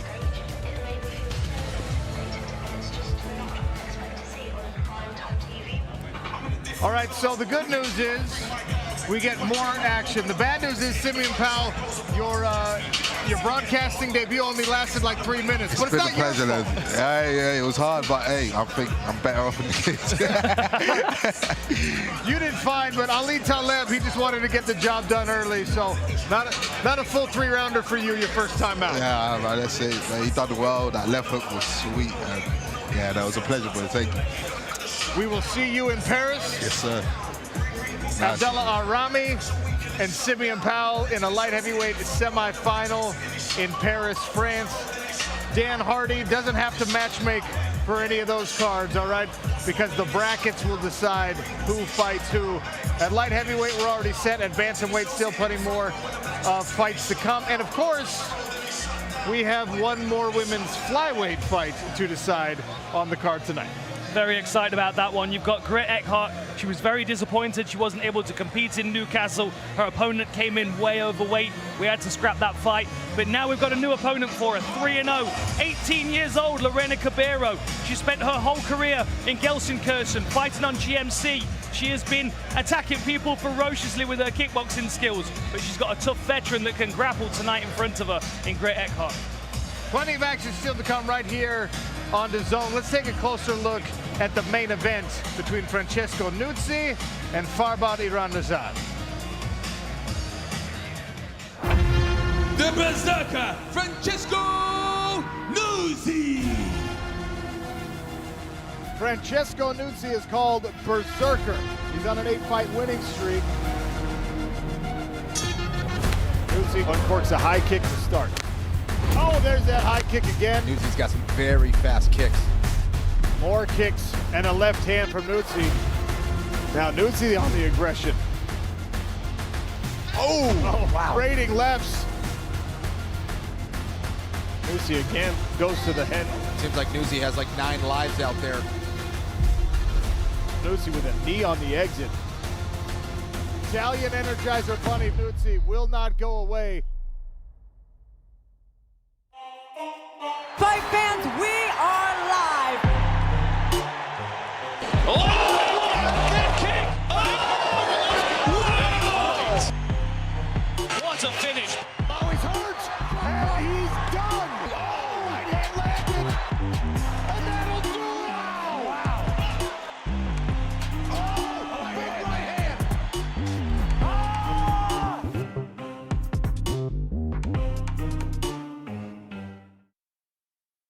This is it. Jake Paul versus Nate Diaz, live only on DAZN pay-per-view, August 5th. A legend of the MMA game, ready for war against a global superstar. Set to bring the pain, to silence the haters, and leave one victorious. Like it or not, this is the most explosive fight of the year. Jake Paul versus Nate Diaz, ready for war. August 5th, live only on DAZN pay-per-view.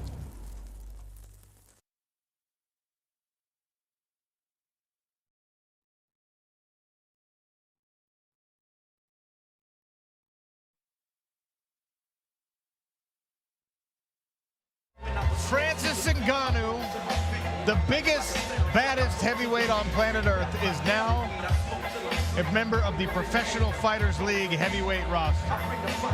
The biggest signing, biggest free agent signing in mixed martial arts history. He strikes out on his own. He does things that no other fighter has ever done. Makes himself president of PFL Africa, a direct partnership with the company he will headline our brand new super fight division. Francis Ngannou is changing the game in the sport of mixed martial arts. I think I said president. I meant chairman of PFL Africa. He can take whatever role he wants. I mean, I don't think anyone's going to argue with him. Who's going to tell Francis Ngannou that he doesn't have the title that he wants? We have seen the continent of Africa start to produce elite MMA talent. And I promise you, just scratching the surface as the sport is 20 or 30 years behind what it is in Europe and in the United States. That man right there is spearheading the effort for the African talent pool to catch up. The PFL obviously is helping, will be instrumental in providing the correct infrastructure and opportunity for African fighters. The future of mixed martial arts is incredibly bright,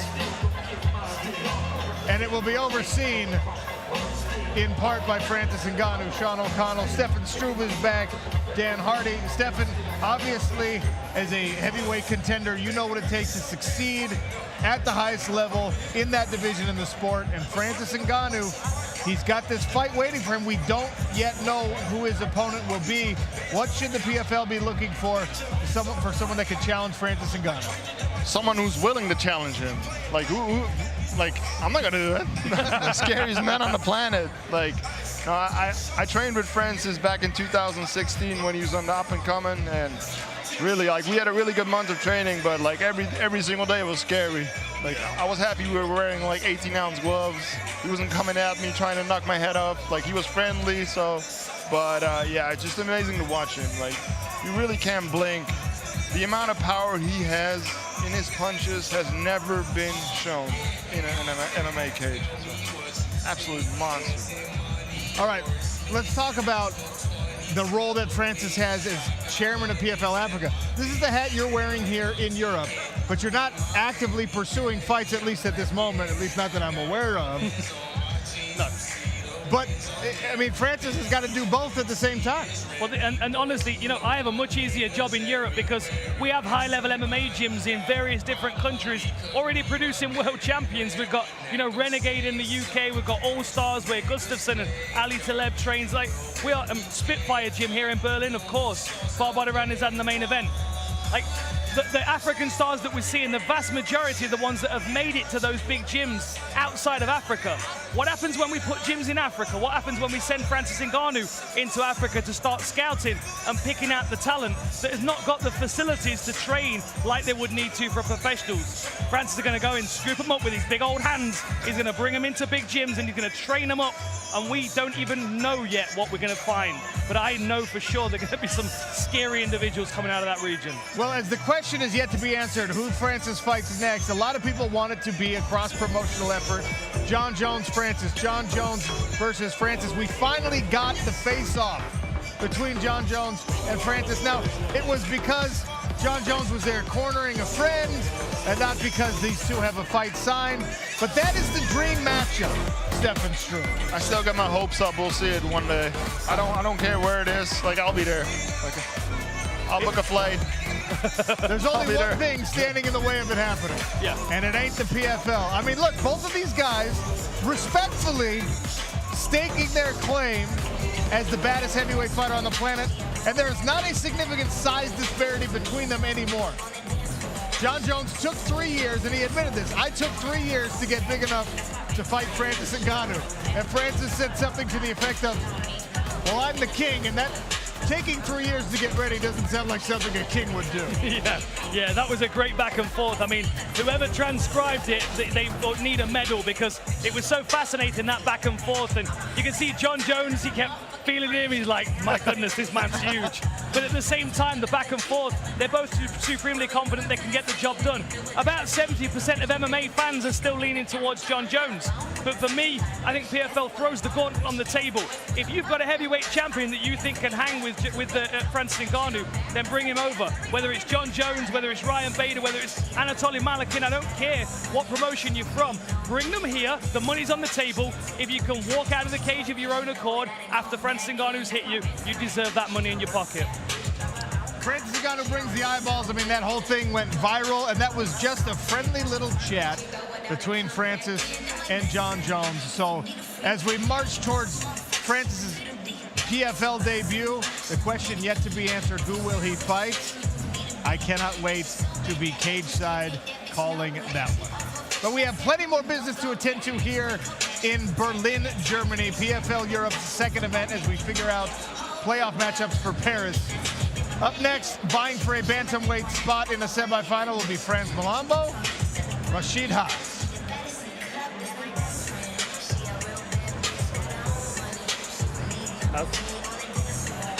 Here's the weigh-in yesterday. Rashid Haas always planned to be the alternate here. He gets the confirmation on about a week's notice that he will be stepping in to take on Franz Malambo. That's a tall test.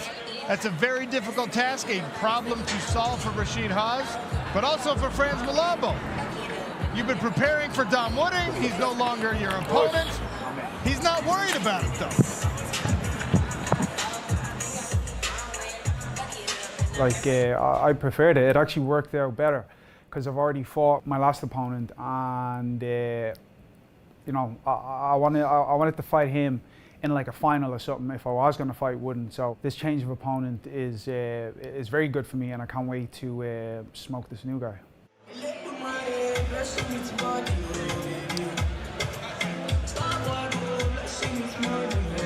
Making the way to the PFL Europe cage, Rashid Haas.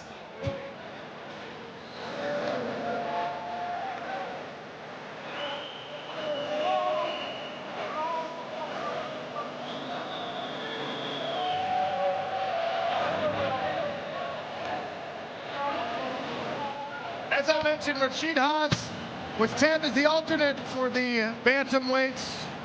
Still struggled to make the weight here, so similar to the situation we had earlier in the night, if we see the judges' scorecard in this bout, Rashid Haas will be -1 because he missed weight.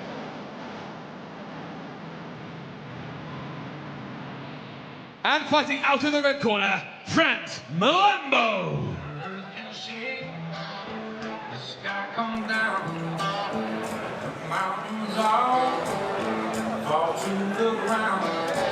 The Black Mamba, Franz Malambo, training at the iconic SPG Ireland gym. Tall and rangy and long for the weight class. An even split of 4 knockouts, 4 submissions among his 13 professional victories. He's had such a swagger all week, Franz Malambo. And honestly, we've done a few photo shoots and promotional things around the city. Every time I turn around to put him in one of the vehicles, he just takes off running. He's like, I'm just going to run back to the hotel. I don't know how many miles this guy's ran this week, but he was just constantly working. High energy, confident all week. Look at him strutting around right now. The confidence of years and years of experience at SBG under the tutelage of the great John Kavanagh, absorbing all of that energy as McGregor became McGregor. Franz Malambo was one of the guys on the map. Training partner, sparring partner of Conor McGregor.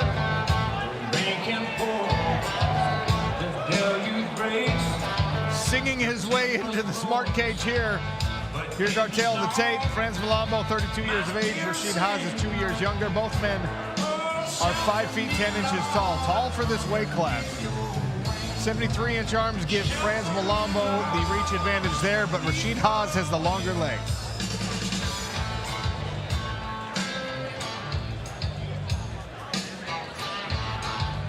So keys to victory, Franz Malambo's got to hit and move. Submissions, attacks in scrambles, because Rashid Haas is most likely going to want this fight on the floor, so he doesn't have to deal with that slick striking. Striking in the clinch for Haas, and attack limb submissions. Look at the long, skinny arms and legs of Franz Malambo. If I'm a submission artist, I'm going to try and take one of those home with me. Andy Shepard, to you. The following is a PFL Europe regular season contest in the bantamweight division. Introducing first, fighting out of the blue corner. He's an MMA specialist and stands 5 feet 10 inches tall. He went in officially at 136.3 pounds and holds a professional record of 9 wins and 2 losses. Fighting out of Gran Canaria, Spain,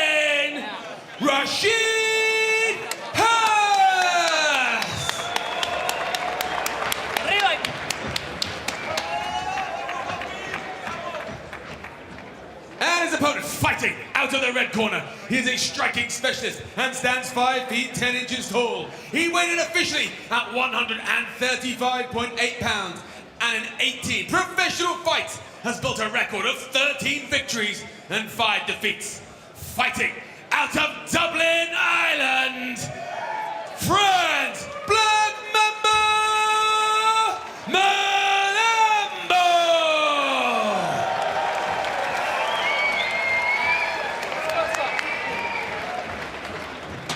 Your referee in charge, Rich Mitchell. Franz Malambo in the yellow trunks, Rashid Haas in the gray. 3 5-minute rounds. The winner is headed to Paris, France. Let's go. For a bantamweight semifinal appointment. Now the calmness and composure of Franz Malambo can sometimes make his opponents a little too relaxed. They feel like they're going to start off with a steady round and then wham, he'll hit them with something that they didn't expect. He's very, very slick and very calm. I feel like Rashid Haas is going to be the one that pulls the trigger first here, and it's going to be very difficult to catch him with something. Low kick there from Malambo. Over there for me. Already Friends, a warning on the eye poke. Time out. Stay here for me, 1 second. Swinging like this, you've got to be careful. Keep your fist closed. Stay there.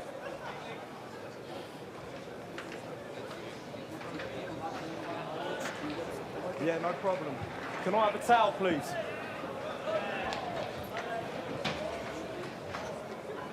Malambo requested a towel to wipe away some Vaseline. Friends, do you need the doctor? No, just I've got a bit of no problem, no problem. Rich Mitchell making sure everything's okay with the eye. You've got plenty of time, friends. Yep, scraped it. Open hand slap there. Tell me when you're ready, yeah? And you can see Malambo with the admonishing look like, hey guy, gotta close that fist. Okay, he'll be a referee when he retires. Show sportsmanship on the restart here. 40 seconds gone.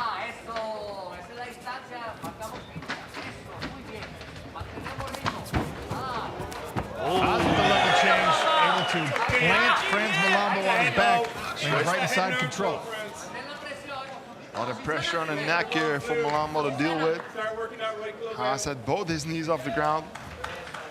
So his full body weight is on the neck. He's got a fun flu, but beautiful job by Malambo going straight for a guillotine here. Still working on it against the submission specialist here. He looks like he might be confident to take a bite of this guillotine here.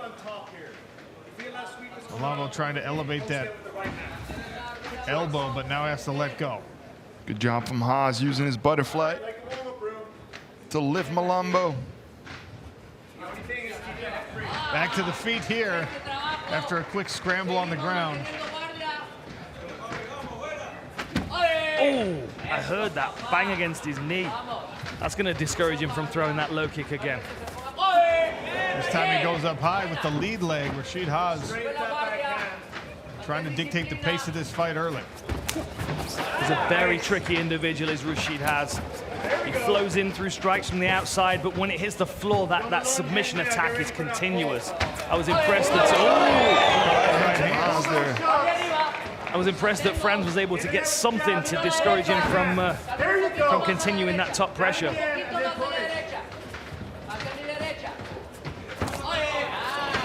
Nice. Beautiful takedown. Right into the takedown, and the corner was asking for it. Once again, all the way over to the side.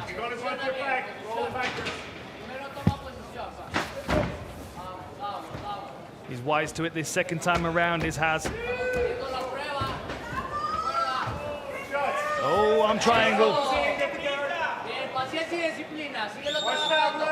Very quick with setting up these submissions. Be aware of that right elbow Love seeing this kind of style of grappling. Look at John Kavanaugh in the corner of Franz Malambo.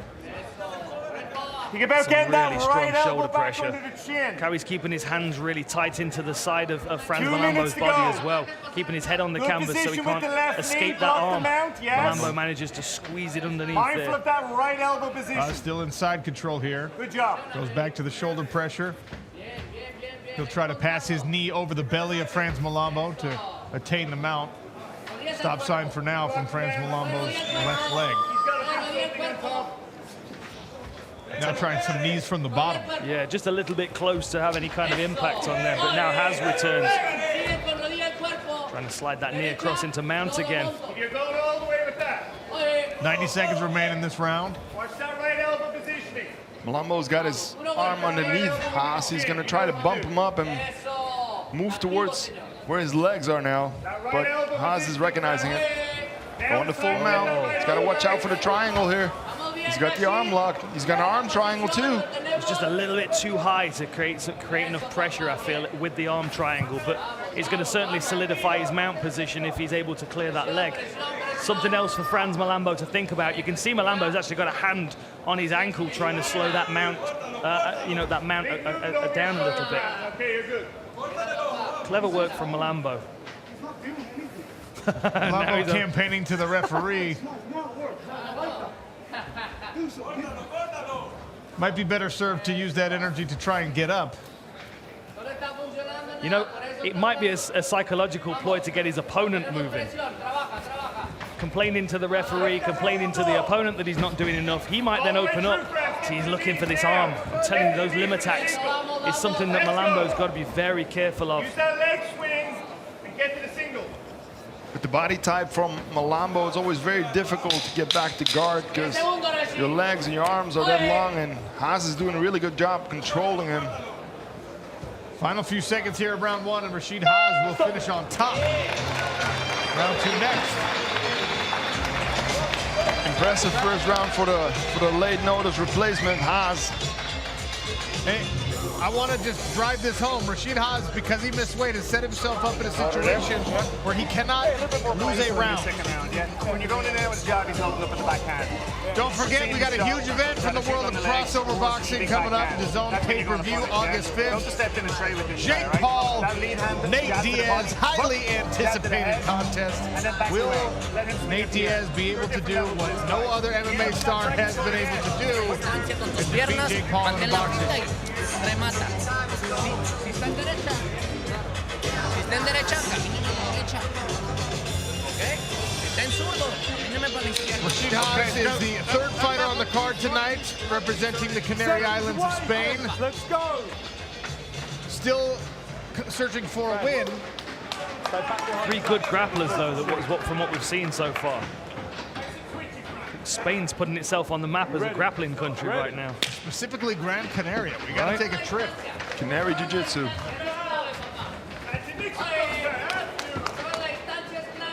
Side push kick there from Franz Malambo. Using the southpaw stance. Trying to go to the body with the right hand there. Oh, nice. Tries to pull him onto that left hook. Oh, body shot. Nice right hand from Malambo. That one hurt. And again, we go back to the weight miss. You've got to think Rashid has had an awful time trying to get on the scales at the right weight. Any body shots are going to really drain him.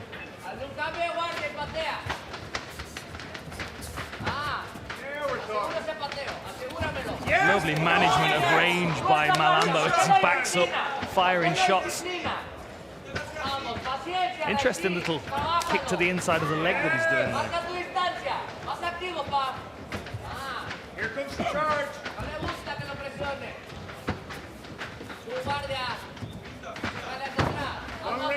Just out of range is Malambo. I was just about to say, I feel like he's going to start trying to set up that high kick. The ability to switch stance on Malambo's side is a real benefit. Now has switching stances, trying to open up his low kick attack. Here comes that level change in the charge from Rashid Haas. Malambo knew to shrug it off that time. Rashid, fingers. Yes, man. Combination from Malambo. Haas stays outside of the range. Stop! Stop there. Rashid, you are swinging with your fingers open, swinging like this. This is going to be the last warning. You understand? No more. You ready? For Haas. Nice work from the referee there. Seeing it before it's another eye poke and a problem. making sure Rashid Haas closes the fist. Malambo takes advantage of the restart. Spinning back kick there. You know, and a part of the problem is that Malambo's out of range, so Haas is doing everything he can to at least get something, even if it's a fingertip, to make contact with his opponent. There's a good front kick to the midsection from Haas. Oh, beautiful head kick from Haas. Malambo doesn't agree. Malambo on the neck again. Good job from Haas, popping his head out. Still got those double underhooks though. Malambo needs to do something about that body lock. Those shots are really annoying, especially when they're to the ear. They hurt a lot. Nice knee to the thigh as well there. Good balance from Malambo.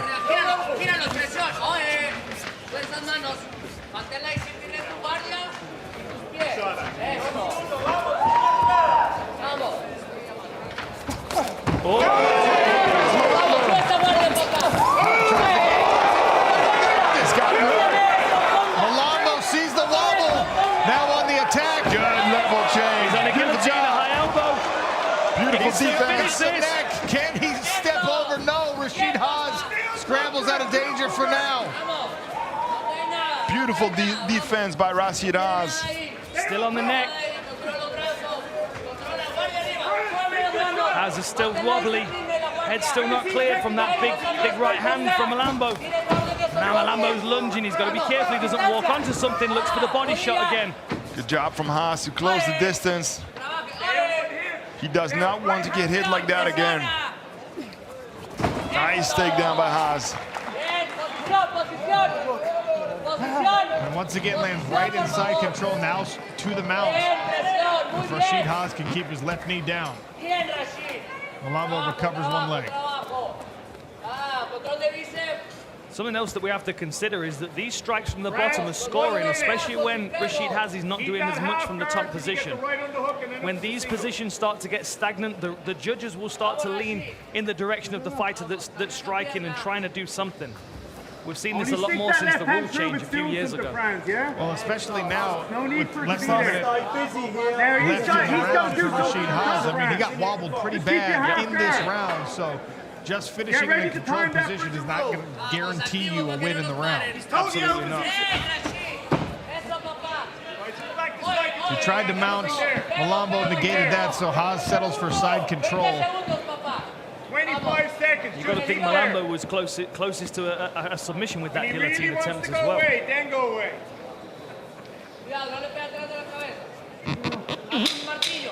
Final 10 seconds of round number 2 here. Franz Malambo nearly able to finish Rashid Haas, but Rashid will finish on top. Impressive recovery from Haas. 2 great right hands from Malambo, but cleared his head, was able to get the takedown, got him back in the fight. Curious to see if the judges score this round for Malambo because of the punch that connected. That was a beautiful right hook to the body. Nice little cuffing head kick there from Rashid Haas as well. You can see Malambo shrug it off though straight away. And here's the long right hand that lands, sets up with a jab, or with a long hook, sorry, and then cracks him right on the end of his nose. Nice inside low kick. Oh, and a lovely right hook on the inside as well there, as Franz Malambo mimics his opponent wobbling.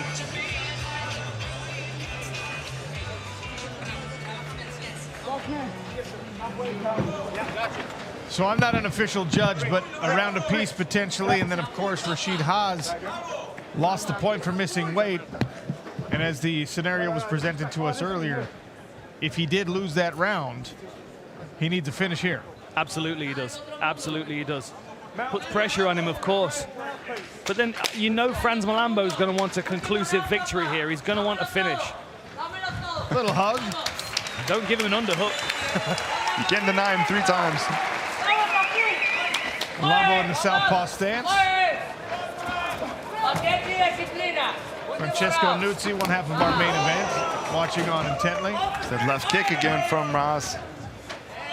Haas is able to get inside, temporarily grabbed a leg, but Malambo clinches onto the neck immediately, and now Haas is trying to extricate himself from this clinch.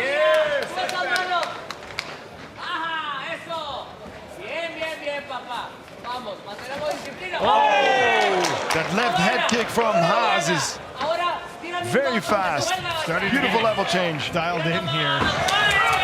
That was a lovely takedown by Haas. Elevated his leg high enough so he could take the base foot off the floor as well.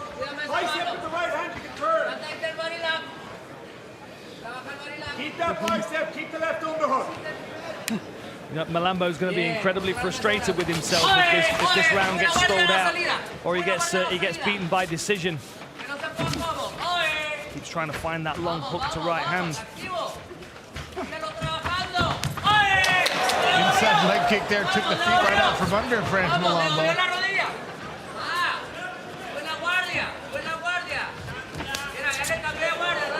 Slip on that one as well.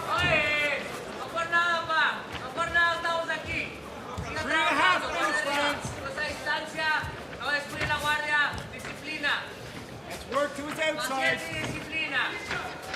Malambo feints into the body there. He looks a little bit hesitant given the fact that Haas has got such fast level changes. And we've got some blood on the above the eye of Malambo. Malambo caught an airborne Haas, but Haas wrestling his way out of trouble potentially. He's got a guillotine though. Franz Malambo. Wow. I mean, Rashid Haas was on autopilot there. You could see it. He was just driving for the takedown to try and get to a safe position for a moment. You've got to think that is going to sway this judge's scorecards in this last round. Just approaching half a round to go.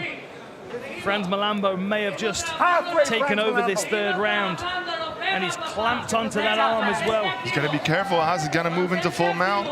Keep that half guard. Franz Malambo's got to get himself up off the mat if he wants the judges to give him the credit he deserves for that knockdown. Flatten back here, Franz. Right to the mountain here for Rashid Haas. Incredible considering how hurt he was with that shot, but Malambo finds himself in top position. Beautiful reversal. Haas got too high. Now Franz Malambo has 2 minutes to work from the top. He's got your head again. Take the hand off your head.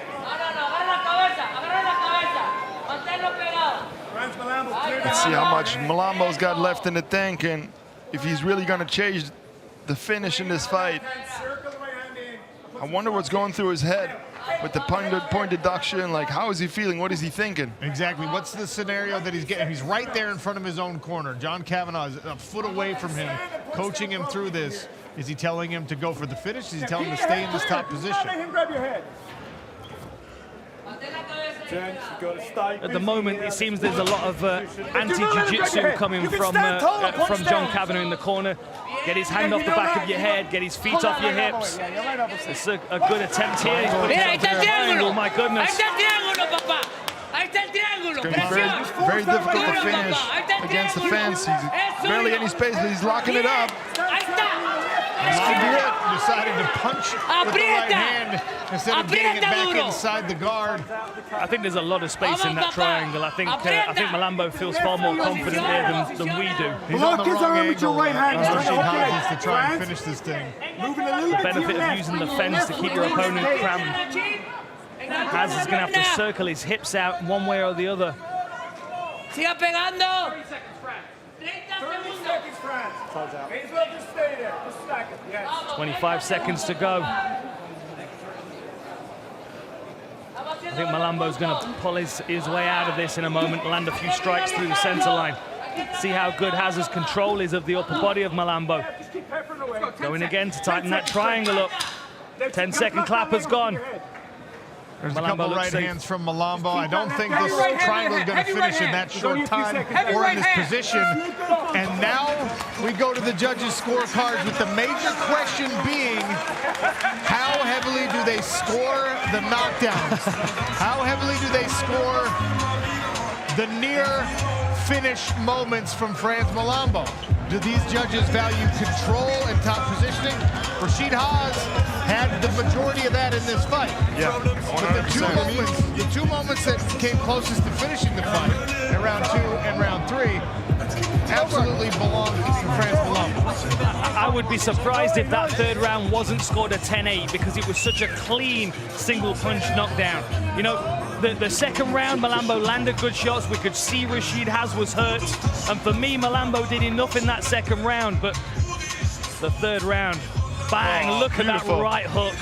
I don't even know whether Haas realizes he was dropped in that round. That might be why he's celebrating. He may not even remember hitting the canvas in that round. Well, he was nearly airborne. He had thrown the switch knee. Look at this. Look at the timing on that. Wow. Malambo switches his feet. It's incredible he was able to regroup and put himself back in the fight. Really, it was.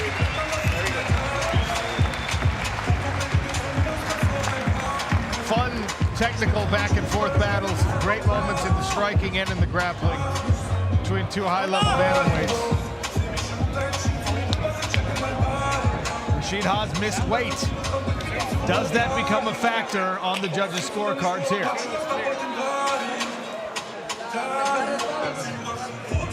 To refresh the rules for the people who just tuned in, Rashid Haas missed weight this week.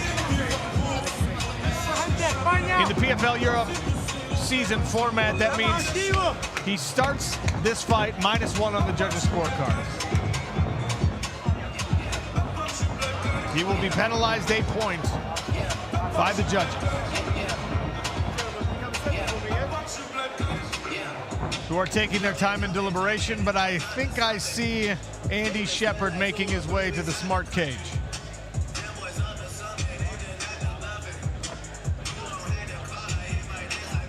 And indeed, Andy Shepard has the official decision. After 3 rounds of action, we go to the judges' scorecard. Rashid Haas missed weight earlier in the week and therefore has a 1-point deduction going into this contest. With that in mind, the judges scored this bout 29-27, 29-27, and 28-28, making your winner via majority decision and securing their place in the PFL Europe playoffs, Franz Malambo!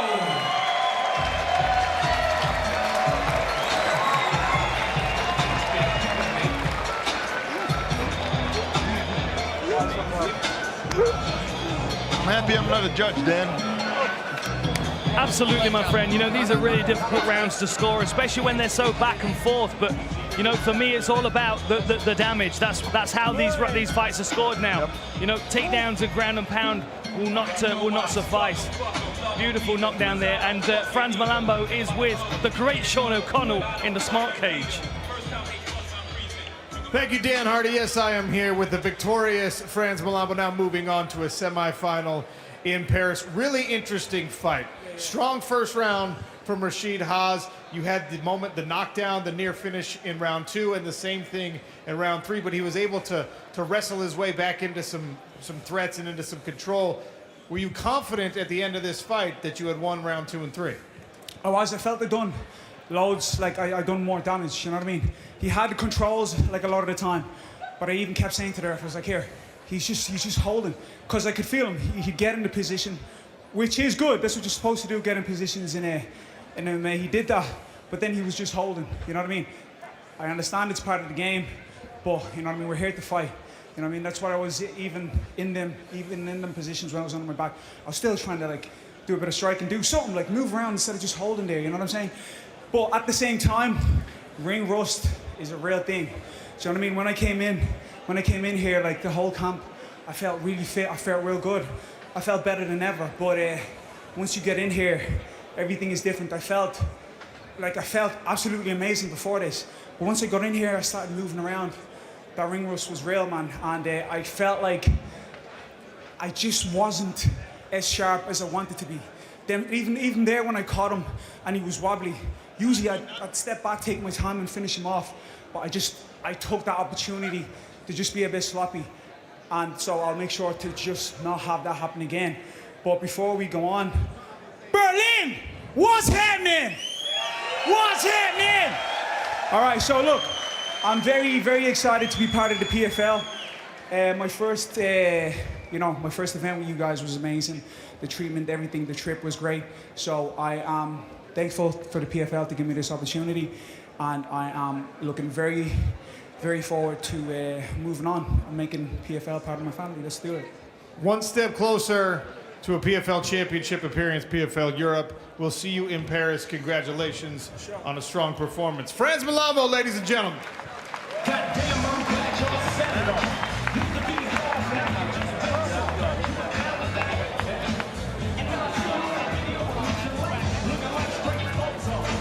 So very slick all the way through. You know, I think Franz Malambo was a little harsh on himself. Rashid Haas was a very tricky individual.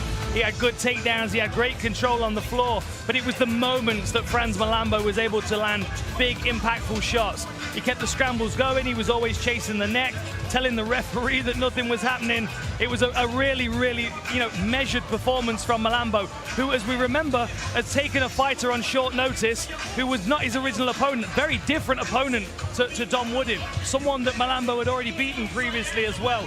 I would still like to see that fight, and I know that Dom Woodin's watching at home, wishing he was there in that smart cage right now to give an account of himself.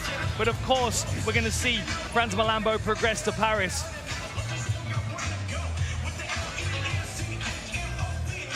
So with that result, here's how our bantamweight bracket looks for now. Franz Malambo on to Paris. The same is true of Ali Taleb.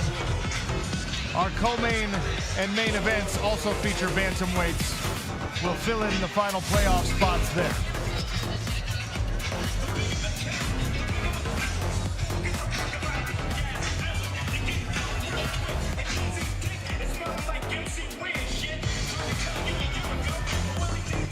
Still coming, Fred Eckhout, Lorena Cabrero, 18-year-old undefeated fighter. Also our co-main event, Mokhtar Benkasi feels like he's got unfinished business here in the PFL and in PFL Europe. And then our main event, Francesco Nuzzi, Fouad Iran-Nejad. All of that still to come, and a special guest next.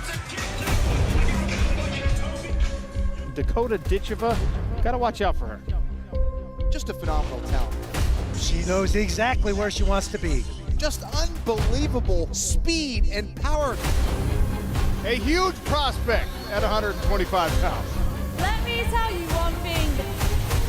This hype train stops for nobody.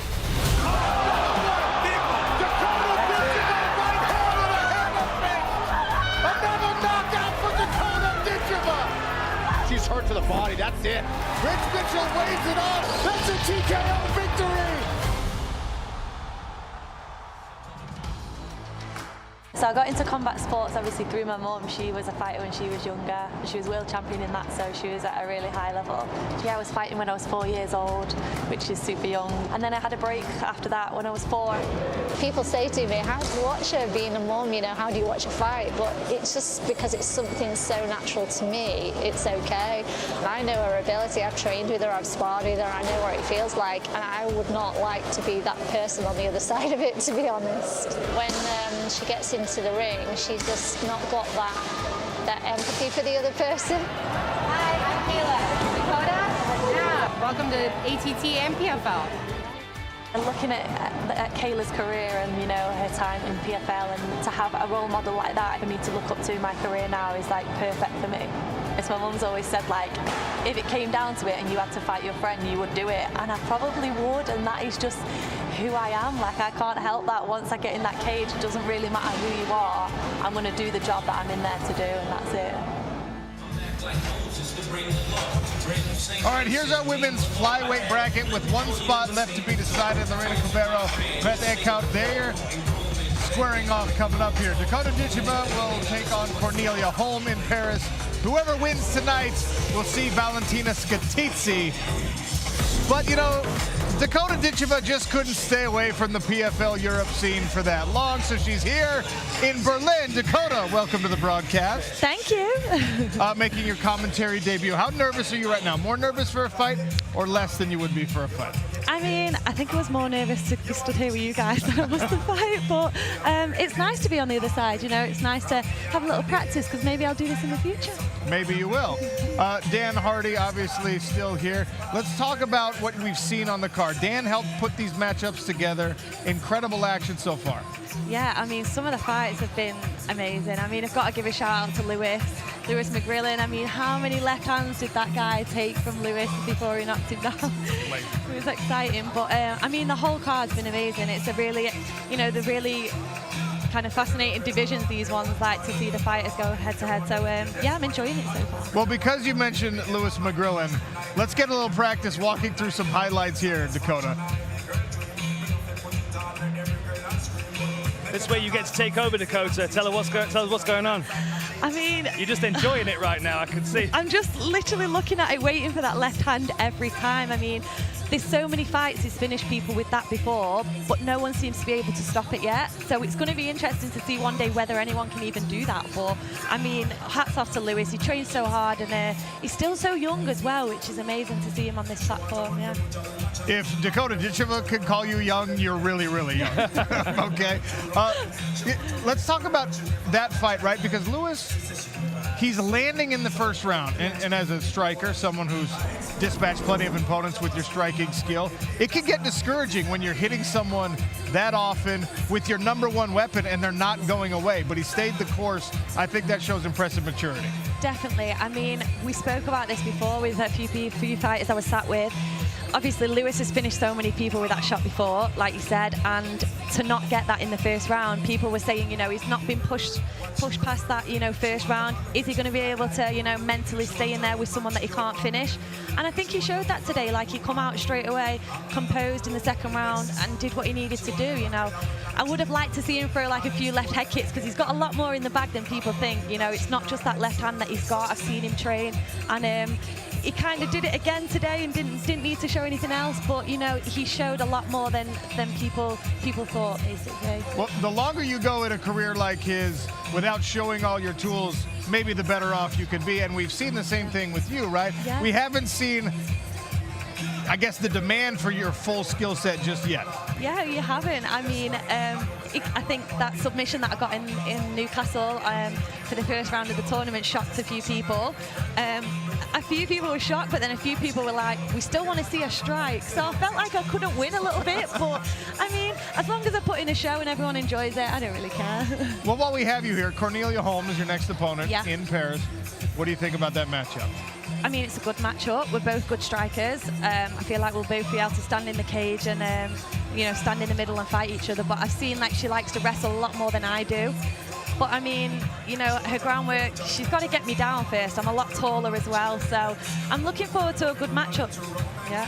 Okay, let's do this again. Give me a breakdown of Cornelia Holm in that fight from Newcastle. I mean, I hope they're gonna show the head kick that she got knocked down with.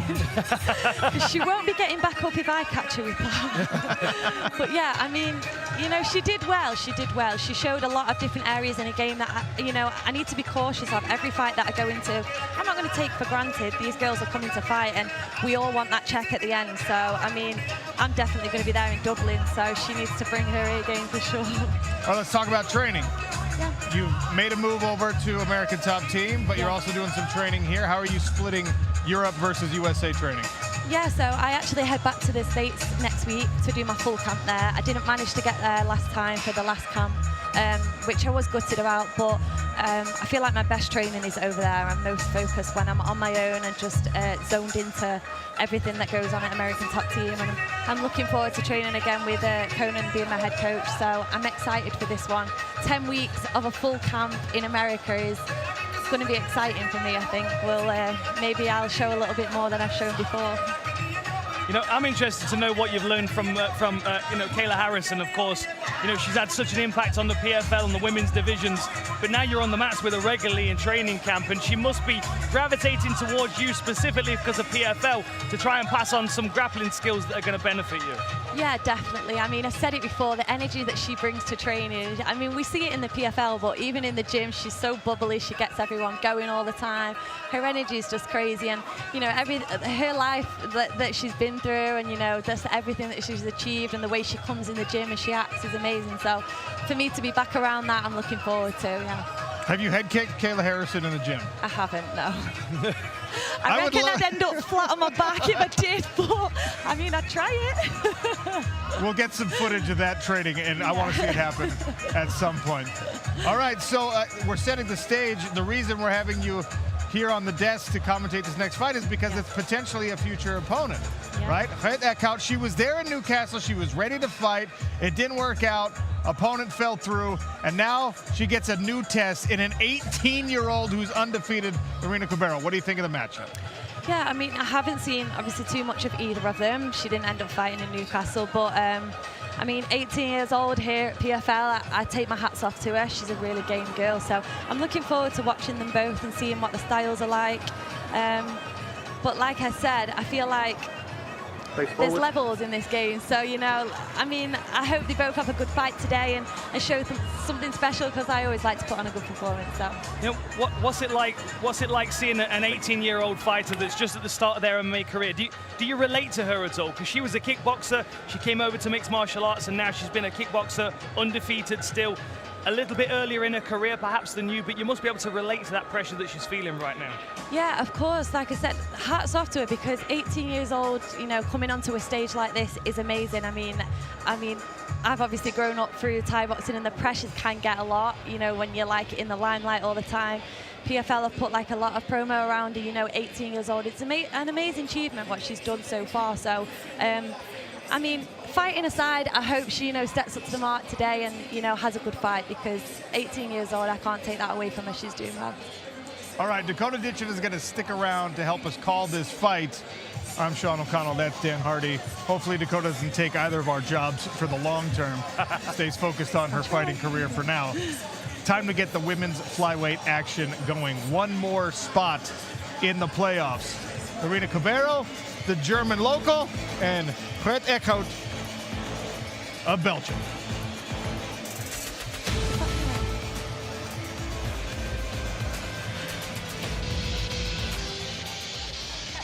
Introducing first, fighting out of the blue corner, Harit Ikot.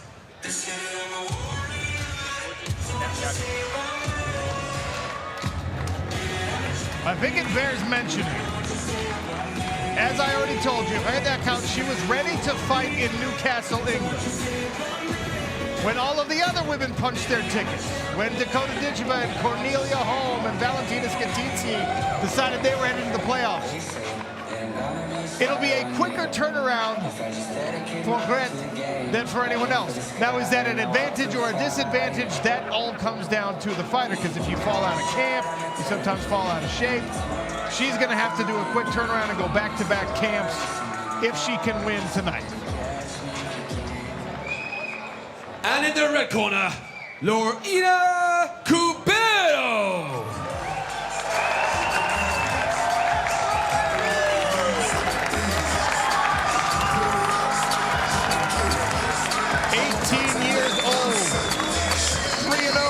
Pro mixed martial artist. We're right here in Germany. Gelsenkirchen, not too far away from Berlin. She's been training in martial arts since she was 4 years old. Began mixed martial arts at age 13.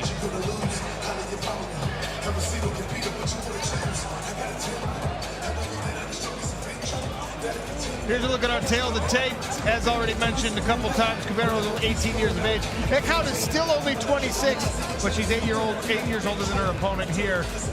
Cabrero is the taller fighter at 5 feet 7 inches. Reach advantage on both arms and legs, favoring the German fighter.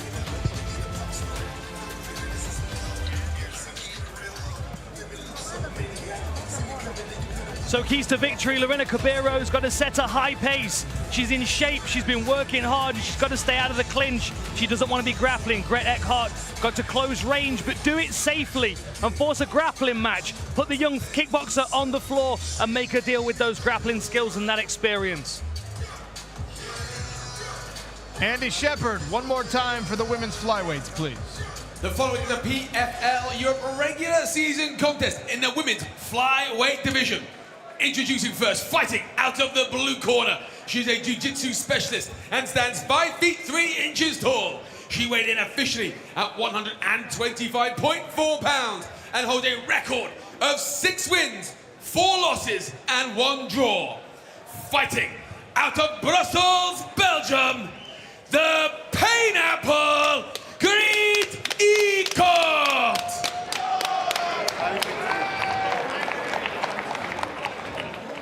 And her opponent, fighting out of the red corner, she is a striking specialist and stands 5 feet 7 inches tall.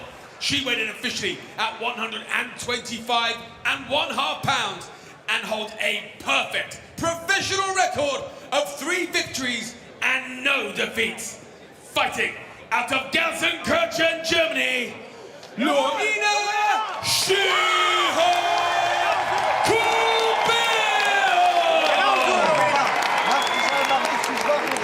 Richtig wach sein, Lorena. Hau dir ein bisschen vom Kopf.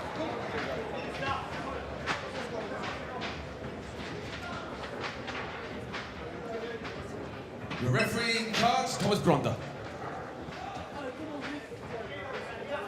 Cabero in the red, Eckhart in the gray. Touch of the gloves, and we are underway.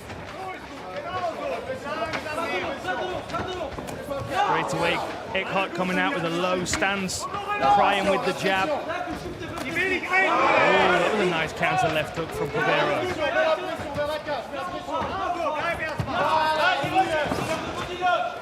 Now Gret's able to press Cabero, Schieholt into the cage here, try and set up a takedown.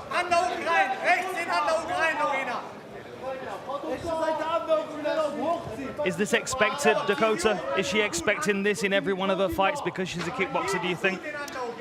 I mean, you never know until you get in there, you know. I think you can't plan too much for somebody. Things can change so quickly. That's very true. We've seen some surprises tonight, that's for sure. Such a strong opening here for Gret Eckhart. She's working herself to top position. She's past the guard, tied up one of the arms. Tied up both of the arms here. She's got that crucifix position. Lorena Cabero's trying to kick her way off the smart cage barrier. See if she can get her left arm free. She's almost in a position to set up an armbar from the bottom here if she's able to get that right leg in front of her opponent's face like this. More right hands from the Belgian fighter on top as Cabero continues to try with the flexibility to isolate that left arm of Gret Eckhart.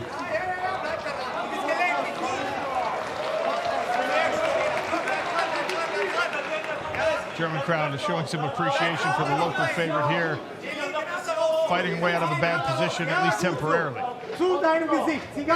Cabero's going to have to watch out for that right arm.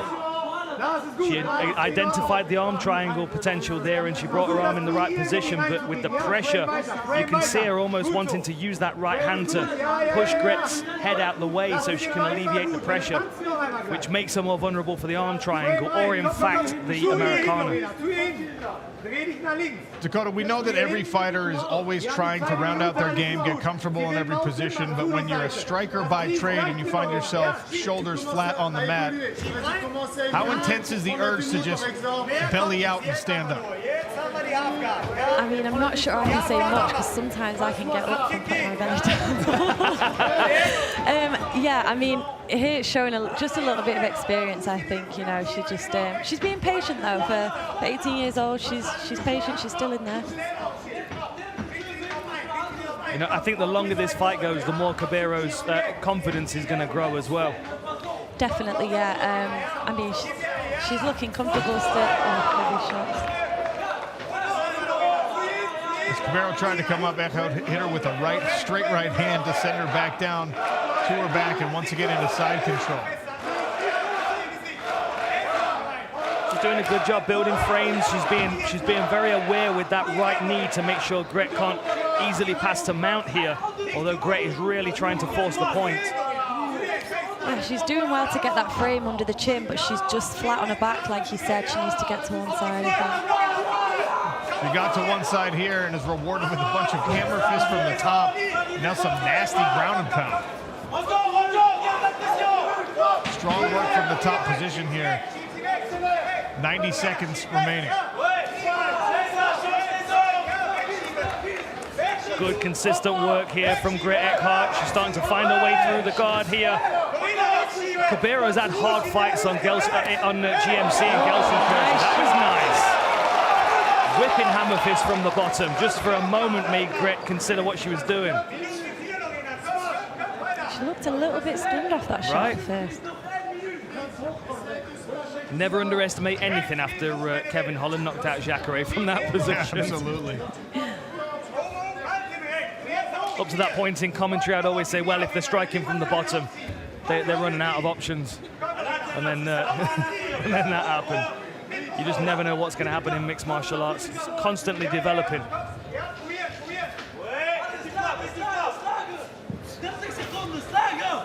Strong work here from the top position of Grant Hetko. She is just making sure most of the strikes on top are meaningful, moving the guard first. What are you doing in this position, Dakota? I mean, from the bottom, she's a lot taller. She should be able to, you know, get a little bit of distance, push with that knee, but she's kind of getting the knee there, but still holding on with her hand. She needs to separate. There's the final bell round one. Cabeiro back to the corner. Eckhout has to feel good after those first 5 minutes. PFL Europe playoffs in Paris, September 30th. Already stacked with Dakota Ditcheva. I don't know if you've ever heard of her. Simeon Powell, and now Cedric Doumbé is in the mix, making his PFL debut. Cannot wait for all of those fighters in the smart cage. Dan, what do you think of that Ditcheva? Quite a prospect. You know what? She impressed me in the last fight because I thought she was just a kickboxer, and then she went and took her opponent down. You know what was really slick? I was going to do a breakdown of it, but unfortunately we're not got time in the broadcast. She caught her arm as she was taking her back. Now, was that intentional, Dakota, or was that just fortune? Because if you did that intentionally, you need to teach that to me and everybody else. I'm not going to tell you whether I did it intentionally. Yeah, exactly. That means it was an accident. That means it was good luck. It was dominant. She's just not willing to lie about it. Round two here. Red Eckhout in the gray, Marina Cabeiro in the red. Okay, Cabeiro a bit more pep in the step here. If that lands a low kick, takes the right hand. You've got to think Gret's going to be trying to level change again after the success that she had in that first round. Nice calf kick. Oh! That lead check hook that she's using is very nice. We've seen that successful for fighters earlier in the night. Ali Taleb finished the fight with that. France Malambo had 2 near finishes.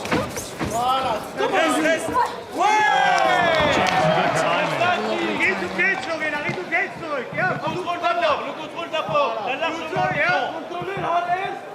Do you have it in your mind at all that you might face one of these two fighters at some point, Dakota? Are you just focused on Cornelia Holm right now? I mean, I'm just focused on picking up my money at the Dublin Arena.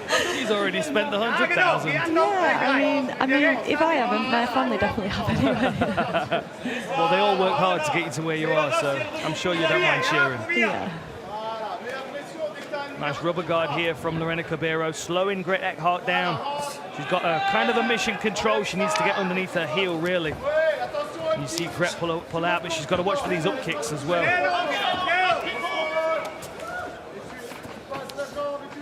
Dakota, you think she's bought herself enough space to try and stand up right now, or does she need to kick away more? No, I wouldn't risk it yet. You know, these are the moments where wrestling up is always a benefit, I think. Definitely, I think she needs to go back because she's got a little room there to get to the cage. That's probably her best bet right now. Do you prefer defending a takedown up against the fence? Do you find that more comfortable? I mean, yeah, definitely. I think it helps a lot. you definitely buy yourself a little bit more time. If it's in the centre of the cage, you have to react, you know, within seconds. But do you think Kabiro's feeling much of a strength advantage here based on the age of the two? Ryan, look at that bruise on the calf. Can you see that? I mean, I spotted that straight away. She landed a few nice calf kicks, you know, but it's just that takedown. If she can get herself back up, she can be in it again. But I think the strength advantage on the top, the pressure that she's got on her there is proving a little bit too much for her right now.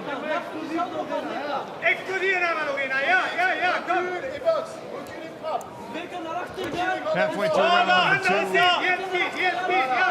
2. Playing out right now, similar to round number 1. Brett Eckhout is on top, Marina Cabero on the bottom. Yet to solve the puzzle of how to get out from under the Belgian. Some good shots here from Eckhout, using this opportunity to try and pass the half guard maybe as well.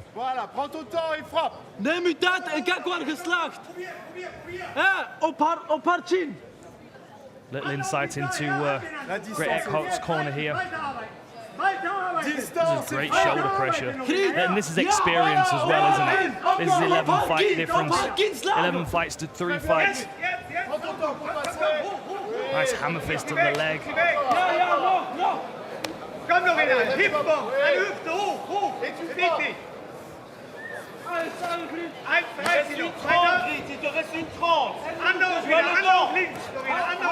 Dakota Ditchba, how are you coaching Marina Cabero to get herself back to her feet with less than a minute and a half in this round? She needs to move a bit more. I feel like she's just accepting the position at the moment. You know, she's got to fight for it. That's what she's here for. She's doing clever things defensively, but it's just not enough to get her ahead in any way at the moment. Like, she's keeping herself safe for the most part. She's getting her knees involved, building, building frames. But as you said earlier, Dakota, she's holding onto the back of her head. So she's almost engaging the grapple by holding her into this position. Now she's posting. See if she can create some space. Yeah, I mean, she's a round down, in my opinion, and you know, she's got 45 seconds left. She needs a bit of urgency to get up. She can't be accepting that position. She seems to be doing that now.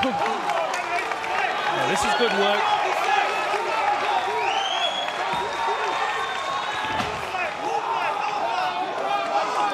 Cabero is just bowled back over with the strength of the more experienced and older fighter. Cabero only 18 years of age. Yet to taste defeat in her young mixed martial arts career, but fighting an uphill battle at the moment.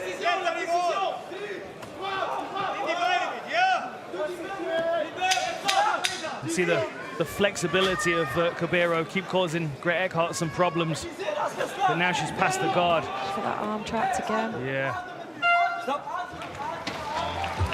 Another dominating round. Yeah, some frustration on the face of Cabero as well. I'll be interested to see what the corner team advises her for the 3rd round. You're gonna have to fight that level change from, I mean, the timing was so excellent on the takedown from Brett Eckhout that you just, you find yourself stuck and immediately on the defensive for 3+ minutes. You've got to think even feinting some knees or some uppercuts just to give Eckhout something else to consider on this level change. I mean, look at the speed of this. Beautiful, right into the hips. Outside reap on the left leg. No ability to base behind her as she's taken down. And then straight into a defensive situation once the fight hits the floor. Brian Boulan in the corner, giving some advice. Dakota Ditchba, your scorecards after 2 rounds. I think Cabero is 2 rounds down for me right now, but every fight starts on its feet, you know? Anything could happen now in this round. Some swelling on the left eye of Cabero. He tests a high kick. That calf kick again, that bruising on the outside of Brett Eckhout. She's just taking another shot. Now Cabero, I feel like she might be leaving her head on the center line a little on that calf kick. Oh. If she can double it up, maybe hide it behind a jab. Eckhout goes for her own. And now initiates another grappling exchange, taking the space away from Cabero to try and damage that leg more.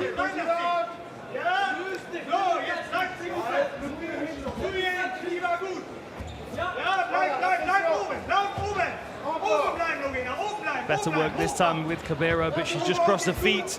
That's going to give the twisting takedown. Great learning experience for her this. I expect her to be, you know, a much better fighter after this experience, no matter what happens in the next 4 minutes. It seems like a pretty clear physical strength disparity in this fight, which one might expect because, you know, as an 18-year-old, you haven't fully grown into that physical body, and you just don't have that adult muscle mass. To overcome that, Dakota Ditchaba, I mean, obviously in fights, in competition, we haven't seen you overpowered. I imagine you're putting yourself in those situations in the gym where you're facing a stronger opponent.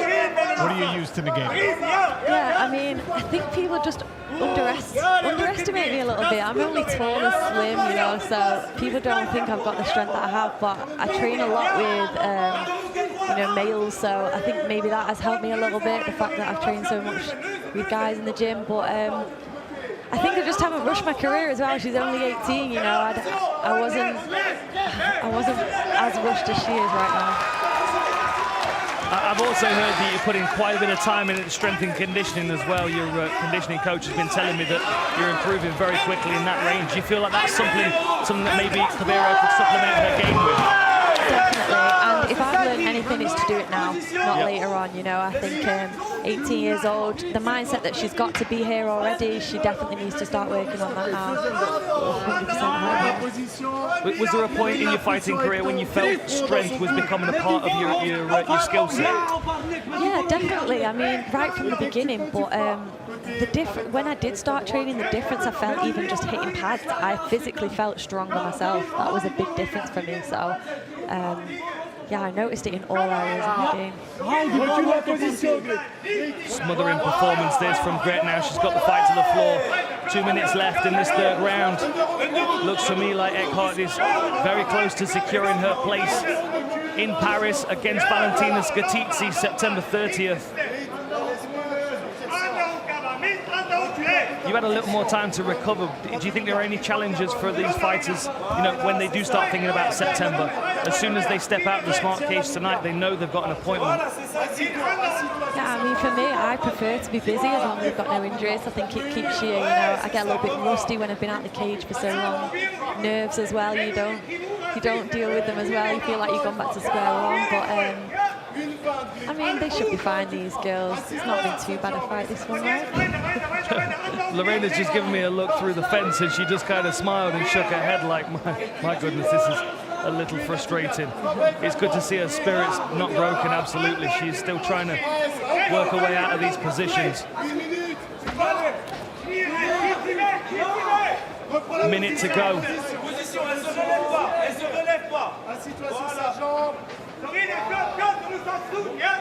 I think Cabero's had good moments, but I think for the most part, Eckhart's been able to use her strength and experience and her grappling skills, her dominant grappling skills, to be able to just control this throughout. And she's now moved to north-south, see if she can isolate one of the arms. Instead, she just goes with the left hand right down the middle. You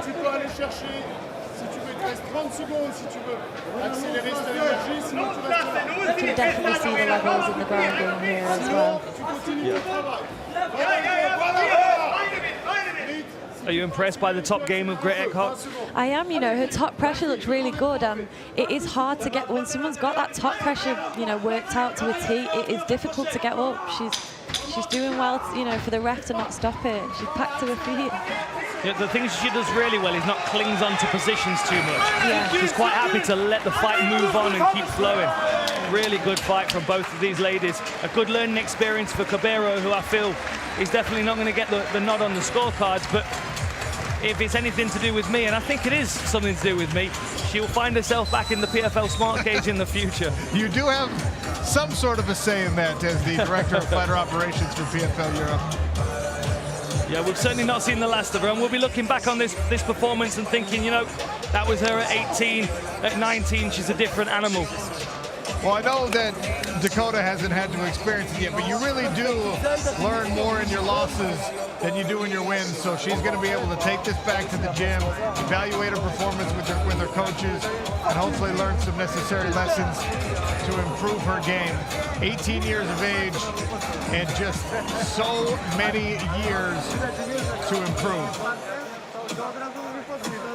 And what a place to start your journey, PFL Europe, when it first kicks off.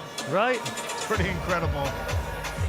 This is it. I mean, we can feel the excitement within the PFL because we know what we're building right now. In a few years' time, people are going to look back on this and be envious that we were sitting cage side for these fights, especially fighters like McGrillen that's starching people left and right.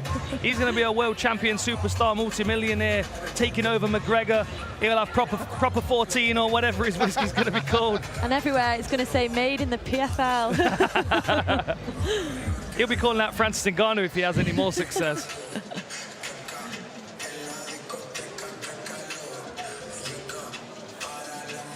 You know what? That might be the right opponent. Louis McGrillen and Ali Taleb versus Francis Ngannou. They're still probably not going to weigh the same as Francis Ngannou, though, are they? I think maybe if we have McGrillen sitting on your shoulders, you guys could fight. Little Master Blaster. Yeah, there you go. There you go. Love a Mad Max reference.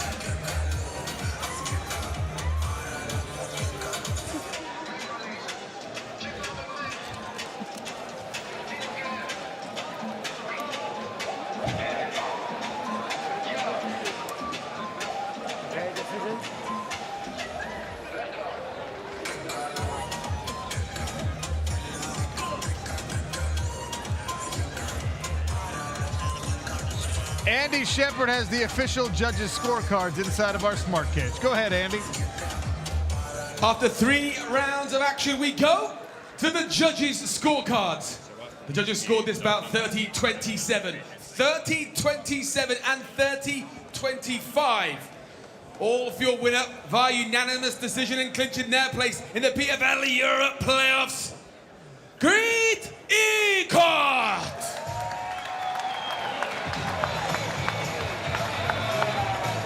So no one to face off against Valentina Skatici is not here, but Red Ecart will be fighting in Paris in a semi-final here for PFL Europe. One step closer to a $100,000 championship prize.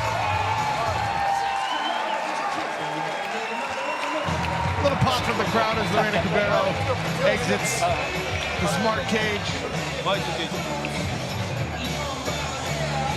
All right, give me some of these highlights.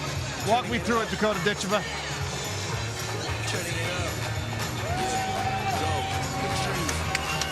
She got up a few times, you know, she did well to stay in there for the whole 3 rounds. I don't think she's going to be able to keep me down like that, so if she gets through to the next round. Starting to trash talking straight away. Yeah, I reckon I'm coming home with 100. We're going to have to teach Dakota about impartiality when you're on the analyst desk. No, she can save that until after she's finished competing. That was a good win for Grete Eckhart. She's going to move forward to September 30th in Paris. The playoffs, she's going to be facing Valentina Skatici. We can see Dakota Ditcheva's lined up against Cornelia Holm, and then the winner of those 2 fights in the playoffs will be in Dublin for the championship and that flyweight champion. I'm expecting Dakota Ditcheva's going to think her name's going to be in that position, and there are going to be 3 ladies trying to stand in her way. All right, so the flyweight bracket is set. Dakota Ditcheva will be there. Any final words about your upcoming fight before we send you away to just enjoy the main event and the co-main? Just expect something a little more exciting than that one. The trash talk from the analyst desk. It's just so savage. Dakota, thank you for sitting down with us. Thank you very much. Thank you very much. Dakota Ditcheva is going to hang out. Plenty more action to come. We have 2 bantamweight spots left up for grabs for the semifinals in Paris. Do not go anywhere, because up next will be our co-main event. PFL Berlin continues. I'm here to handle my business and get done what I gotta get done. I'm not from this world. I feel like I was built for this. I got thrown into the deep end. 6 fights. I've knocked out every single single person that I fought. He's now fought a professional boxer in Tommy Fury, and he lost. The winner by split decision, Tommy Fury. I'm a professional athlete. I've been in the most high-profile fights. How could you not respect the Diaz brothers and their resume in the fight game? Jake Paul is making the loudest noise out in the boxing scene right now. And Nate Diaz leaving this arena, because I know you don't want that shit. I'm filled with vengeance, anger. I'm more hungry than I've ever been in this boxing world. It's just two huge names going into a fight where you have literally no idea what is about to happen. I'm gonna knock this guy the f out. We're gonna see August 5th. What up, y'all? I wish I could join you in Berlin for PFL Europe 2, but I'm busy training for my fight for Nate Diaz, which y'all can see on the DAZN pay-per-view August 5th. Be there. Congrats to all the fighters who have already advanced. Y'all are doing amazing. And good luck to the rest of the fighters tonight. PFL is taking over, baby.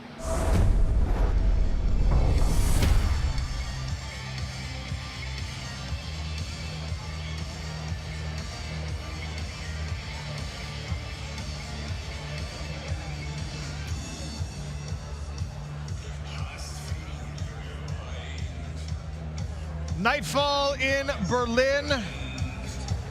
Beautiful city. Absolutely incredible time we've had here this week. Capped off, of course, by these fights. PFL Europe 2, playoff spots in the men's lightweight division, the bantamweight division, and of course the women's flyweights. Red Eckhout just booked her tickets to Paris. That's Stefan Struve. He's back. That's Dan Hardy. I am Sean O'Connell. We just saw the promo for Diaz versus Paul. We haven't had an opportunity to talk about this enough. Dan Hardy, how does that go? It's less than a month away. Yeah, you know, the thing is, it's such a fascinating thing because you've got to expect Nate Diaz to do the same things he always does. Backs up, trash talking, good defense, takes a good few shots as well and doesn't go anywhere. But Jake Paul, you know, he's got the power, he's got the size, he's got the boxing skills. I've heard he trains incredibly hard. And, you know, you've got to wonder where the focus of Nate Diaz is at this point. Does he think that putting the big gloves on and taking the grappling out of the way makes it any easier for him? Does he think that Jake Paul is going to be underestimating him at this stage in his career? I just can never count out Nate Diaz. He takes a beating, he stands in the pocket, and when his opponents get tired, he's just able to put it on them. He's just such a big, powerful fighter, right? You can see why he's landing with such power. And you've also got to think, you know, the financial support that he can give himself in these training camps is going to surround him with, you know, really, really good talent, great experience, great knowledge in boxing. He's got nothing else to do but to prepare for Nate Diaz. I'll be disappointed if I see Nate go out on his back, but he might be the person to do it, you know. So Stefan Struve, Anderson Silva hasn't been able to do it. Tyron Woodley, Ben Askren. Is Nate Diaz the right mixed martial artist to step into a boxing ring and defeat Jake Paul? I think he is. I think it's going to be really difficult because he's fighting a very powerful fighter. But Jake needs to put him out to win, because if he doesn't put him out early, Nate's going to come back. He's an amazing athlete. He's a triathlete.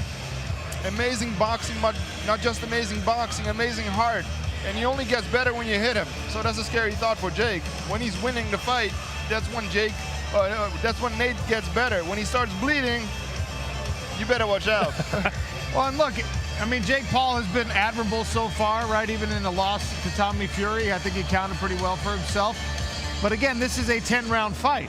And when you talk about a Diaz gas tank and what that guy has done, the battles of attrition that he has been in, that his brother has been in, the kind of training that they are legendary for, it really makes for a fascinating matchup. It's the speed, the power, the explosiveness of Jake Paul. It's the incredible veteran skill and, of course, the volume and just toughness, old leather toughness of someone like Nate Diaz. And it's less than a month away right here on DAZN pay-per-view. Now it's time for our co-main event here, PFL 2 in Europe, in Berlin. Out at the Berlin Wall, earlier in the week, Mokhtar Bakasi, Khurshid Kokorov squaring off. We are now moments away from the collision. This was them at the weigh-ins. Inching closer, closer, closer. Nose to nose. An intense face-off. and we hope an explosive fight coming up now. Show it tomorrow.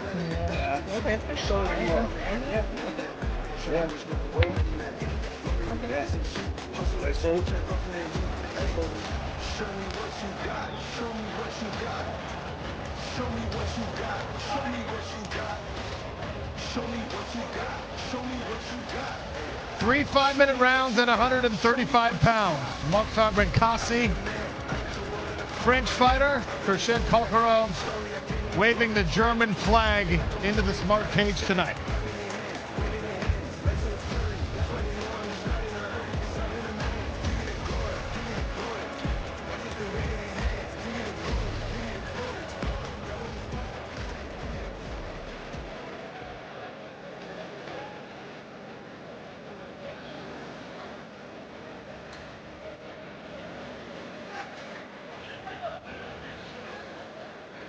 Still a packed house here at Verti Music Hall in Berlin, Germany, our second ever PFL Europe event. So far tonight, the fighters have delivered some incredible back and forth fights, some big time finishes, especially earlier on in the card. Very much looking forward to how this co-main and main event plays out. Some of the best is maybe yet to come, because this co-main event, man, I'm excited for this one. Two amazing strikers, not just strikers, finishers. Their finishing rate is close to 90%. Scary. Two knockout machines going to attack each other. And Benkasi's getting in there with 27 fights experience. You know, I was thinking about this earlier in the week.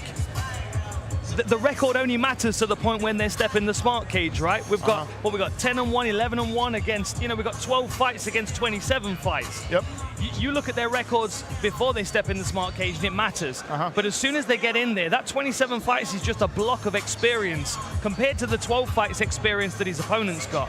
You can't underestimate Benkasi at this point in his career. He's not bothered about losing because he's already experienced losses. He's experienced frustration. But what we have seen him is really start to pull the trigger in that unfortunate fight where him and Nutsi was declared a no contest due to eye pokes. He was just starting to find his rhythm and his range in that fight. I feel like this is where we're going to start to see the best version of Benkasi, but we're going to need the best version to take on Khurshid Kokharov. We actually caught up with Mokhtar Benkassi about what he's thinking when the cage door closes. Dans ma tête, j'ai un vide, je vois que mon adversaire, même si à l'esprit martial, voilà, mais mon adversaire, j'ai envie de le détruire. Mais vraiment, j'ai envie de le détruire, même si je reste respectueux en fin de combat. Mais pendant le combat, j'ai envie de le détruire.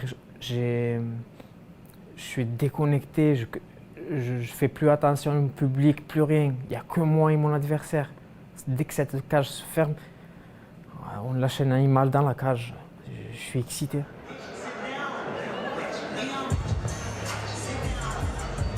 Introducing first, fighting out of the blue corner, Khurshid Kokharov.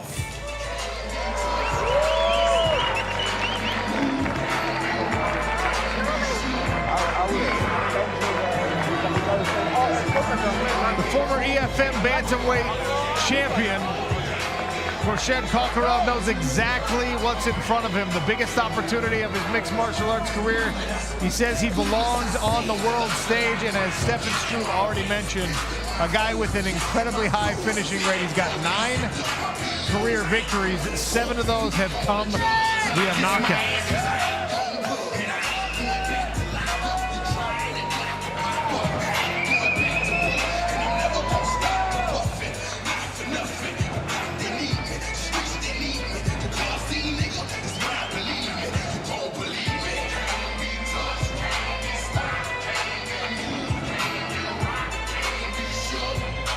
And in the red corner, Mokhtar Benkassi.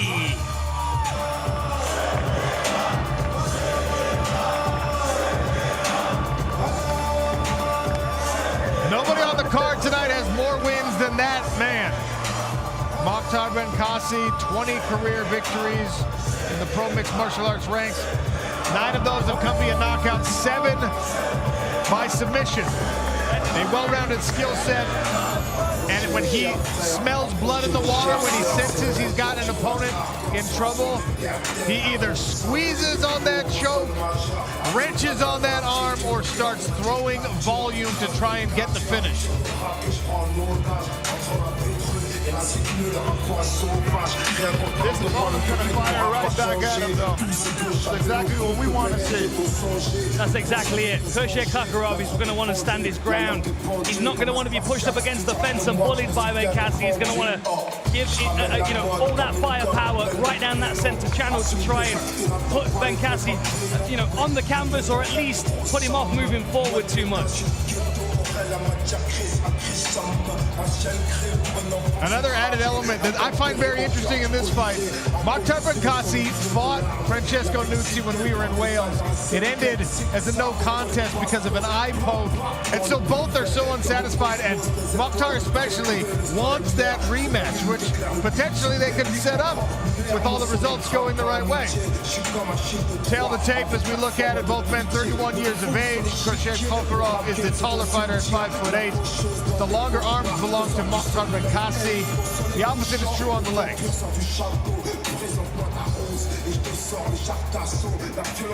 So Mokhtar Benkasi needs to be patient in this first round and use that experience to fight smart, because Khurshid is incredibly dangerous. Kicks to the legs and body is in the key for Khurshid Kakhorov. And then, of course, use feints to set up his punches. Feints was a problem that Benkasi was having against Nuzzi in Cardiff. I wonder if Khurshid's going to learn from that experience and try and turn it on him again. Andy Shepard. The following is a PFL Europe regular season contest in the bantamweight division and is our co-main event. Introducing first, fighting out of the blue corner. He is a striking specialist and stands 5 feet 8 inches tall. He weighed in officially at 135.8 pounds and holds a record of 9 wins and 1 loss. Fighting out of Gelsenkirchen, Germany, Khurshid Killer Kakhorov!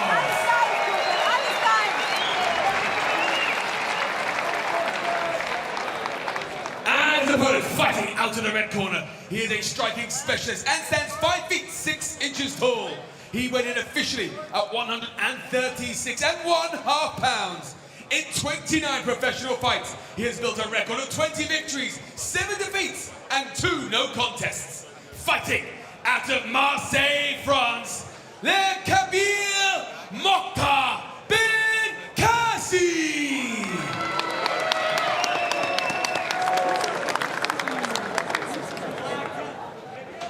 Your referee in charge, Gert Reicher. Benkasi is in the yellow trunks, Kakhorov is in the gray. Germany versus France in this co-main event. Kakhorov comes sprinting out of the corner. No glove touch between these two. They've been wanting to fight since Tuesday.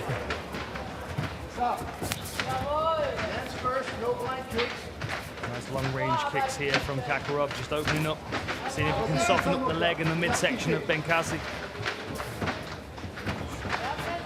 Kakhorov's had a very interesting journey through his career. Actually born in Tajikistan, then came to Germany, training now in Las Vegas at Extreme Couture. Sharp inside leg kick and just missed with the right hand.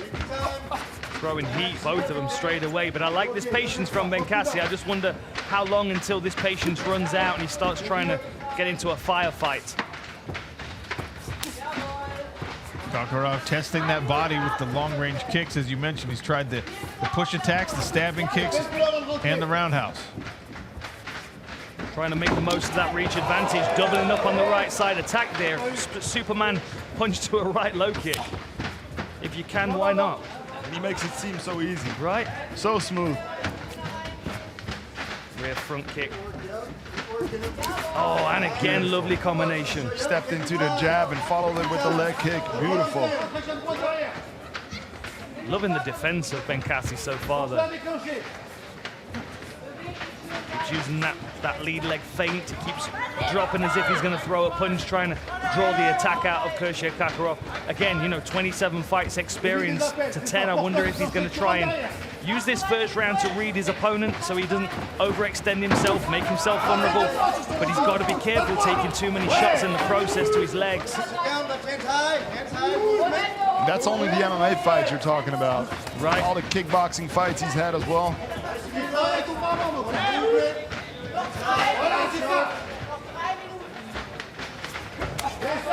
Now at the 3-minute mark, Benkasi starting to offer a little attack of his own.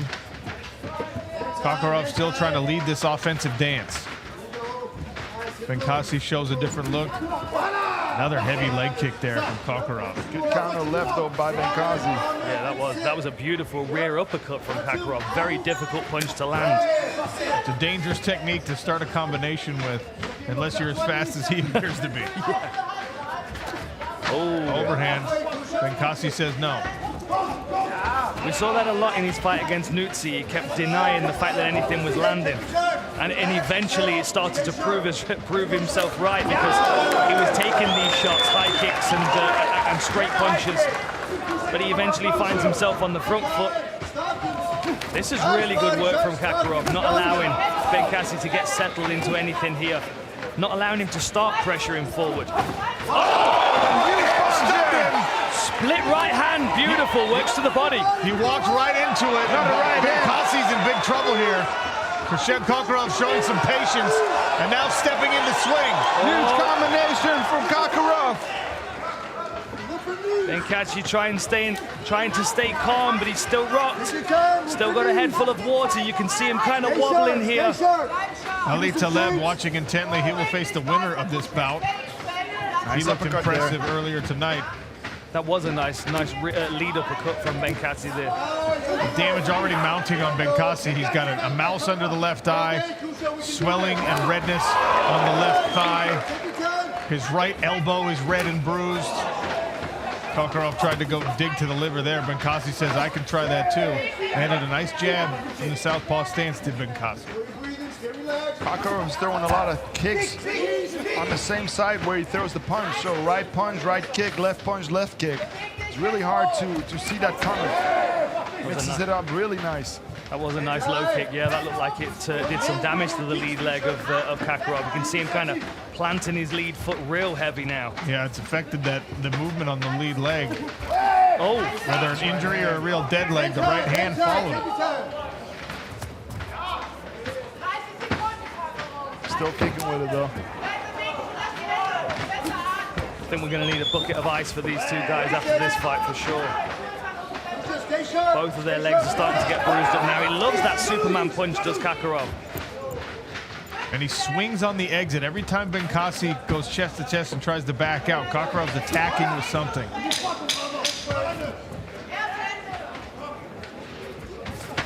Really nice first round of striking from both of these. Final few seconds here. There's the bell. Wow. Strong round from Kakhorov especially. Benkasi also had some moments. I'm curious to see if that leg kick was a temporary deadening of the nerve, or if that's something that we need to watch as we get into round 2 and maybe 3 beyond. Yeah, good shout. It looked like it had an immediate effect. I think it targeted just at the side of the knee. I mean, we've seen that a few times before. Jimmy Crute is the one that stands out to me. You take one kick on that joint and immediately the leg goes dead. You've hit that the nerve in the front of the calf. He might be able to get his movement back though. This sitting on the stool I don't think is helpful though. And that was a beautiful straight right to the chin as Benkasi was moving forward.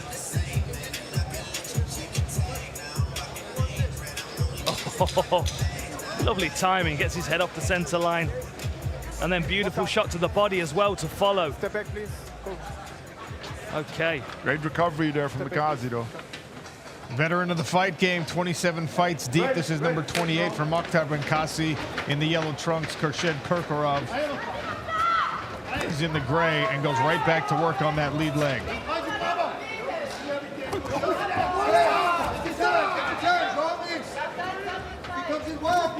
Oh, kick to the face there. Look at the bruising on the legs of Benkesi. It's worth noting where the bruising is, though, above the knee on the outside and inside of the legs. It's going to hurt. It's going to hurt even more tomorrow on the flight home, but the calf is really where you start to see someone's base be dismantled in a short time. Yeah, you can see that Kakarov mixes it up really nice. You see the marks all over his body, as you say, Dan. Right? Kakarov to me looks like he's always standing primed to fire a fast punch, whereas Benkesi's, you know, he moves and he kind of bounds around a bit and he feints. For me, Kakarov is he's tense, ready to fire, and that makes it difficult to know when to approach him because he's going to fire something at you straight away. He's done it several times, goes to the inside, then as soon as that foot plants, right to the outside leg kick. He also switches from orthodox to southpaw like it's nothing. Very natural.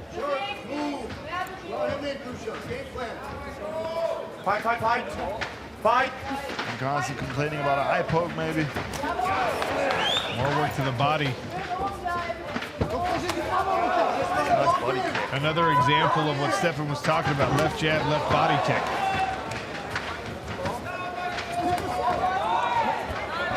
Seems to hurt his own leg there. I see Benkesi having some problems with that right eye. Maybe that's the universe balancing things out from the Nutsi fight.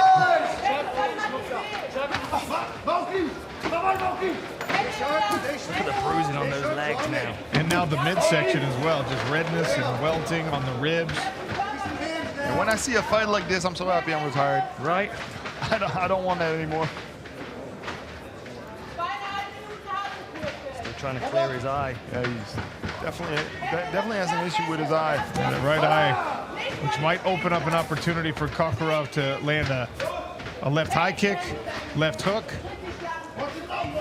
You can see there, Mokhtar Benkesi is just blinking constantly with the right side. Thing is, it may well have been a closed glove that did the damage, which means it's a fair strike.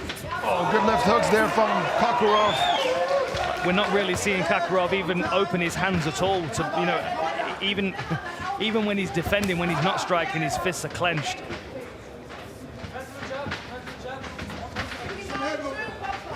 Hands tight.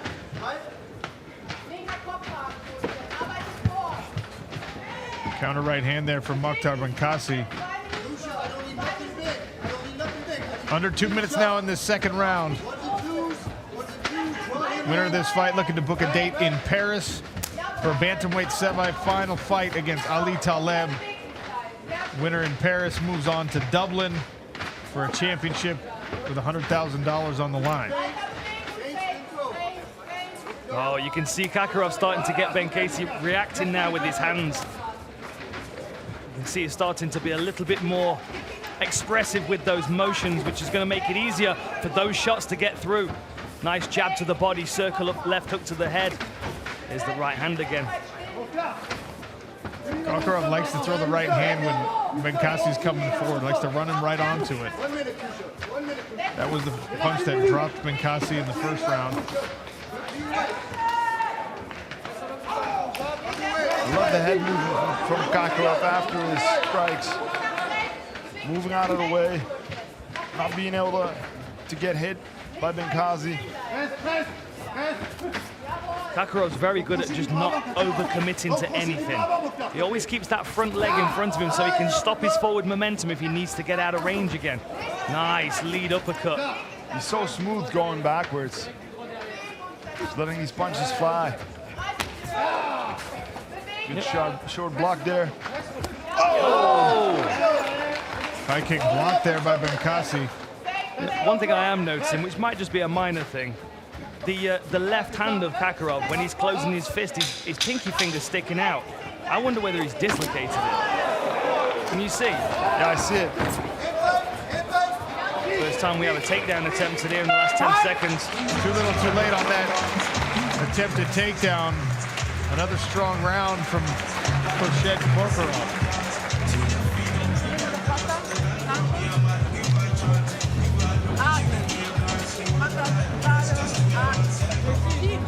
Where you come from? You got looks like Benkazi's eye is better. Still blinking a little bit, but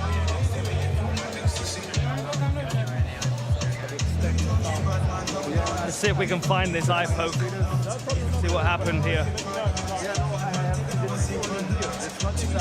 Looks like the thumb stuck into the eye socket. Yeah. Certainly not intentional, though. here's the pinky finger you were talking about, Dan. They're not working on it in the corner, so they didn't pay any attention to it. He just pulled at it, though. Yeah. Okay.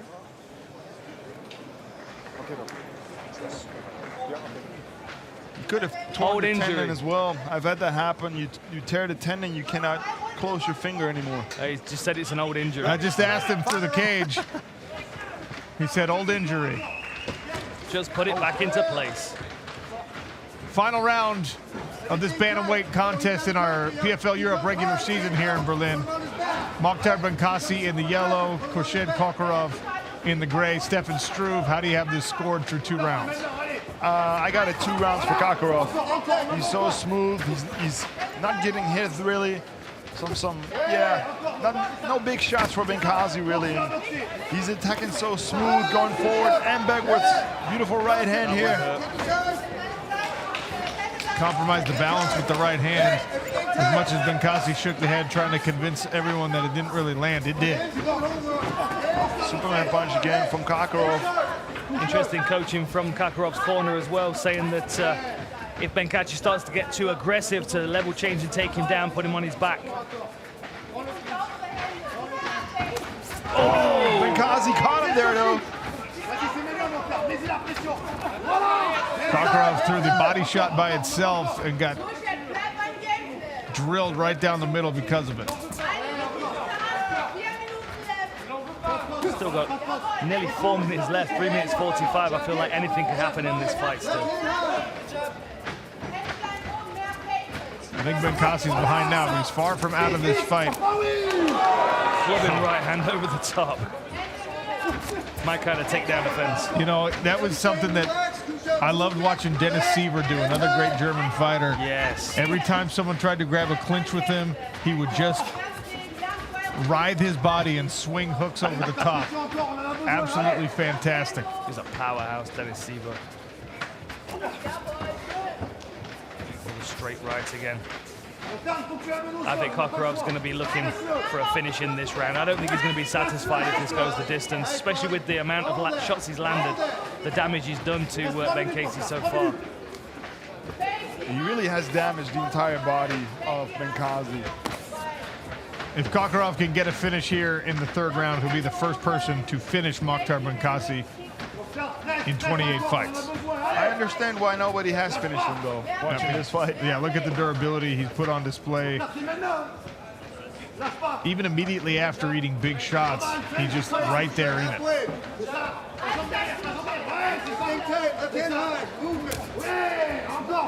Good leg kick there from Benkasi.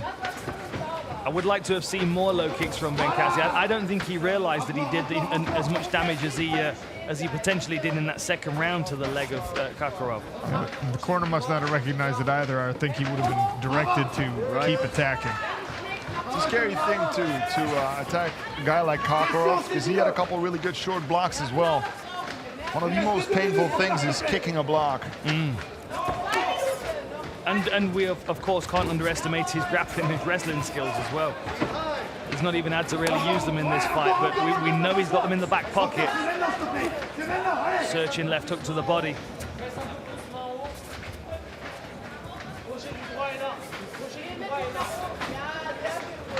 He's really making the most out of the reach and height advantage. Beautiful to see. His footwork's fantastic as well. Oh, there it is again. Superman punch to low kick. I'm drilling that tomorrow afternoon when I get home. You just don't expect that. Right? You can't cover for both. There's no way. Dan Hardy, I don't believe you're going to be drilling any fight techniques tomorrow when you get home. It's going to be a nap. Yeah, that's very true. I might just be out for 24 hours. Monday. I'll send you a video, Sean.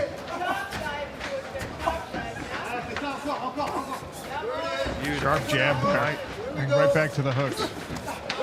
Good right hand from Mokhtar Benkasi. Yeah, nice jab from Kakarov. Great answer from Benkasi there. Nice level change body lock, but good defense from Kakarov. Ali Taleb getting the winner's treatment there cage side. Watching on. Whoever wins this fight will be his opponent in Paris. And it looks like it's going to be Kakarov, but we got 30 seconds left. I'd be interested to get Ali Taleb's thoughts on this fight. Oh, beautiful! Shots were getting through. Nice foot sweep by Benkasi. Mokhtar Benkasi has the fastest recovery I have seen in a long time. Last 10 seconds. Still avoided being stopped even if he is losing this fight. Final bell. Wow. I think Sider Europe is going to be a little angry with you on that, Sean. Wow. What a fight. What a pace. Khurshid Kakarov really just putting the full striking display in front of us here in Berlin. Beautiful technical striking, just fluid all the way through. Nice footwork, lateral movement, stinging his opponent at every opportunity, working from both stances as well, which was, you know, almost as impressive as his striking skills for me. Keeping the question mark in his opponent's head. What's coming next? What's coming next? Superman punch to low kick. Who's expecting that? Really slick work. Beautiful. Look at the crisp right hand lands right on the chin of Benkasi. Took 2 clean right hands there. Was able to get the body lock and a little foot sweep to get himself out of trouble for a moment. Kakarov desperately trying to get the finish. Put everything in the right hand. Right. Benkasi took it. That second right hand would have put a lot of people down. Right.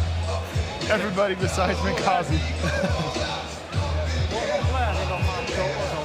Can't wait to see a striking matchup between Kakarov and Taleb if that's the fight that we're going to see, which I think we feel confident about.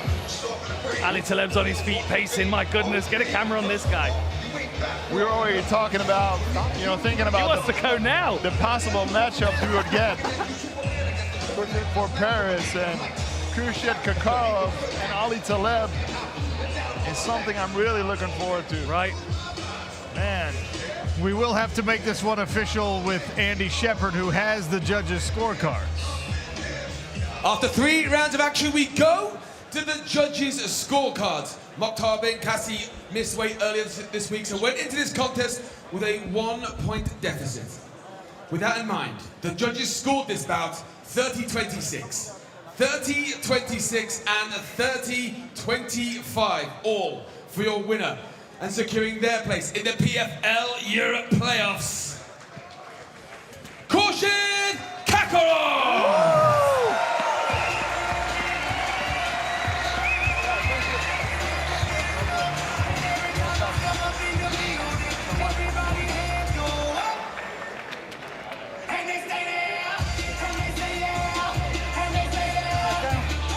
Okay, so Sean O'Connell is in the smart cage right now.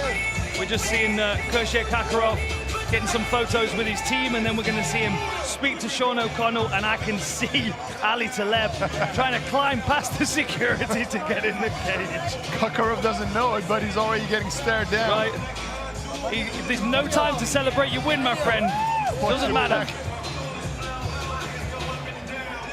All right, let's get Khurshid Kakarov over there with Sean O'Connell.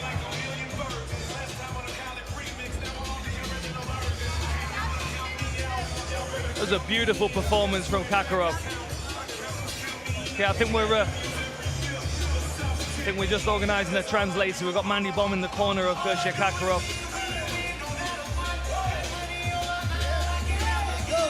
Oh, Kakarov's shirt's coming back off. Shirt's off, flags in.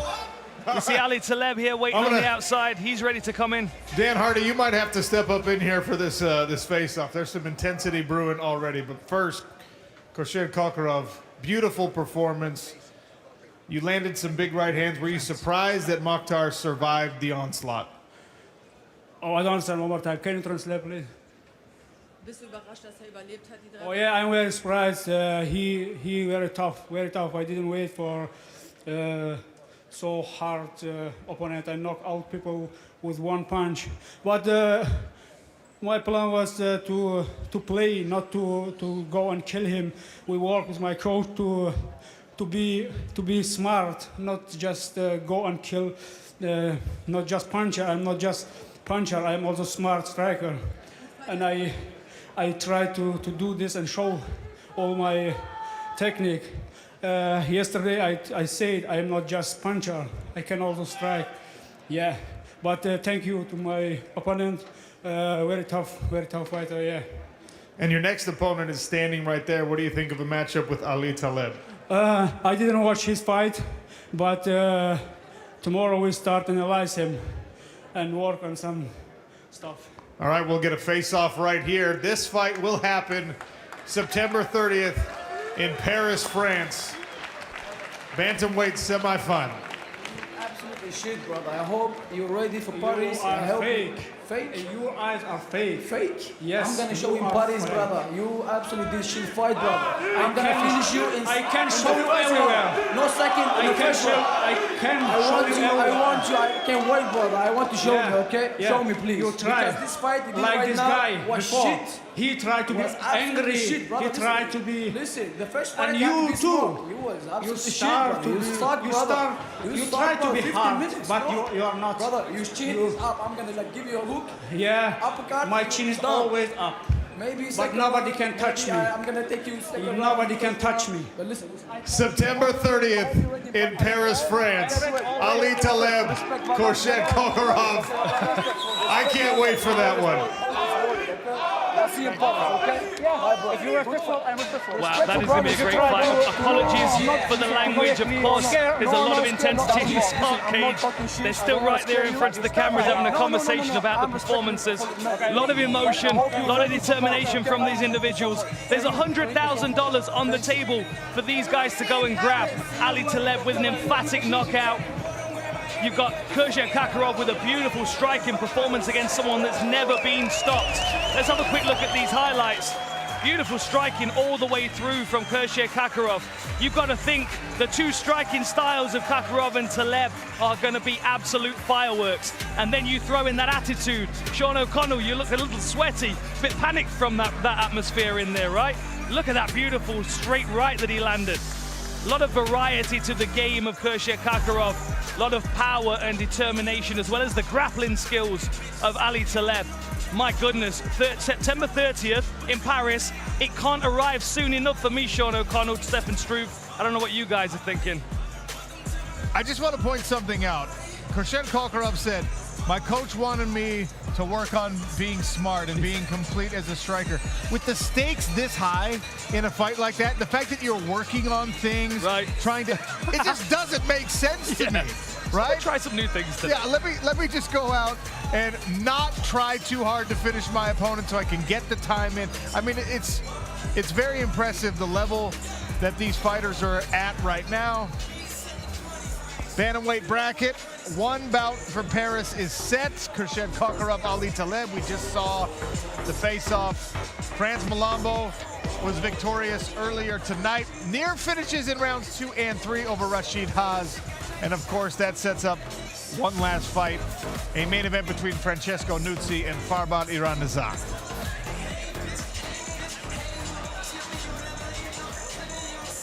Speaking of Paris, France, September 30th, we've got playoff action. All of the fighters in all of these brackets will be trying to keep the $100,000 dream alive in PFL Europe, trying to prove that they are the best European fighters and maybe get an invitation to the PFL Global season. But that's not all. I feel like I'm doing an infomercial here.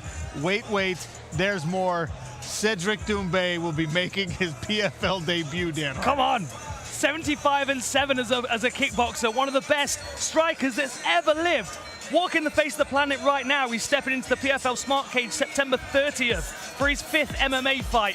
He is lethal. He is one of the best strikers that you will ever see compete, and he's transitioned into mixed martial arts, defending takedowns, forcing people to deal with his lethal hands and kicks. Now, 4-0 undefeated, stopping people with beautiful strikes. What's he going to look like in Paris with the whole arena cheering his name? That pressure for a young mixed martial arts fighter that's got a whole volume of kickboxing experience. I want to also point out Cedric Doumbé is a welterweight, and welterweight, Stefan Struve, is the most stacked division we have in the Professional Fighters League. Yes, sir. That man looking to be part of the global season in 2024. Yeah, sounds like a pretty good addition to the welterweight division. Man, along with all the matchups we got out of Newcastle for the light heavyweights and the women strawweights, man, it's going to be incredible. It's going to be absolutely fantastic. Paris is going to be on fire. There's, by the way, the Rugby World Cup is happening in France at the same time, so it's just going to be an absolutely incredible sport atmosphere when we get to that point in September. And again, I cannot stress this enough. The $100,000 is enough motivation for all of the fighters in each of these 4 weight classes in PFL Europe. But it's the carrot that you dangle beyond that. If you can be the PFL European champion, what's standing in your way? What's keeping you off of the PFL global roster where you can chase a $1 million championship in the full season with 4 fights in less than 8 months? You can get the job done here in Europe and get invited to an even bigger show. It's absolutely incredible. It is the path that the PFL brass wanted to create for European prospects. There is now a system in place for the top talent in Europe to get to the global stage and real wealth, real opportunity in their mixed martial arts careers. We have one more fight coming up here tonight. It is our main event. Here they were at the Berlin Wall with Dan Hardy, Francesco Nuzzi, Farbad Iran Nazad coming up next. I'm here to handle my business and get done what I gotta get done. I'm not from this world. You guys are still watching. Do realistic stuff, gets you views. And so I got thrown into the deep end. 6 fights, beat everyone, knocked everyone onto the canvas. I've knocked out every single person that I've fought. I'm a professional athlete. I've been training since I was a kid. Jake Paul is making the loudest noise out in the boxing scene right now. And Nate Diaz leaving this arena. Because I know you don't want that Jake Paul's quite a polarizing character. Good morning, Conor McGregor. I know you're probably beating up old dudes in a bar right now. Or Tries to get a rise out of people. you're ducking me because you don't want to lose to a f***ing YouTuber. I'm filled with vengeance, anger. I'm more hungry than I've ever been in this boxing world. Nate Diaz. There's going to be antics for sure. Excited to put on a massive event. He's going to be trying to do something to shake Jake Paul. It's awesome to bring it back here. And is this man leaving? He said he's just going to the restroom.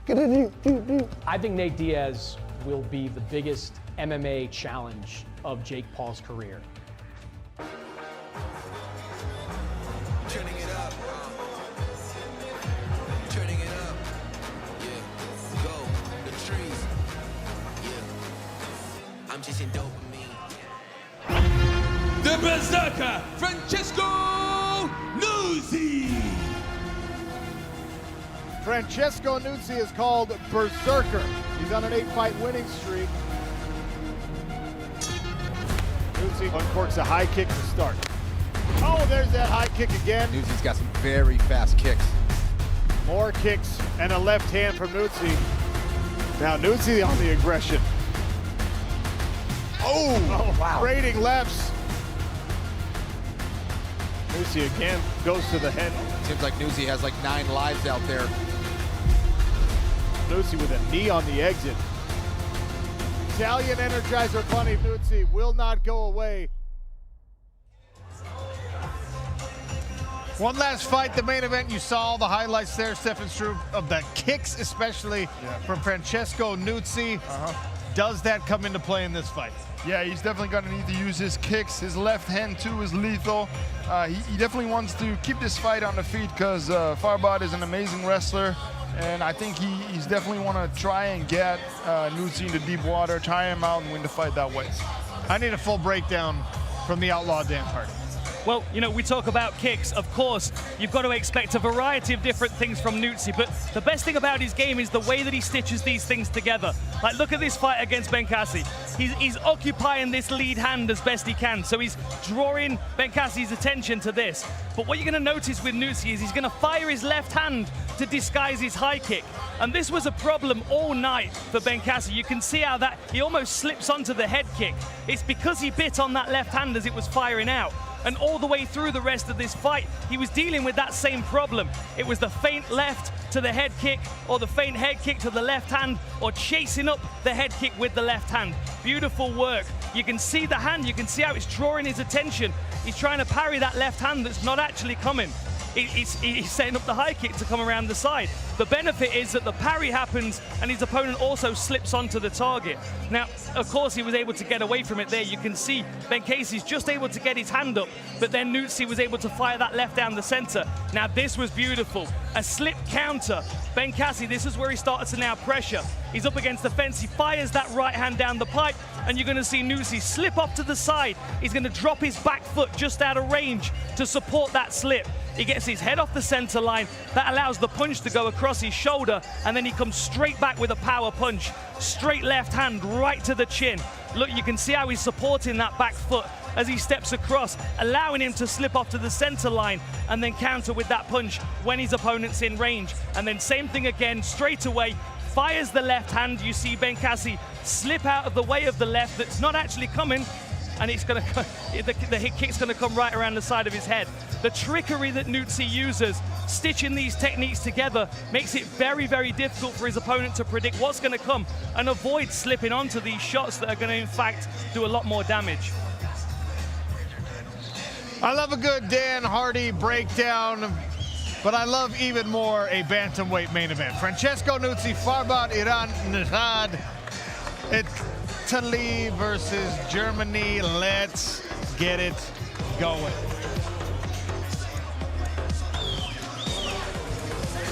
Three 5-minute rounds with one more bantamweight playoff spot up for grabs.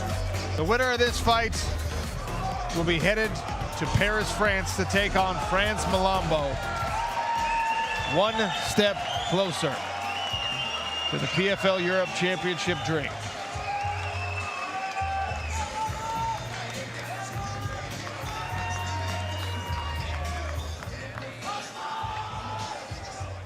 Introducing first, fighting out of the blue corner, Farbad Iran Nihad.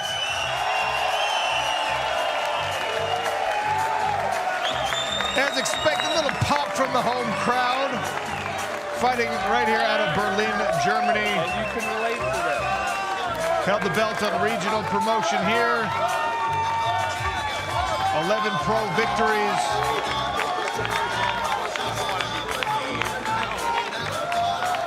He's on a 3-fight win streak coming into tonight. Looking to stop the momentum of Francesco Nutsi's career.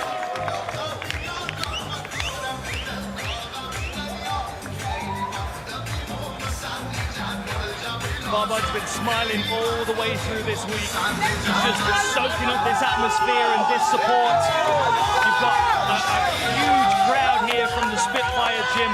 They've been grabbing their tickets all week, ready to see Farbad Iran Nihad in this main event against Francesco Nutsi. Wait till he gets announced in the smart cage in a moment by Andy Shepherd. You're going to hear that pop from the crowd.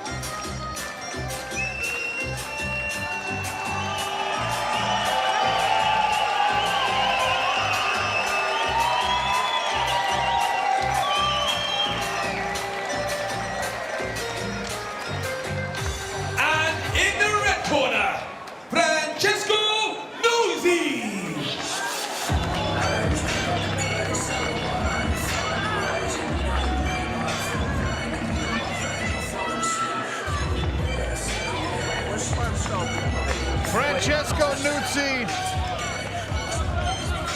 last time out against Mokhtar Benkasi, whose toughness is above reproach at this point. Fought hard, fought long, and then an eye poke ended the fight. This man has yet to get over it. Unfinished business inside the PFL smart cage. They call him Berserker for a very good reason.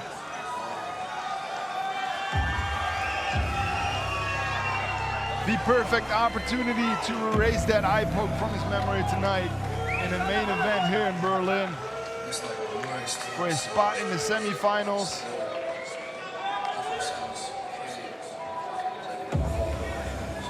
There's so much support. Farbod is just standing, looking around the arena, saying hello to everybody that he knows.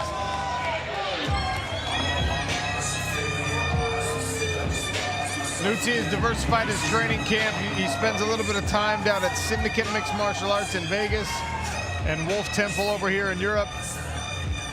Here's our tail of the tape for the main event. Francesco Nutsi, 26 years of age. Farbod Iranlijad is 32.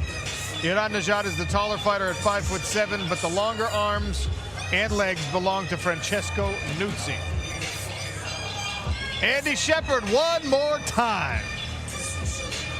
The following is a PFL Europe regular season contest in the bantamweight division and is our main event of the evening. Introducing first, fighting out of the blue corner.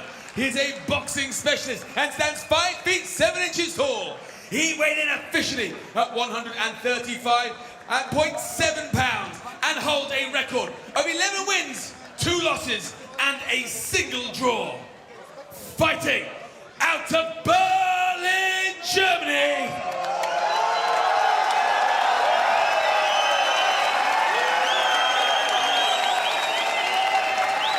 Farbod Iranlijad.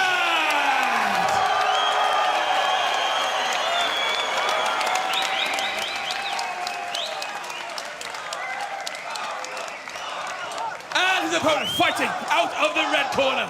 He is a striking specialist and stands 5 feet 6 inches tall. He weighed in officially at 135.3 pounds. His record consists of 9 victories, 1 defeat, and 1 no contest. Fighting out of Altamura, Bari, Italy, Berserker Francesco Nutsi. Your judges at cage-side for this contest are Vito Polito, Derek Hickey, and Nick Scundi, and your referee in charge, Rich Mitchell. Gentlemen, centre please. Gentlemen, you're going to protect yourselves at all times. You're going to obey my instructions at all times. You keep fighting until I tell you to stop. Touch gloves if you want. Step back.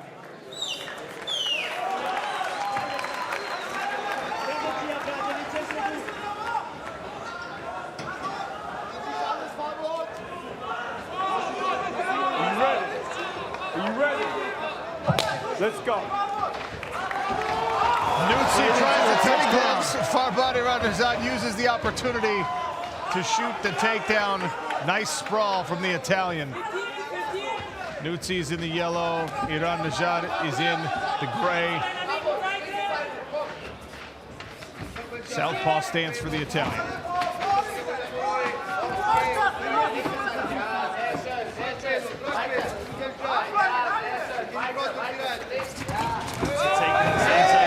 Farbod trying to level change underneath the pressure. A little nod from Farbod there. Head outside single here. Now switches it to the head inside. Drives through, got Nutsi off balance. Beautiful corner turn there on that single leg. Nutsi's going to be difficult to control though when he has submissions on the floor as well. Farbod has to take top position and get past his guard. This is good work, pressure into the back here. This is Farbod at his best. Wants to tire Nutsi out. But good defense from Nutsi as well.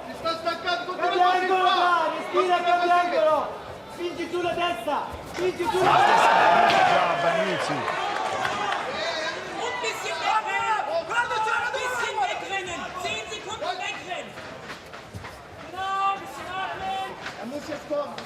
Farbod circling away from that left leg of Francesco Nutsi. There it was.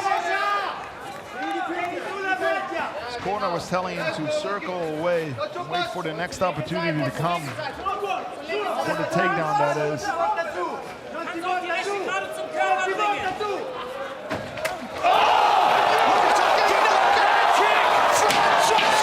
Nutsi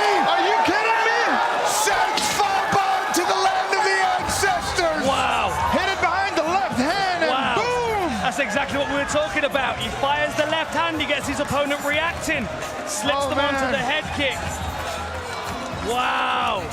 Left hand, left kick, and Farbod does not know where he is. What a knockout. What an absolute weapon. Wow, that was a beautiful setup. That's what we were talking about. He has a beautiful way of setting up that head kick. Really, really slick. We talked about it in the Conqueror Benghazi fight. Conqueror was having big success with it too. Throwing kicks after throwing punches on the same side. Nutsi did the same thing. He threw that left to hide the kick and boom! I already can't wait to see the replay. What a beautiful finish that was. Franz Malambo looking on next to the smart cage, knowing what his matchup is going to look like now in Paris. Farbod's up on his stool. He'll be disappointed with himself, but this is high-stakes MMA. That's why these are the best prospects in Europe. Like, you've got to keep an eye on this guy. He's 10-1 now. He's moving forward to Paris to face Franz Malambo. That is going to be incredibly explosive. And Malambo's going to need to be on his timing. He's going to need to leave that ring rust in Berlin. Yeah, Haas almost caught him a couple times with a left head kick, so he's going to have to work on that defense. Pretty sure Coach Kavanaugh's going to tell him that. Oh, yeah. Look, what a knockout this was, though. The highlight, rightfully so, is going to be focused on that high kick. The left shin just landing perfectly. But it's important to acknowledge the sprawl and the takedown defense that we saw from Nutsi, because Farbod Iranejad is a formidable wrestler, an incredibly powerful bantamweight. And you don't land this kick if you're laying on your back. Here it comes, Stefan. Oh, man. He only takes one step as well, so the only step he takes, it's the left hand and the kick as well. And see how it draws his hand away from his head? And Farbod drops his head into the kick. What an incredible technique. Oh, man. This is the thing as well, because you're moving towards the technique, the power.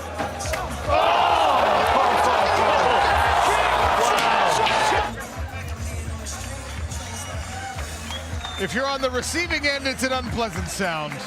See the timing on that? He was waiting just a second to throw that left hand, and then he threw that kick. He knew exactly what he was doing. And you see it, a little pause in that, him throwing that punch, and then boom. Oh, man. Wow. It reminds me of Robert Whittaker. He does the same thing with his right kick. Yes, Rob Whittaker against... Unreal. He can delete all of his highlight reels that have stood up to this point and just play that over and over again. That was incredible. Andy Shepherd makes it official. Ladies and gentlemen, referee Rich Mitchell calls a halt to the action at 1 minute and 52 seconds of round number 1. Declaring your winner via knockout and clinching their place in the PFL Europe playoffs, Francesco Nuzzi! Viva Verso Italia! Moreno, ora toccata! Let's go, coach! Okay, I think Sean O'Connell is in the smart cage, ready to interview our winner. All right, Francesco Nuzzi, a beautiful head kick knockout. We knew the left leg was a great weapon for you. Was that the game plan the whole time to land that kick? It's hard work, easy fight. All day, 3, 4 times 1 day, work. It's thank you my coach Rosas, all the family, the team Moreno, thank you Wolf Tempo. Thank you, Trap Jiu-Jitsu Laccia. It's no team, it's different, it's very family. It's a study, watch the video, bam, gameplay, and this is his result. You had to stuff the takedowns. Farbod is a great wrestler. He got his hands on you. You were able to escape and land the kick. I am the best. I am the best wrestler, the best grappler, the best striker. Submission, okay, no problem. 1 second. TKO, bam, 1 second. I'm a killer. And now you're headed to Paris, and you'll take on France Malambo in your semifinal matchup. Let's get a little face-off here, fellas. You're pushing me back. All right, these guys get along just fine. We're not going to get anything spicy. Francesco Nuzzi, congratulations. France Malambo, we will see you in Paris September 30th, ladies and gentlemen. Semi-final action. Thank you, gentlemen. Paris, see you in Paris, yeah? Yes.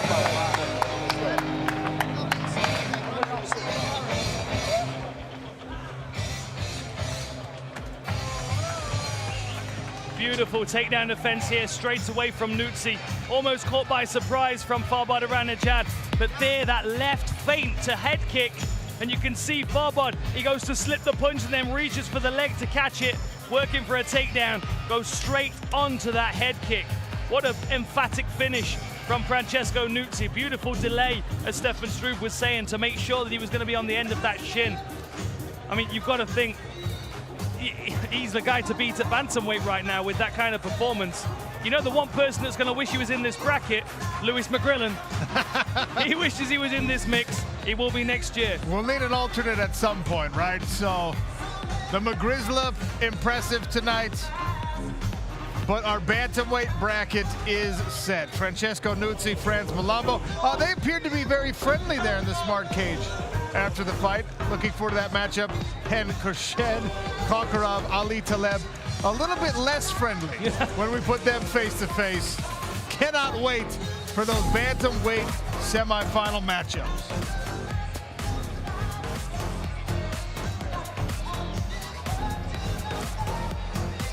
The PFL Europe playoffs are now set. Some final thoughts from Berlin right after this, right here on DAZN. This is the moment. The stage is set. The final chapter is ready to be written. What a victory! And his dreams can come true. Your winner by unanimous decision. What racing! Ruthless from Barcelona! It's Barcelona's night. It's Barcelona's year.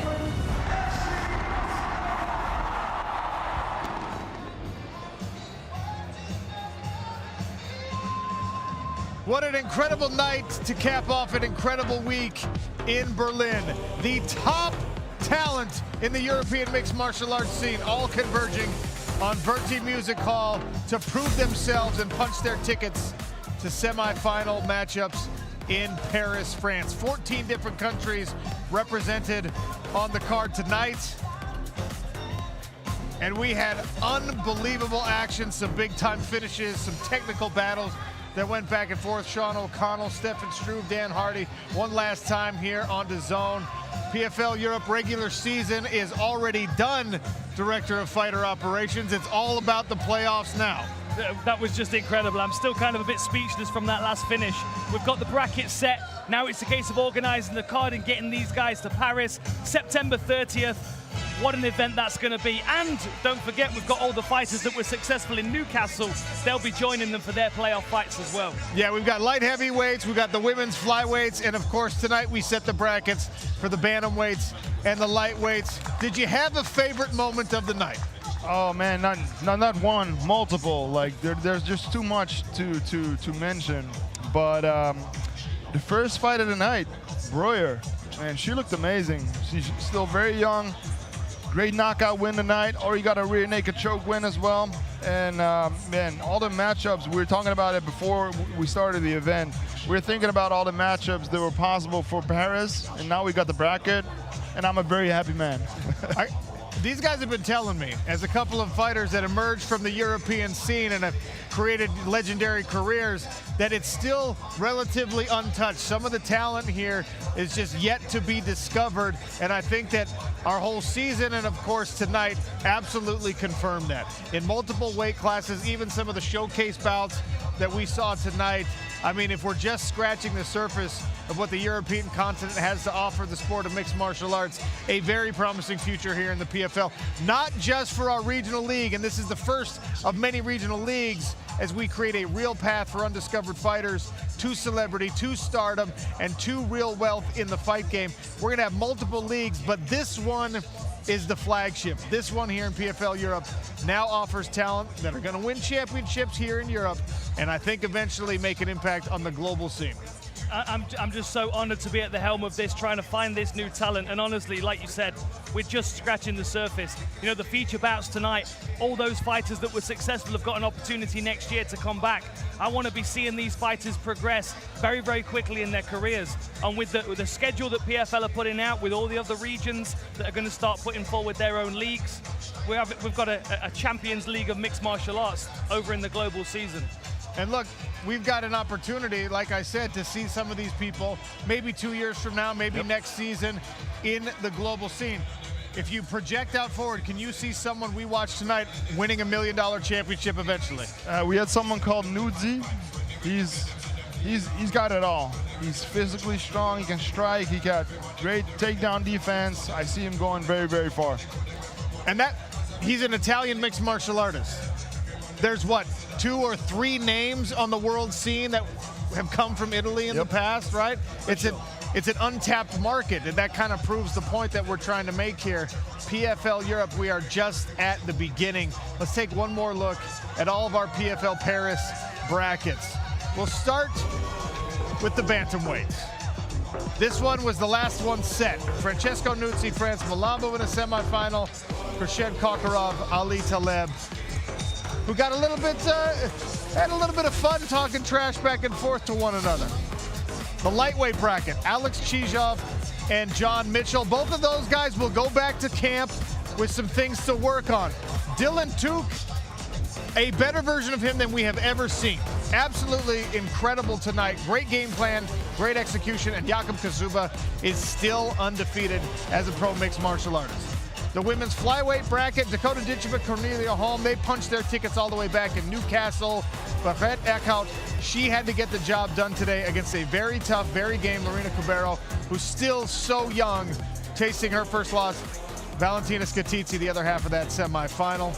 And then, of course, everyone's favorite weight class, because all the tough and handsome guys are 205ers. Simeon Powell, Abdullah Arami, that promises to be a hard-hitting affair. And Jacob Neto, Anthony Salomon. I promise you, at least 2 of these guys are going to be household names at some point in their careers.